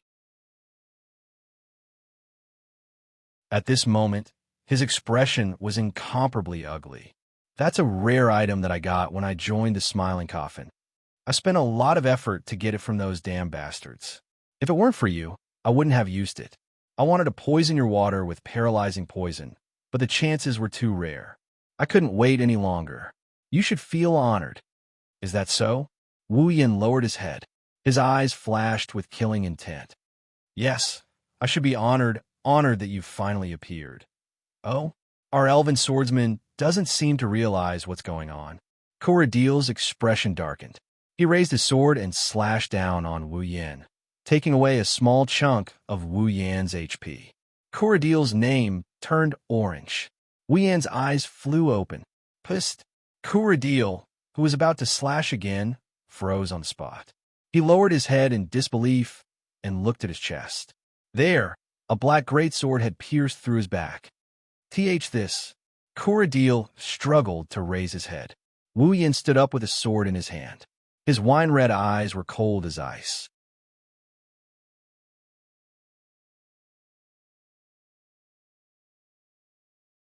Chapter 703. In the original work, Kuradil poisoned Kirito's drink with a paralyzing poison and passed it on to him. Kirito would have lost all ability to fight back if Asuna didn't arrive in time. Otherwise, Kirito would have fallen to Kuradil's hands. But things are different now. Kuradil took advantage of Kirito because they were both members of the Knights of the Blood in the original work. In this world, Wu Yin and Kuradil have never had a close relationship. In fact, their relationship is pretty bad. There's no way Wu Yin would have had the chance to drink Kuradil's drink. Therefore, Kuradil had no choice but to use the precious paralysis pollen along with the paralysis skill he had learned from the Assassin Guild, Smiling Coffin. It was impossible to guard against such a sneak attack, and even Kuradil didn't think he would fail. However, the reality was undoubtedly cruel. Kuradil looked at the heaven gazer that pierced through his chest. He looked at his dwindling HP bar and then at Wu Yin, who was standing in front of him with a trembling face. "W.I., you want to know why I'm fine?" Wu Yin pursed his lips. He tightened his grip on the hilt, and the sword sank deeper into Kuradil's body. Kuradil screamed as his body was pushed back uncontrollably. Wu Yin, on the other hand, kept moving forward. Little by little, he pushed Kuradil back as he howled in pain. It was a cruel sight. Unfortunately, I'm a person who dislikes having my body restricted in some way. Wu Yin slowly approached Kuradil. The heaven gazer pierced through Kuradil's body. He slowly pushed the howling Kuradil away. I've spent a lot of effort to overcome the paralysis, the only thing that can completely restrict a character's movement in SAO. Not only did I learn the paralysis skill, but I also learned how to detoxify it. Of course, I also improved my poison resistance. Unfortunately, you just happened to bump into me. The Beast King incident changed Wu Yin. After all, at that time, Wu Yin was the one who changed his mind. He was unable to move under the Beast King's gravity and had lost all ability to resist. If it wasn't for the system's decision to summon Yukari in advance, Wu Yin would have to watch the girls he loved being killed one by one right in front of his eyes. Ever since then, Wu Yin hated his body being restricted by an inexplicable state. That feeling of powerlessness made Wu Yin quite disgusted. After coming to this world, Wu Yin put in a lot of effort to overcome this paralysis state. Intentionally or unintentionally, Wu Yin's body became resistant to paralysis. In other words, his poison resistance had been raised to an inhuman level. Although he was not completely immune to the paralyzing poison, the duration of its effect was greatly reduced. For example, Kuradil's paralyzing pollen had only paralyzed Wu Yin for 3 seconds. The reason why Wu Yin didn't move after that was all an act. He wanted Kuradil to attack him. That way, he would become an orange player. He could attack or even kill Kuradil, and it wouldn't affect him anymore. Today, Kuradil has reached the end. Ugh, up. As Wu Yin approached, Kuradil screamed in pain and staggered back like a criminal on death row. His eyes were filled with a strong attachment to life and a great fear of death. Although the pain in SAO was reduced by a lot, it was still there. The feeling of a sharp weapon piercing through the body was enough to kill a person in the real world. In the game, it wasn't a good feeling either. Looking at Kuradil's twisted expression, Wu Yin narrowed his eyes and his lips curled into a grin. "You know what? I already know who you are. What? You're a member of Smiling Coffin, trash in the Killer Guild." Wu Yin turned around and stared at Kuradil's expression. "You made me wait for a long time. You. Kuradil gripped the sword that pierced through his body and looked at Wu Yin in fear. "Did you plan to?" Wu Yin curled his lips, and he started laughing in a manner that isn't quite a smile. "What do you think?" "No, please spare me." Kuradil screamed in fear. "I don't want to die yet." Wu Yin's eyes turned cold, and the temperature in the air dropped by a few degrees. "Let Hung kill the killer, seeing that you took action in advance and didn't make me fall into the orange state." Before he finished, Wu Yin pulled out Heaven Gazer and pulled back. Heaven Gazer's blade flashed with a dense sword light. "I won't let you die in one piece. I'll let you die a quick death." "No!" As Kuradil screamed in despair. The dazzling Heaven Gazer pierced through his chest once more. Kuradil felt his limbs turning cold as he lost all strength. He watched as his HP bar dropped to red and finally, he grinned in despair. He glared at Wu Yin with a crazed look in his eyes. "You, murderer, murder?" Wu Yin sneered and pulled out Heavenly Gazer. "I'm just killing a dog. Bastard." Kuradil's vision blurred. The Heaven Gazer supporting his body was pulled out and he fell towards the ground. Just as he was about to hit the ground, his body shook and shattered into pieces. Kuradil, die. TSK. Wu Yin swung his sword and stored Heaven Gazer into his item bar. He glanced at the fragments that haven't completely disappeared, and he couldn't help but sigh. Why didn't you choose a good day, even if you want to die? I'm going to get married tomorrow, but you purposely came to dirty my hands. Murderer? Which one of those who died in my hands didn't have some background? You're just an ant who can only obtain a little power in the game world. I really haven't killed someone like you before. It's a good thing blood doesn't exist in this world. Otherwise, it'd be inauspicious. Wu Yin shook his head as if he just did something insignificant. He walked towards his home. For Wu Yin, killing Kuradil was just an interlude. Aincrad 55th floor, Grantham, Knights of the Blood, Oath HQ. Heathcliff was sitting at his desk. He was organizing something as his eyes scanned through the papers in front of him. Now that Asuna is no longer a member of the Knights of the Blood, she's no longer in charge of the clearers. Heathcliff had no choice but to take over all the work and get himself busy. Normally, there wouldn't be so many things to deal with. However, the players had just entered the 75th floor. Naturally, there would be a lot of things to deal with.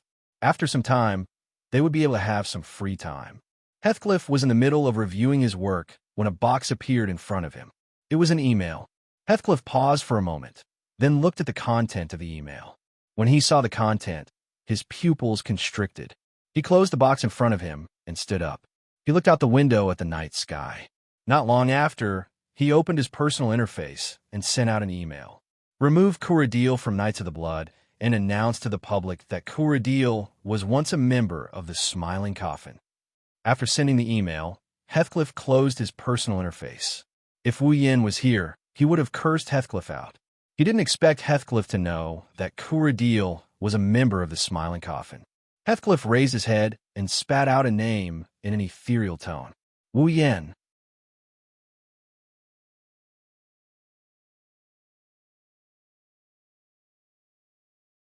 Chapter 704. Aincrad, 22nd floor. No one knew if it was because of the heavens or if the administrator of this world had opened a back door, but today's weather was unusually good. In the distant horizon, a large number of white clouds were drifting and the gentle sunlight was spreading. The temperature was neither too hot nor too cold, and it was so clear that it made people feel excited. Under such weather, the breathtaking scenery outside Wu Yan's house became even more breathtaking. The forest, the lake, the waterfall, the mountains, no matter which one it is, they're all flourishing. They're using their own ways to send their blessings to the owner of this place. Wu Yan woke up early in the living room of his mansion. It's rare that he didn't wake up late. In fact, he woke up early to tidy himself up. Things were different now. It didn't matter how sloppy he usually was. It didn't matter if he was bored and didn't want to tidy himself up. It didn't matter if he didn't care about his appearance or impression. But today, he had to adjust himself to his best state to welcome the first time in his life. Wu Yan isn't that young anymore. He's almost 30 years old. The number of people who have had intimate relationships with him and are destined to be with him for the rest of his life is no less than double digits. However, this is the first time he's going to get married. Even if it's just a game and can't compare to a real wedding, Wu Yan still took it very seriously. He'll have to give the people who love him a title sooner or later. Today is a rehearsal for that.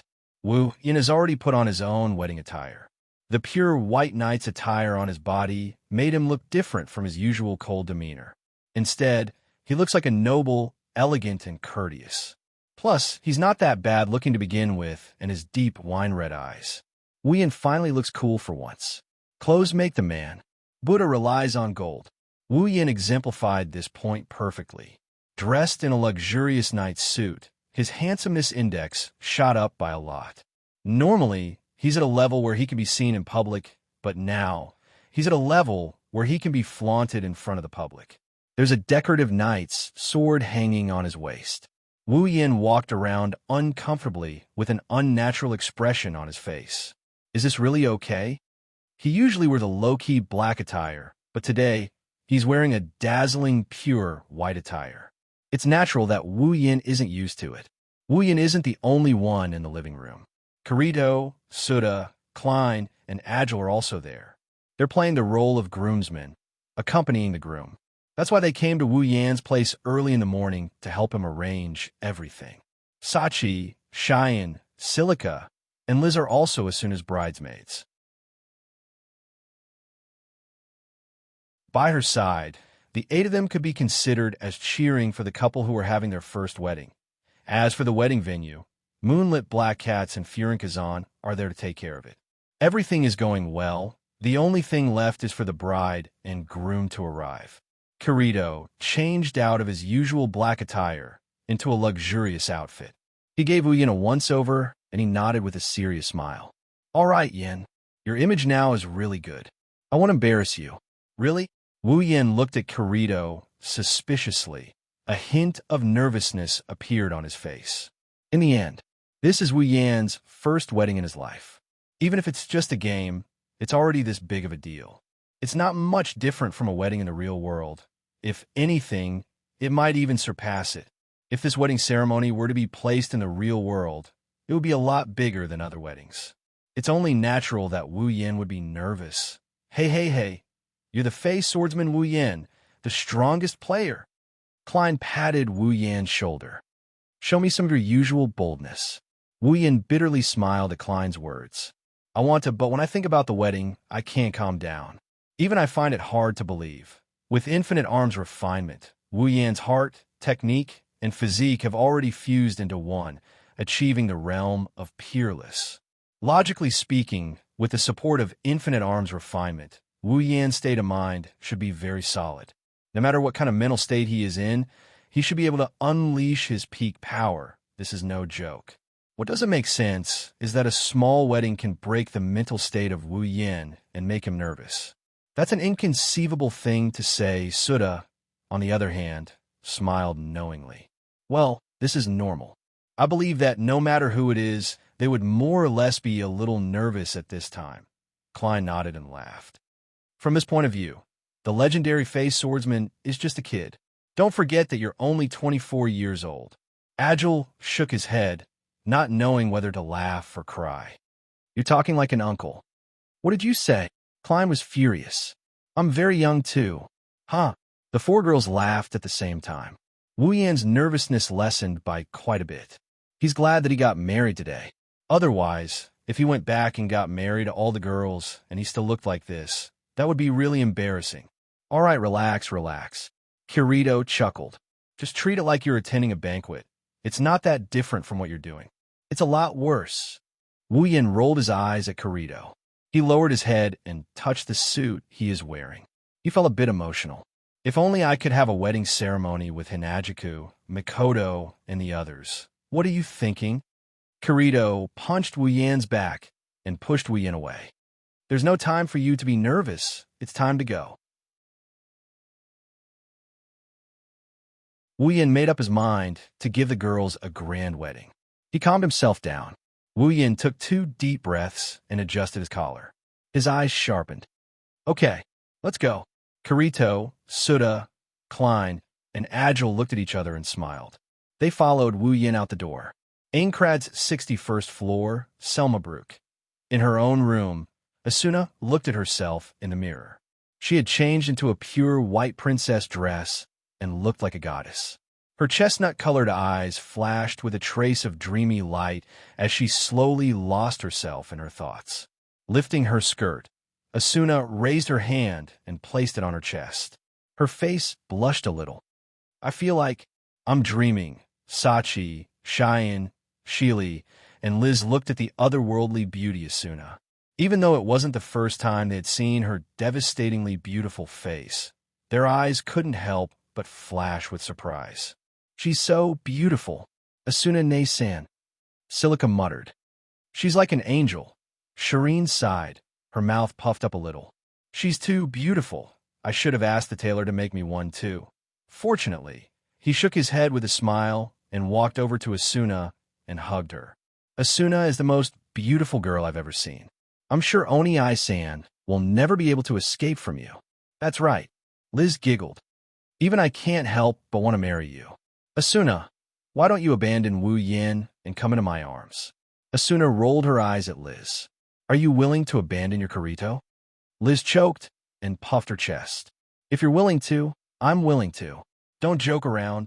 Sachi hurriedly stopped this pair of girls who might be interested in her and said, It's almost time. Let's go. Asuna panicked for a second before she mustered up her courage and nodded firmly. Then, she repeated what Wu Yin had just said. Okay, let's go.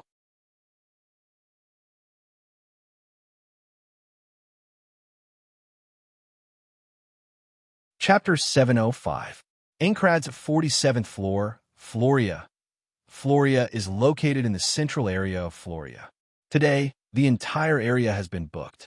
Known as the Garden of Flowers, it's a famous dating spot in Sao. It's a popular place for couples to hang out. No one can find fault with choosing this place as the venue for their wedding ceremony. The 47th floor of the World of Flowers is bustling with noise and excitement. Since early in the morning, the aqua-blue flashes on Floria's teleportation gate have been flashing non-stop. Streams of people kept pouring into the World of Flowers. In just one short morning, almost half of all the players had arrived at Floria. They only had one destination in mind, and that was the Flower Garden District in the central region of Floria. It was also the location where the wedding ceremony would be held today. It has been almost 2 years since SAO was launched.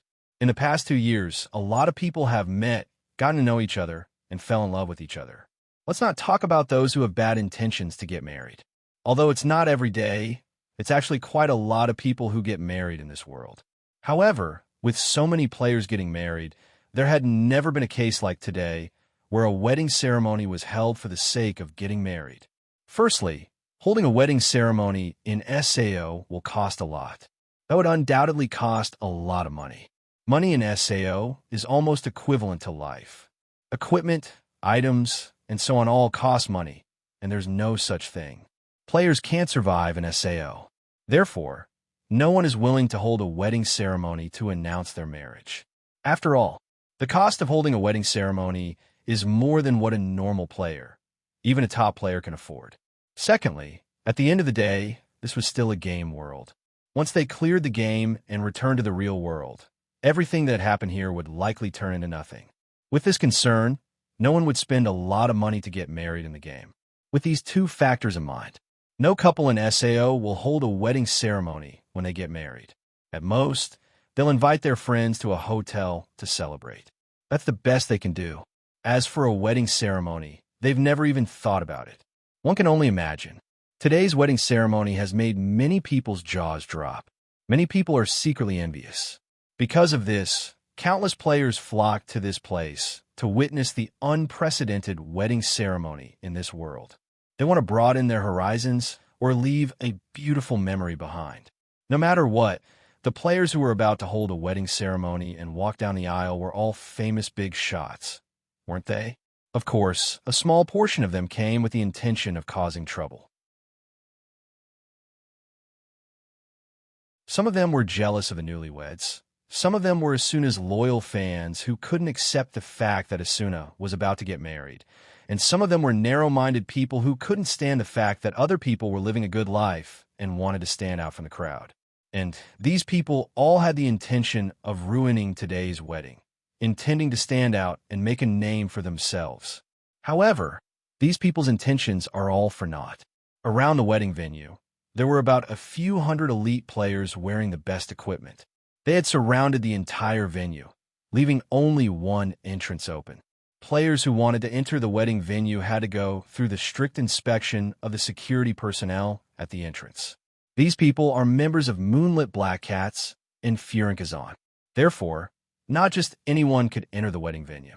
First, one must have an invitation. These people were all invited, so naturally they could enter.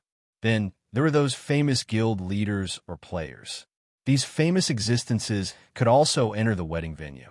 Those who had made a name for themselves in this world would not be afraid of them causing trouble here. That would only tarnish their reputation or provoke the two major guilds for no reason. Even if they did not have a good reputation to begin with, they would not cause trouble at a wedding unless they had a grudge against the bride and groom. As for the normal players, they can only watch the wedding from outside the encirclement of moonlit black cats and Furinkazan. This way, even if they want to cause trouble, they have to consider the gap between themselves and the other guilds. They won't be able to affect the wedding ceremony. It can be seen that Wu Yin put in a lot of effort to make this wedding go smoothly. Such a situation also led to a black mass of heads surging like a tide outside the wedding venue. The extraordinarily lively clamor soared into the sky, mixed with the dancing petals in the surroundings. However, it only made people feel lively and did not give people the impression that it was irritating, noisy, chaotic, or anything like that. Those who had the qualifications to enter the wedding venue were first shocked by this lively scene. Then, under the envious gazes of everyone, they walked into the venue with their heads held high. Based on the current situation, perhaps being able to participate in this wedding had become a kind of honor instead.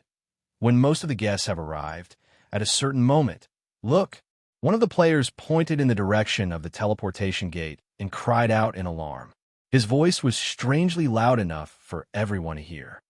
Elven swordsman Wu Yin is here. Under everyone's gaze, the main character finally made his appearance. Wu Yin looked at everyone and then looked at the entrance of the venue. He took a deep breath and walked over.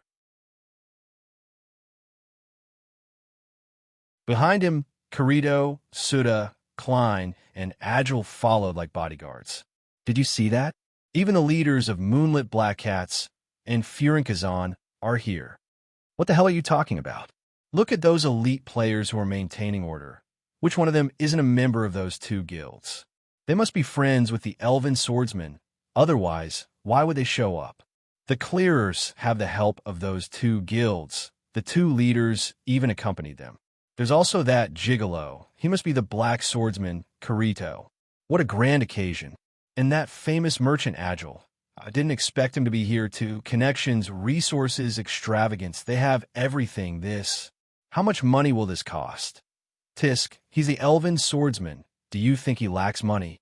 You're right. If I can marry as soon as Sama, I'm willing to spend any amount of money.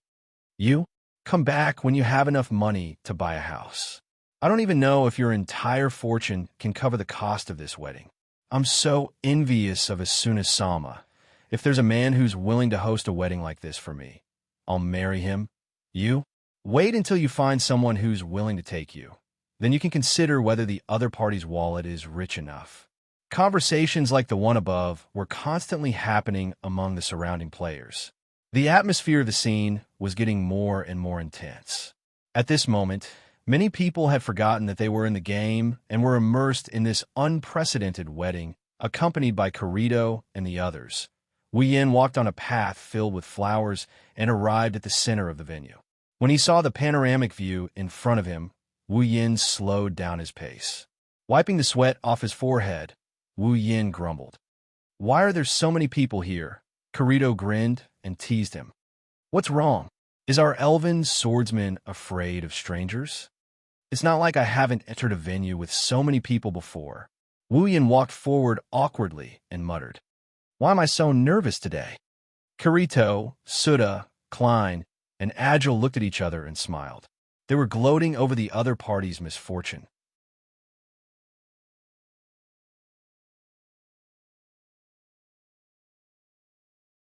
Chapter 706.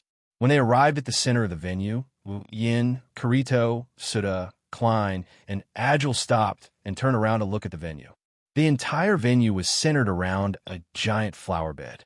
Wu Yin and the others stood in front of the flower bed and had a good view of the entire venue. In the front row, flower paths, either straight or twisted, surrounded the wedding venue, depicting beautiful patterns. As the wind blew, the petals danced in the air, rendering the venue like cherry blossoms, dazzling everyone. The colorful flowers emitted a faint fragrance. Everyone at the wedding venue had a satisfied look on their faces. Long tables covered with white tablecloths were arranged on the sides of the flower paths. Dishes of food, desserts, bottles of wine, and other beverages were arranged in an orderly manner. The invited players wandered around the tables, causing the food on the tables to gradually decrease. Congratulations, Yin Kuan. Congratulations, Mr. Wu Yan. Congratulations, congratulations. Wu Yan-san. The people who were still chatting with each other raised their cups and gave their blessings to Wu Yin when they saw the main character making his appearance. Wu Yin smiled, and the nervousness in his heart disappeared without a trace. He raised his cup and thanked them as well. His actions revealed a sense of rationality and elegance. His expression was natural. Wu Yin, Kirito, Suda, Klein, and Agile looked at each other. Wasn't he nervous before? Klein rubbed his head, and he looked at Wu Yin with an odd look. Why did he suddenly become a different person? Some people are like this, Suda said indifferently. They're so nervous before they go on stage, but once they're on stage, they're able to handle it with ease. It seems like Yin is born to be a big character. Agile nodded and patted Kirito, who was sweating profusely, and said, There's also a type of person who is very calm before going on stage. But a guy who reveals his true colors the moment he enters the arena. This kind of person only knows how to talk big. Kirito glanced at Agile. Just as he was about to say something, a group of people surrounded them. Guild leader Suda, I didn't expect you to come. Guild leader Klein, long time no see, yo, Agile. Did you find anything good recently? In the blink of an eye, Suda, Klein, Agile, and the others were surrounded by their friends and acquaintances. Only Kirito, who had always been alone and had very few connections, was left standing on the side, looking at the three people who abandoned him.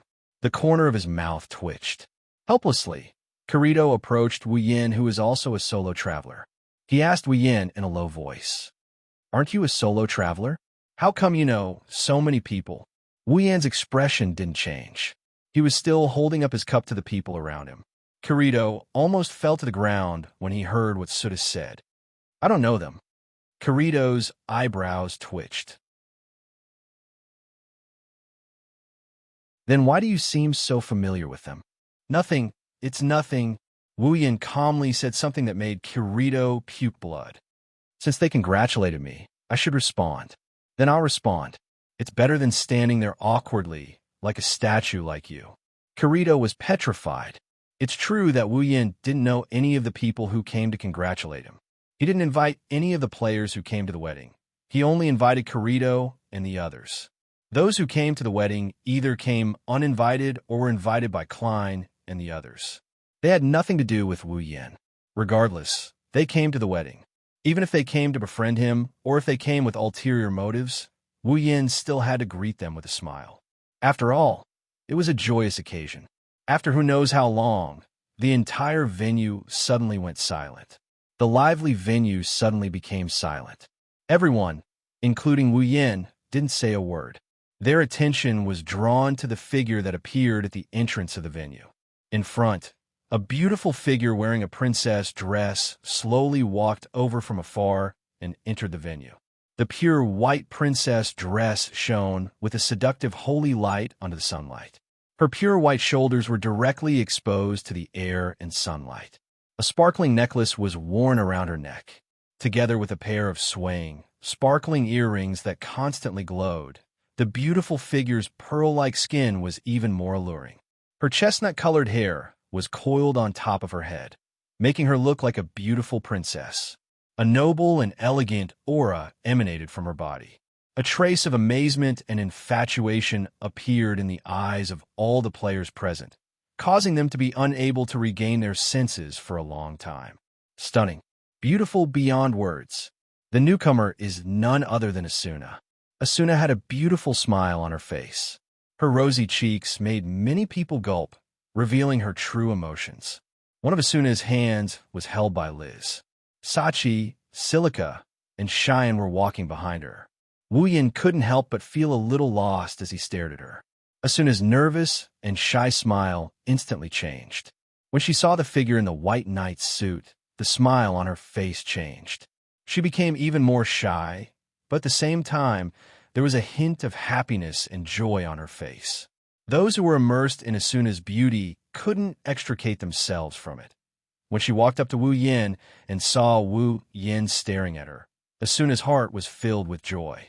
But at the same time, her cheeks puffed up. "How long do you want to stare at me?" Asuna's words woke Wu Yin up from his daze. Wu Yin awkwardly scratched his face and shook his head helplessly. "Who told you to be so charming today?" Asuna turned her head away as if she's angry. But anyone with a discerning eye can see the joy in her eyes. A woman will doll herself up for her confidant, especially when that person is the one she loves. Liz grinned and patted Wu Yan's chest. "How is it? Are you stunned? Don't you feel like you've earned something?" "Yes, I don't think so," Wu Yan mumbled. "I do feel proud." Kirito, Liz, and the others were startled for a moment before they all smiled. "You're right," Sachi giggled. "Anyone would feel proud to be able to marry such a beautiful girl. Even Oni-san." Sachi then looked at the crowd and attracted everyone's attention. Everyone saw that the people who were stunned and infatuated with Asuna are now looking at Wu Yan. But this time, they're not stunned or infatuated. They're envious and jealous. Even the people who were blocked by moonlit black cats and Furin-Kazan could hear the commotion. It was easy to imagine how excited Asuna's loyal fans would be to see her in someone else's arms. "Here, for you." Liz pursed her lips. She handed Asuna's hand over to Wu Yan with a serious look on her face. "I've given you your bride in one piece. You can't let her down." Asuna looked at Wu Yan. Wu Yan smiled at her and held her hand. "Now that I've taken Asuna's hand, I won't let it go for the rest of my life, even if I have to return to the real world." Asuna's eyes glowed with a strange light. Her gaze became softer and softer until it became as soft as the surface of a lake. You're tuning into the Romance Rendezvous YouTube channel. We're so grateful for your support, and don't forget to subscribe to join us on this incredible journey through captivating stories. Your generosity through donations truly makes a world of difference, as it's the primary source of revenue that allows me to expand and enhance this channel for you. Thank you from the bottom of my heart for being a part of this adventure.